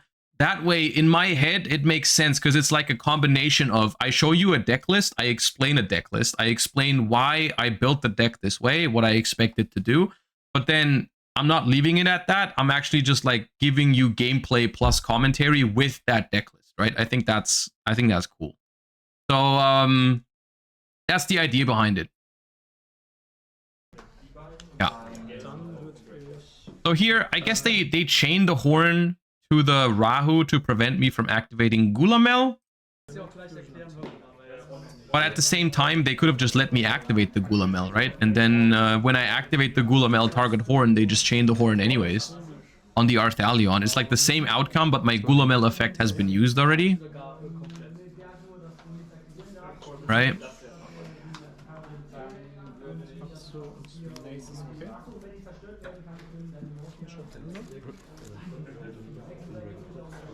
You can tell I have found a sweet spot for Secretarion Dragon now, because I finally understand how it works.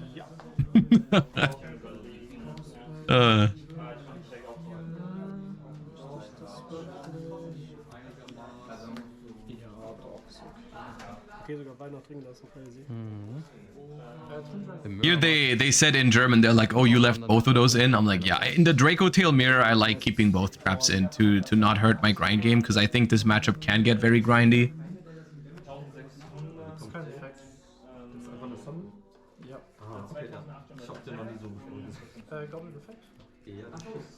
Ich würde gerne Urgola aktivieren auf 5 Mana.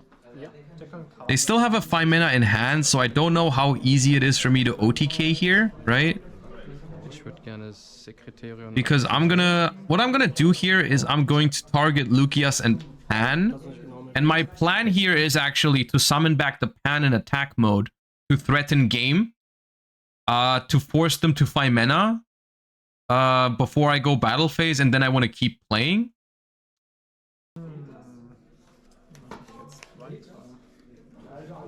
And they Veiler that. And I'm like, okay, I could dodge this with 5 mana, but I don't think it's worth it. Because if I activate 5 mana here, it's also going to, like, they are going to be able to bring the Arthalion back from their graveyard and the Gulamel, right? kann 2 noch. You can only fuse into Draco Tails with Rahu? Can I? Hold up. Did I mess that up? You are correct. I could not have summoned this. Yeah, my bad. Rahu Draco Tail. Fusion summon a Draco Tail monster from your extra deck using monsters from your hand. Yep, this had to be an Arthalion. My bad.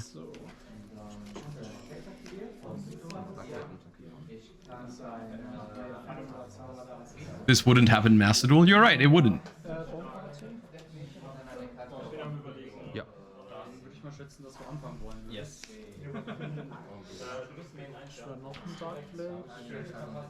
It doesn't Nur 5 Mana. actually, it doesn't make that much of a difference. It's probably even worse to make the Secretarion here first. I probably should have summoned Arthalion first, add back stuff, and then make a Mysterion with a 5 mana. But obviously, not legal, yeah. Nee, sagt sogar, dann will ich aktivieren. Poli aktivieren. Effekt. Sorry. Dann hätte ich Effekt Darkblade und 1 Arthalion, Target Ash Couldn't happen in Master Duel because they don't have nice cards there. und 2 Edge im Chain. It couldn't happen in Master Duel for several reasons. It also wouldn't happen in Master Duel because you would have been killed by Malice by now. Ja. dann markieren Effekt. Ja. But yeah. Und Party auf Ja, und. Okay, du suchst einen im Dann würde ich So I haven't normal summoned yet, so I go normal summon Lucius, and then I can chain. Dann würde ich... I mean, yeah, no, I think the order here probably doesn't matter. I think the way this game went, I win no matter what. But of course, I'll definitely try to remember Rahu and Mululu can only summon Draco Tails. The thing is, I tried to remember them by those are the ones that lock you into fusions. I didn't realize until yesterday that those are the ones that you have to summon Draco Tails with. Ja, die Hände waren ziemlich gut. My hand here was pretty cracked, to be honest. Je öfter du fusen kannst, Ja. Ich brauche dafür ein Feenmonster auf der Hand. Ein großes Der ist All right, and then we have one more round. One more round before the locals is done. das da. Round 4. Ist auch ein cooles Deck. And it, like I promised earlier, it is the Fire King opponent. Now the situation going into this match is I'm 3-0 right now, which is, by the way, kind of crazy with how I played. Like, we found so many things I could have played better. But in some of these matches, my hands were pretty good too, I think. I got carried by the deck a little bit yesterday. I drew pretty well. Gut heute. Fang ich an. And I go first here. And this is what I was afraid of the entire day. Because like I said earlier, I practiced some of these combos with the Crowley before I went to locals. I looked into some lines that I'm supposed to play with the Magistus. What I didn't do is look at what I'm supposed to do when I draw the Crowley. So this is last round of the day. It's relatively late. And I drew the Crowley, which I'm not sure exactly how to operate. Because I'm not supposed to, like, that's supposed to come out of my deck when I make Artemis. So I'm just trying to I'm kind of freestyling this turn 1. So, die Hand ist ein bisschen komisch. Muss ich kurz überlegen. Ich nehme mal eine 5 Mana. Und würde... Ich mag es nicht, aber Crowley can trigger on Arthalion at. Yeah, I know. Boah, warte mal. Now looking at this here, it should probably have been, or like, let's think about this. What's the line here? I go 5 mana, I pitch Pan and Crowley, I go Arthalion, and then Arthalion adds back Crowley, and then Crowley can fuse into the Zoroa with the Arthalion, right? And then the Arthalion just equips the Crowley. That's probably what I'm supposed to do. Aktivieren. First I get Fuvat, but I always have Ash for Fuva. At this locals, I think I never got someone to resolve a Fuva against me. I always ashed it. Pan. I think I do that play. Lucius into Artemis first? No, why? I don't need Artemis. Fusionier Pan und Crowley. I don't need Artemis. Because I already have the Crowley. I only play one. Das ist das erste Mal, dass mir das passiert ist. So I fuse into Arthalion here. I think I do what I just said. I think I try to go add back the Crowley here. Also das ist der einzige, den ich spiele, keine Sorge. Wenn der auf die Hand geaddet wird, kann ich ihn specialen. Auf dem Feld zählt er als Alistair. Wenn er fusioniert wird. Explaining my opponent what Crowley does, because they don't know the Magistus cards. Wenn er beschworen wird, eine Fusion von einem Invoked oder einem Magistus machen. Okay, dann wird er wahrscheinlich aus dem Extra-Deck sein. So, dann hätte ich Chainlink 1 Arthalion. Target wäre This time, Phimena. you will notice, since I got belled on Arthalion earlier, I always put Arthalion Chainlink 1. Nehme ich jetzt den Crowley wieder, dann weiß ich aber nicht, was ich machen soll.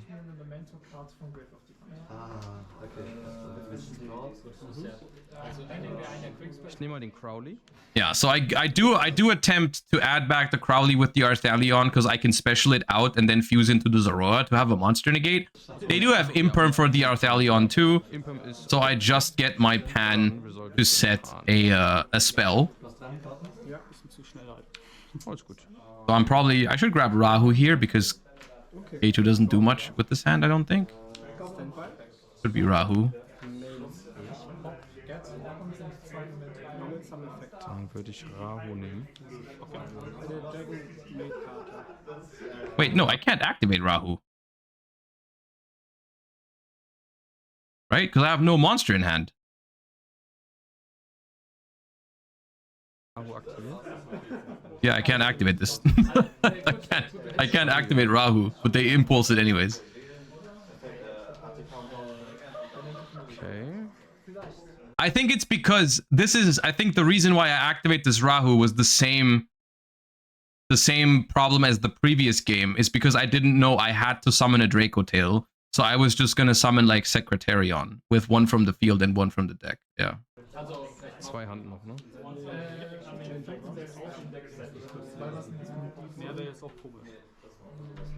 Ich Poli aktivieren. So in reality, this should have been a K2. I would have activated the K2. They could have impulsed the K2 if they wanted to. And then I can still poly, but yeah.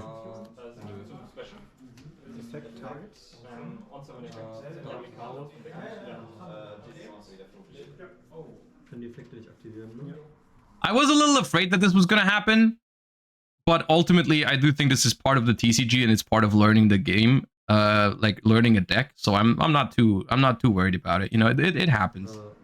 I messed up some stuff. Will ich ein Sekretarion beschwören? I do think this is what locals are for, and I think if people see this, then it's gonna help people not make these mistakes themselves. And that's good. So it's all right. Und hätte Chainlink 1 Lucius.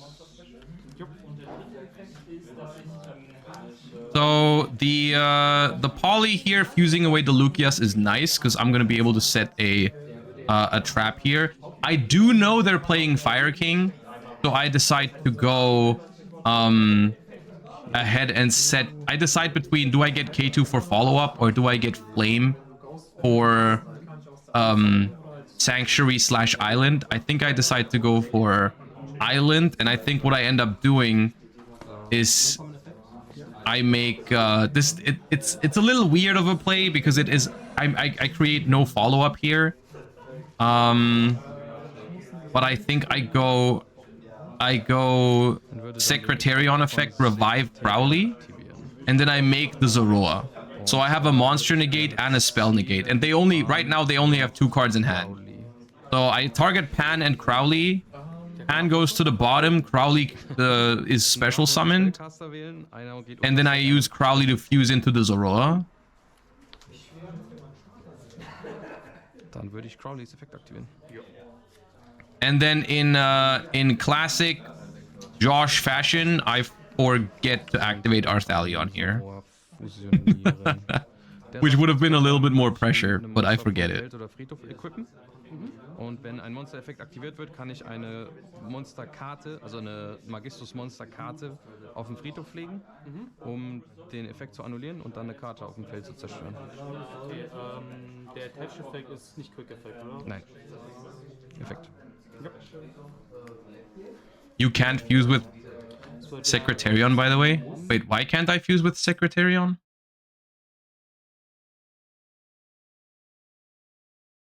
No, I can. This card loses 100 attack while you control this fusion summoned card. Your opponent cannot activate the effect of special summon monsters. Target a dragon, special summon 1. Wait, why not? Oh, Mysterion is the one. Okay. Mysterion. The Dragon Crown cannot be used as fusion. Okay, no, but this was Secretarion, not Mysterion. Ich habe ein Monster Negate und ein Spell Negate. Ich frag 5 Freunde. Not illegal. For once. Dann darfst du. Also ich müsste legal füttern. No, you're good, you're good. Dann nicht negieren. Die Frage, zerstört er auch. So here is like, I have a monster negation and I have a spell negation that draws me a card. So basically what I'm hoping is that they can't play without a spell. And with the Zoroa, I can essentially negate a monster effect every turn, right? Like, because I can send the Crowley to negate a monster effect, and then next turn, even if I don't draw follow-up, I can re-equip the Crowley to keep negating one monster effect per turn. Is basically the setup here. The Zoroa is actually a really good card.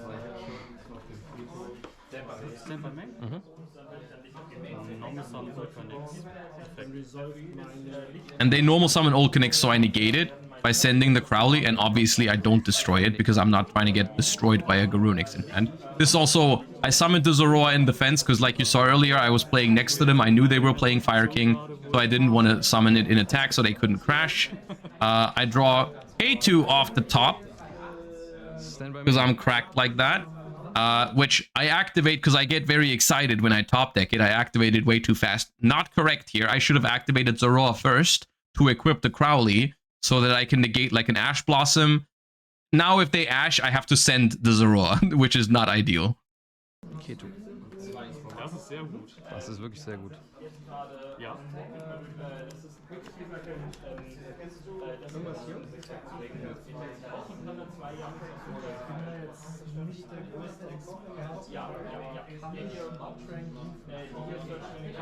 Dann suche ich mir eine.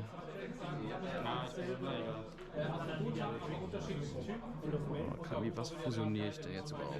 Draco Tail Monster in Hand. Hast du vielleicht noch darauf zu reagieren oder sagst du dann nein? Auf die Keto? Ja. Mach. Weil ich bin gerade And then, okay, here is nur gedacht, das ist ein Server. they realize that I can fuse with the K2, so they activate Impulse, and I'm like, yeah, that's fine. It's locals. Let him take it back. So they impulse my K2, and now I know that they have a fire monster in hand because they activated the Olkanix last turn. Specialist haben wegen dem Urgelau hast du, glaube ich, noch gar nicht. I got confused here for a second. I thought Urgula was supposed to be at the bottom of the deck, but I didn't use it on turn 1, so it was shuffled. Das ist ja mein Bett, dass ich ja. But yeah, I let him impulse the K2, and now I'm here. I realize I can also equip their monster with the Zoroa, which honestly, in hindsight, was a little bit too risky. This is a very it's a pretty intricate like interaction between these two in particular. So on the one hand, I didn't want the Olkanix to stay on the field because it's just another body that they could use to make a Link 2 or something like that. The problem is if I don't equip the Magistus to it, then if I want to negate something, I have to send itself to negate it, which would result in the Olkanix being destroyed while it's equipped to the Zoroa, and then it can activate. So it's tough here. I think the correct choice is probably to just equip the Crowley and leave this thing in defense mode. Do not attack the Olconix and just like hope that that's enough. But I do decide to equip the Olconix here, which I think in hindsight is not correct. You can see I'm really considering equipping the Crowley, but then I equip the Olconix. I still decide to not attack with the Zoroa here, because if I turn it to attack mode and they have a Garunix in hand, I can get completely destroyed if they summon a fire and then crash into my Zoroa. That's why I leave it in defense, and I'm just basically, I'm trying to hold, here I check if it can negate in the damage step, but it cannot. So I'm trying to hold and try to draw a play next turn.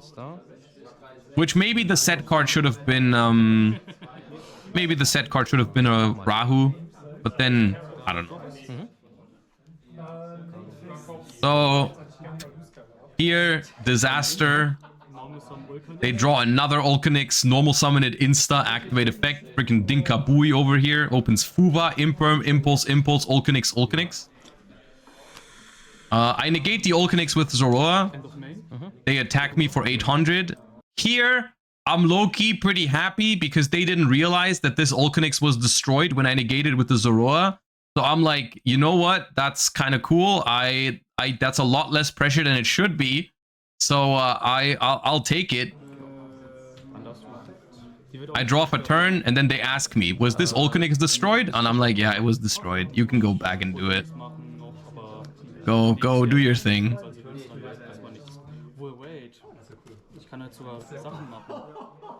The takebacks in this match are kind of crazy, but I didn't really care too much because I'm trying to play for fun. Ja. Da habe ich sogar Plays jetzt. Wahrscheinlich mit den beiden in Vita gehen. Moment.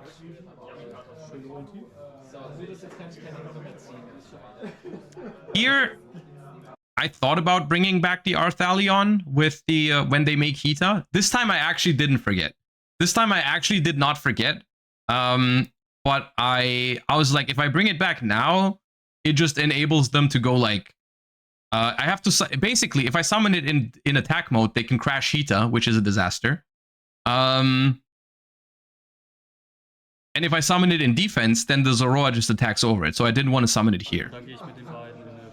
I didn't want to summon it here. They link off the Zoroa into a Promethean princess.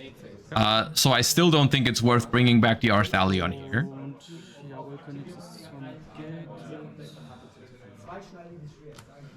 But here, basically, I just end up taking a lot more damage. They make the Raging Phoenix in main phase 2, and I go next. Because you already saw earlier, before I let them take back the thing, I drew in the Biru for turn, so there's nothing. So in this, I definitely, I mean, at this point, it was late, and once again, I still didn't play this deck super well, but I should have played turn 1. I think turn 1, there was definitely a way to play through. Like, my hand was really good. There's no way I should have ended on basically nothing. I don't know. This game was weird.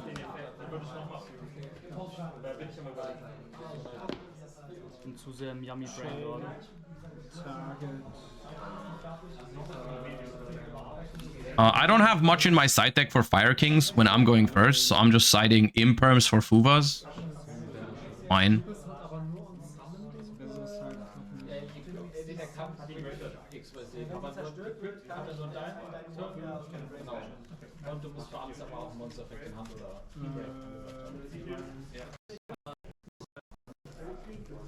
Alright, my hand going first in game 2 is pretty good. I realize at this point I left Magnamood in, but then when I'm looking at my side deck, I think maybe I should have put like a Phantasme instead.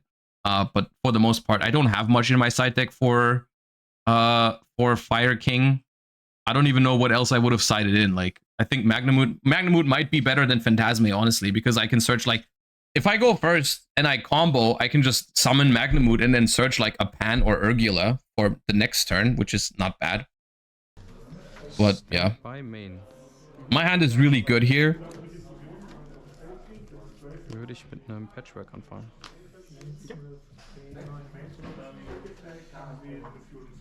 Habe ich auch noch mal gesehen. Da habe ich Chain drauf. Ah ja, sorry. Ja, Glückwunsch. Normal Summon Lucius-Effekt.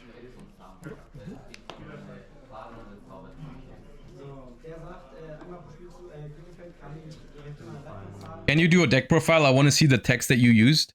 I did make a deck profile earlier on stream. It's going to be on YouTube as well, alongside the locals games.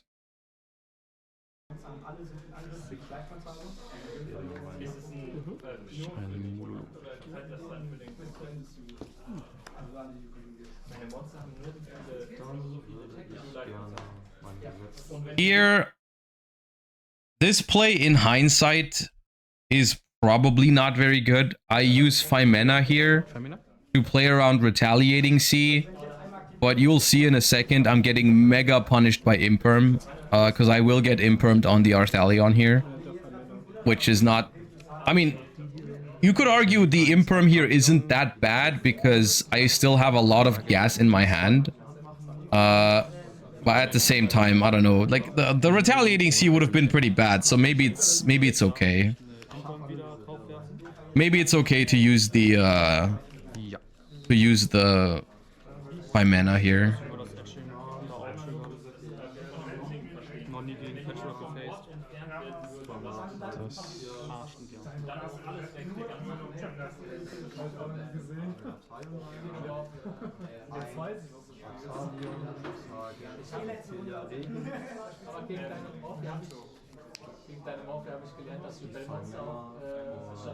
So here we pivot into Magistus.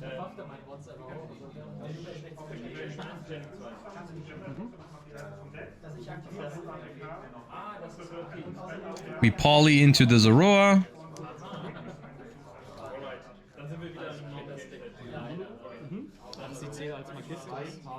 Bitte? Sie ist Magistus, ja. Ja. Nie gerne sie das in dem Deck, Thema dazu gehört. Perfekt.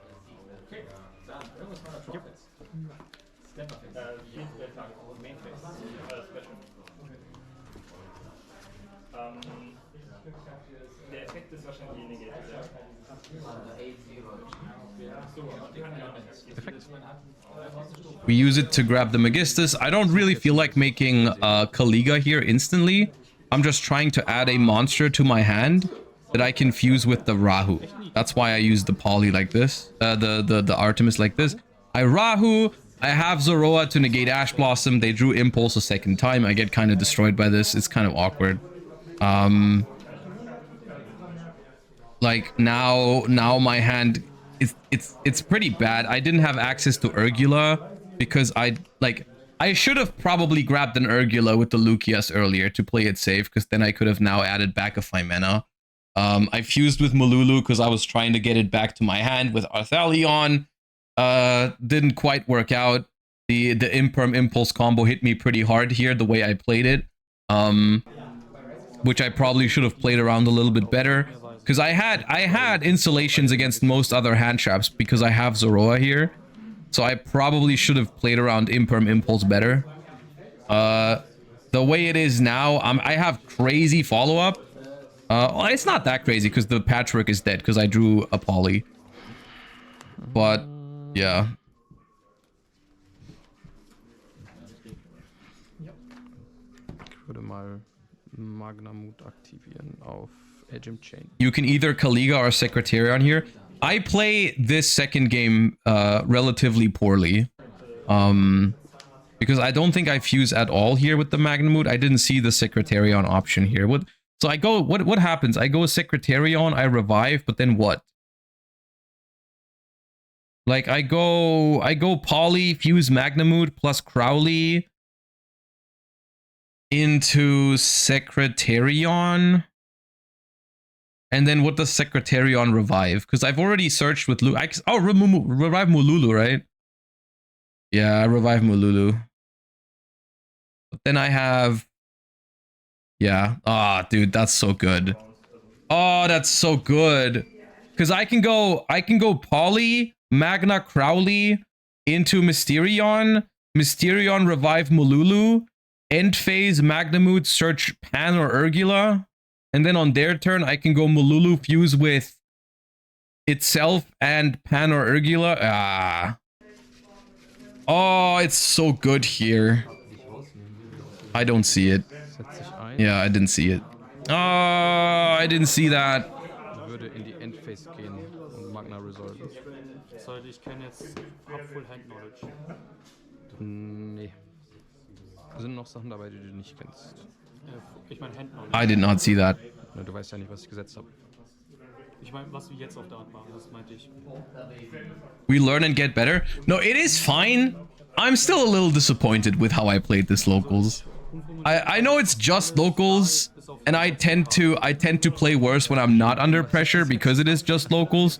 But I do think that's a pretty poor excuse. It was my second time playing Draco Tail, so I'm learning, and that's okay. But still, you know, I do like to hold myself to a higher standard than this. I think the content is still good, so that's why I'm happy. I'm still happy because we're talking about all the things that could be improved, which I think is good.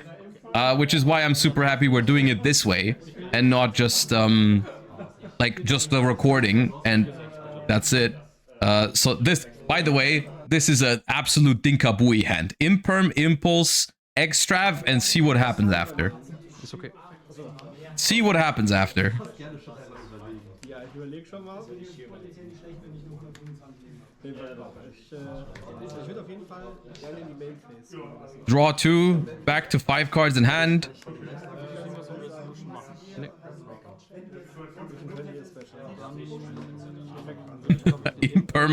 Imperm Maizoroa. Chill.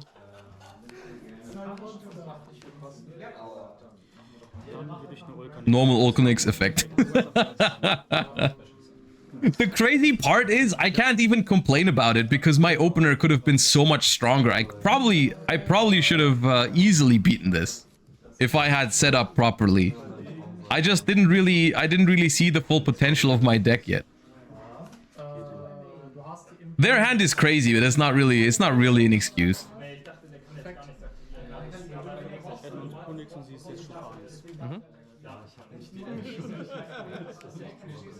Does the Link 2 stay equipped to Zoroa if it's imprimed? Ooh, that's a good question. It might actually fall off. It might fall off.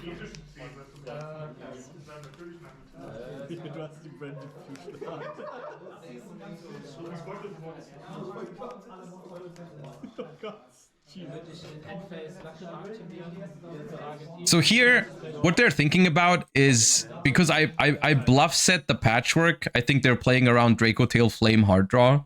So they decide to not go for Sanctuary. I think they go for Skyburn. If I remember correctly, they decide to... Yeah, they don't want to go for Sanctuary.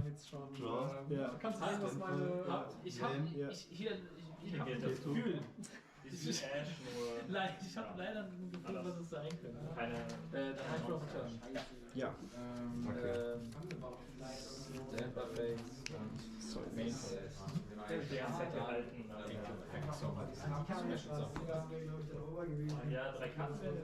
Dann will ich gerne das Skyburn spielen. Ich will Ulcanix und deine... So they're trying to force the Horn here, I guess, which, I mean, in hindsight, they could have also just activated a Sanctuary here.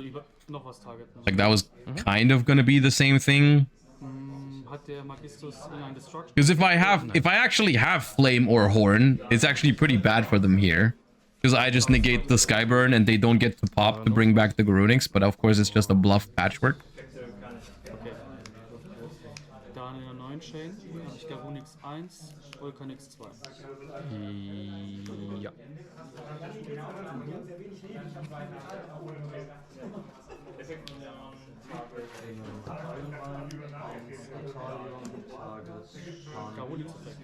I'm a little surprised actually I don't get OTK'd here. I guess spoilers.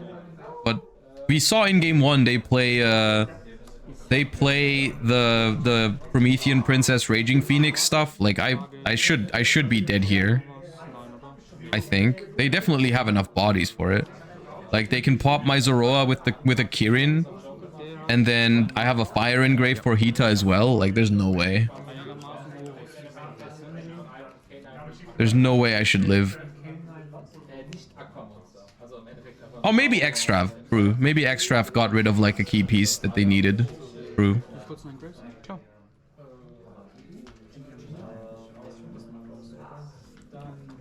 Shmoshua Jid, thank you for the 6 months.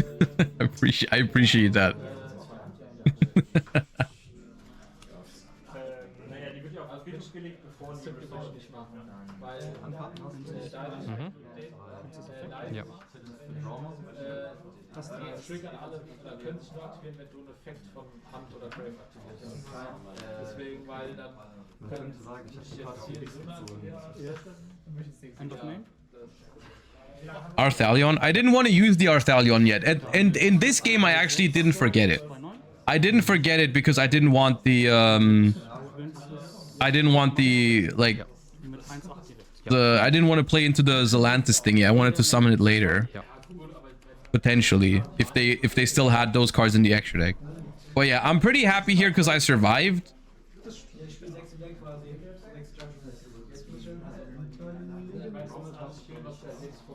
I'm just checking if Arthalion can come back during the damage step, but it cannot.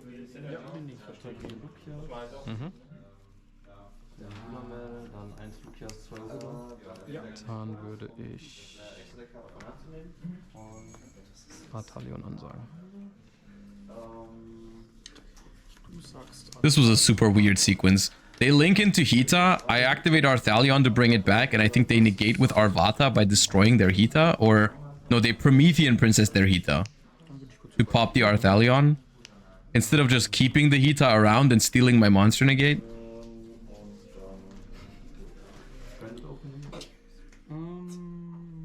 Ich weiß, du hast den Magistus auf der Hand, du hast Urgula auf der Hand. Ja.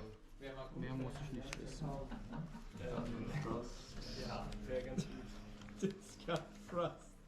Das ist respektlos. Der Magistus hat gesagt, er kann einmal eine fusionieren. Ein Magistus oder Invoked, ja. Nee, du wolltest ja gerade Lukas noch, ne? Ich glaube, es sagt Promethean. Auf? Auf ihn und auf... Ja. Er hatte 3 Incomes auf der Hand in Game 1 und ich hatte jetzt 3-mal das Karten. Weißt du, muss ich das auch mit der Brand Fusion zu resolven, deswegen lasse ich das noch mal. So, right now, the only card in my hand they don't know about is the Poly. They know about Urgula and Crowley.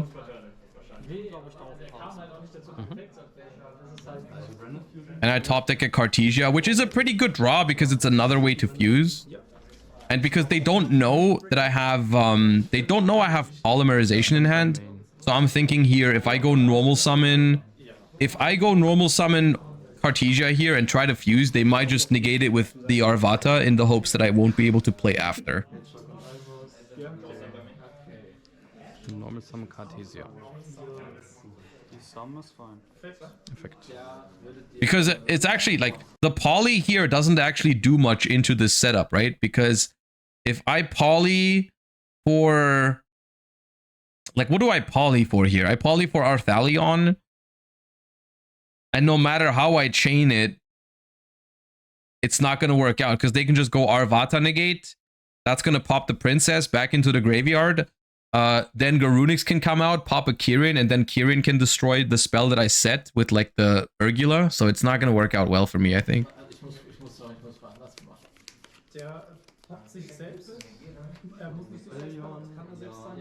So I'm trying to bait the Arvata first, and they do use it here by destroying the princess.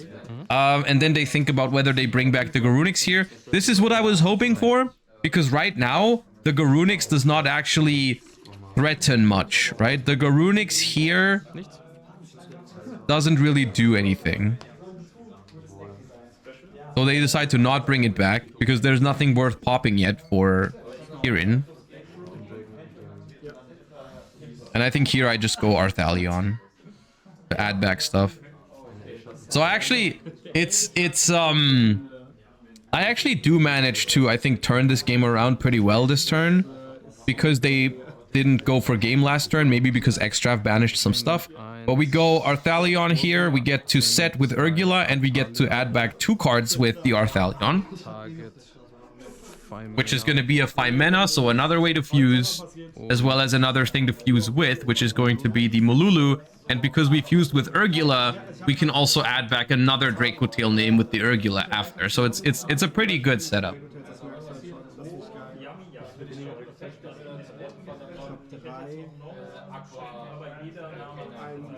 Ein Lukas und 2 Lulu. Du spielst wirklich Dragon Maid mit einer kleinen Dragon Tail Engine. Nee, Dragon. 3 Dragon. Wie 4 Dragon Maid spielen. Oder 5 Dragon Maids, wenn du so willst. Dann spielst du Chainlink 3 Princess. Yep. Play Princess here. 2 Paden. Why not add Crowley to summon? There's not much I can summon with Crowley at this point. The Zoroa is gone, and I don't really want to go into the Snatch Steal here. It's not that valuable. I want to get my Draco Tails back online. I think this is fine. So I'm setting 1, which even if they pop it here with a Kirin, I have another fusion to get back my spells.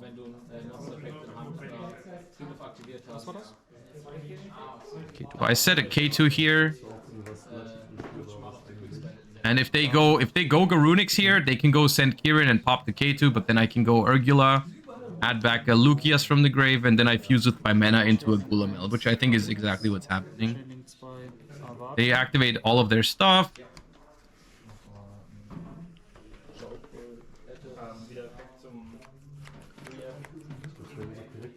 And you say Cartesia? Yeah, I can say Cartesia, but in German we call it Cartesia. I don't know what you want me to say. German pronunciation is different. Is that crazy to you? Ja, aber es ist ein Effekt. Das heißt, ich einen Effekt negiert angreife. Das heißt, Golden First brauchst du immer in Death. Ja. Golden Second brauchst du den immer in Attack. Weil wenn er negiert wird, dann greifst du trotzdem. Ich dachte, das war jetzt alles noch Punkt. Ja.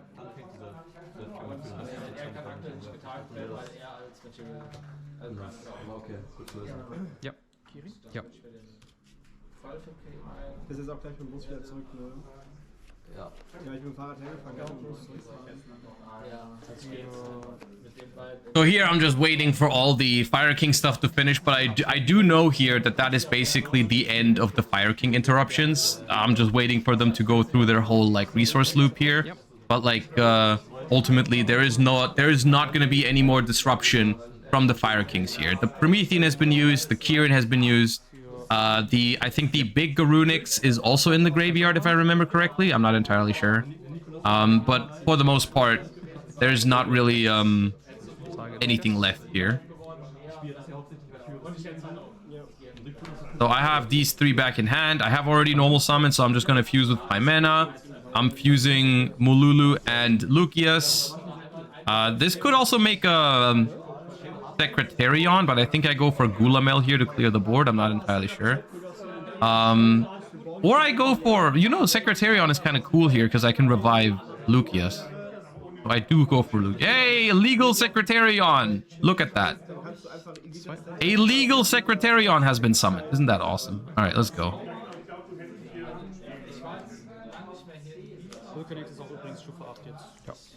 Alright, so neither of the spells have been used this turn, so I'm setting both.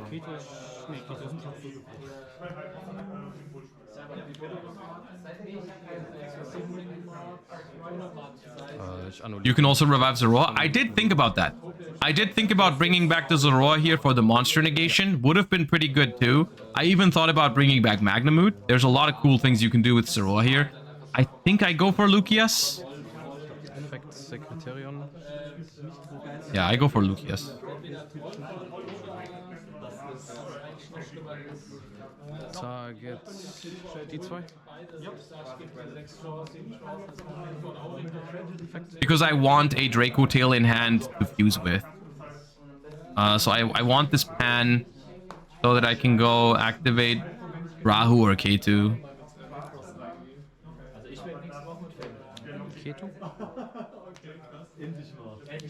They have an Ash Blossom for K2 here as well.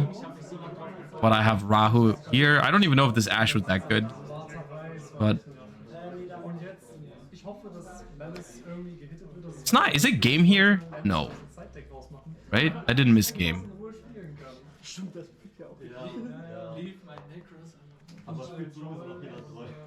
So I go Gulamel, both graveyard effects. And then also Gulamel to pop.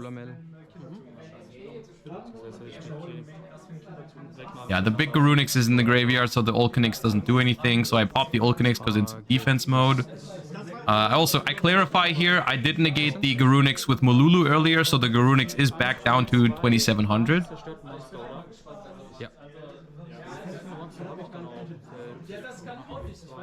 Summon Arthalion? Yeah, I forgot again. This is like, at this point, this is like 10 p.m. or something. It's been a long day. I forgot that too. Which, maybe it is game. If I do that.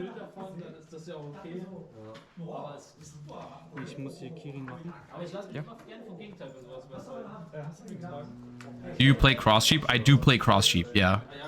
But at this point, I'm locked out of Cross Sheep, right? Maybe I could have made it earlier. Setze Flame und Horn. Yeah, maybe I could have. Der ist wieder bei 2,7 jetzt, ne? You need to get a tattoo that says "Remember Arthalion" on one of your arms. No, the reality is that I just need more practice, which I haven't done much in the last couple of weeks and months. It's the main thing I'm taking away from all of this. Also reviewing my own games is like I need a lot more practice. Like I have been out of the loop with TCG for a while now. But that's okay. Also now watch me find a way to lose this game from here. Because I do.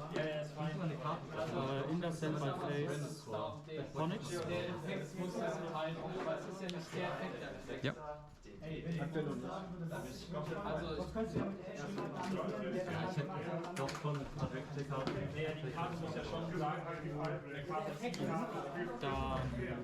Es gibt ja Karten, die einmal enden und einmal was anderes machen. Wenn die was anderes machen, dann ist es ja nicht Edge, genau. End of Standby?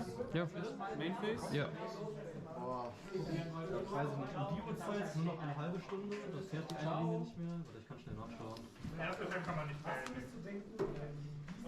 Secretarion being 2200 here is kind of annoying. It's not 2200, it's 2800 because it only loses 100 for each of your banished cards, not every banished card. Do you play Filia Regis? I don't play Filia Regis. That would have been crazy. But I do misplay like crazy here because I use Flame on the Prosp, which is not good. I use Flame on the Prosp. I top deck Ash like crazy, which is insane, and I still I have no excuse for this. I have no excuse for this. It's late. I forget everything here.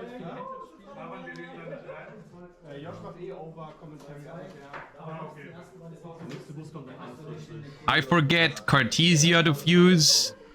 I should have also horned the Onyx on effect, or I should have ashed it. But I didn't anticipate the second Skyburn.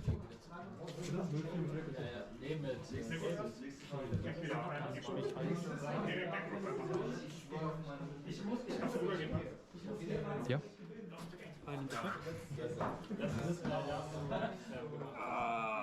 I ashed the island, but like, I don't know, man. Ja. The problem is now, the problem here is that I let them add Skyburn, which means that if they play this right, I have no counterplay this. Take off Cartesia. Because they crashed the Ponyx here, and I have Horn, but if I activate Horn, they chain Skyburn, and then everything jumps back out of the graveyard. But in reality, all I have to, there's so many things I can do. I can just let the Prosperity resolve, because I'm probably fine if I do that. There's not much they can get with the Prosperity that changes things, so I can just let it resolve, and then hold Flame for Skyburn, and I'm fine. I can Ash the Ponyx, and I'm probably okay, even though now I see they top deck Island, so it's probably not fine either way, but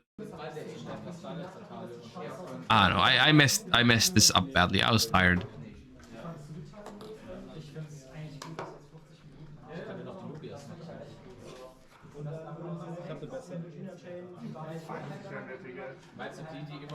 Out of Horn, target Lucas. So I'm using Horn on my own Lucius here, But they just skyburn the Lugias,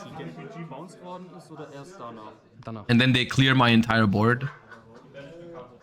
And I don't think I draw anything, because I will not draw a card with Born here.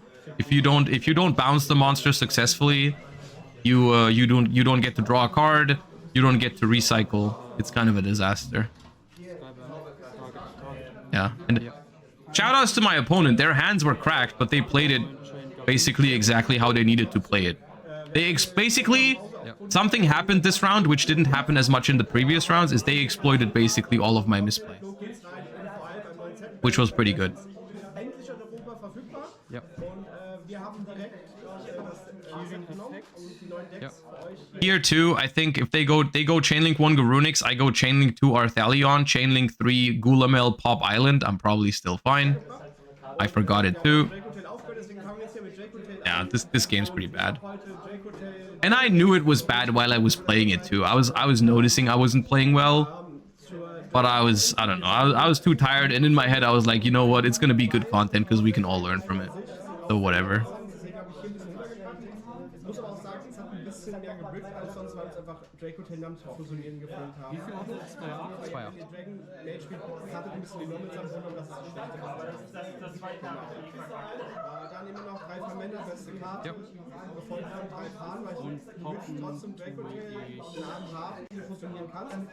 Oh, and with that, my entire board is gone, right? Kirin destroys one of these two.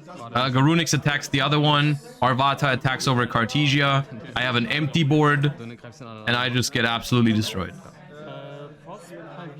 Halbierter Damage, der geht nicht durch, weil du es geasht hast. Ich glaube ja. Ja, ja, glaub schon. Das sind dann der 3,9, das sind 2,8, also 1,1. Ja. Ich weiß nicht, wie viel Damage ich dir vorher gemacht habe. Artesia for Mysterion was also game. Yeah, I haven't unlocked Mysterion yet. It took me 1 locals to unlock Secretarion Dragon to understand when to make it. I haven't unlocked Mysterion yet. But yeah, I do think, looking back now, Mysterion deletes Fire King, right? Because you just banish the Garunix. Ja. Ja.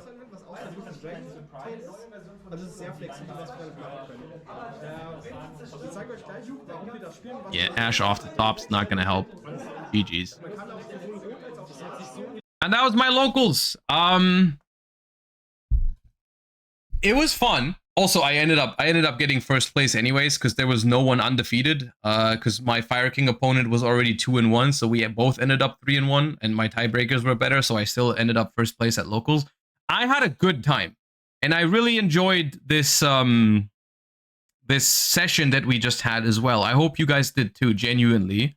And I hope it showcases that everyone goes through a process of learning in Yu-Gi-Oh! Even myself, who's played this game for a very long time, every single format, I have to go over, like, I have to go through this process of messing stuff up, playing my deck badly, making misplays. The most important thing, I believe, when you are testing and when you're getting better at the game is that you realize when you're making mistakes. I think that's the most important part. You're not trying to never make mistakes. You're trying to see your mistakes so that you don't make them the next time it happens. And that's essentially, I feel like if I take the Draco Tail deck to a locals next week, I would play it a lot better than I did yesterday. And if I do it again the week after, I'm probably going to play it better than the... And that's the most important part, right? And if I ever want to bring this deck to like a regional or a YCS, is why you're trying to basically go through this process over and over and over again. Until you master a deck, essentially. It's not about playing a deck perfectly to begin with. Of course, I think my play in this locals was like, even for learning a deck, it wasn't great, but I mean, it was all right, you know. Like, there was a couple of cool plays. There was a couple of things where I realized my misplays right after, but it's okay. Overall, that's how it's gonna go from now on. I'm gonna play more TCG. Basically, I'm planning to attend locals once or twice every week.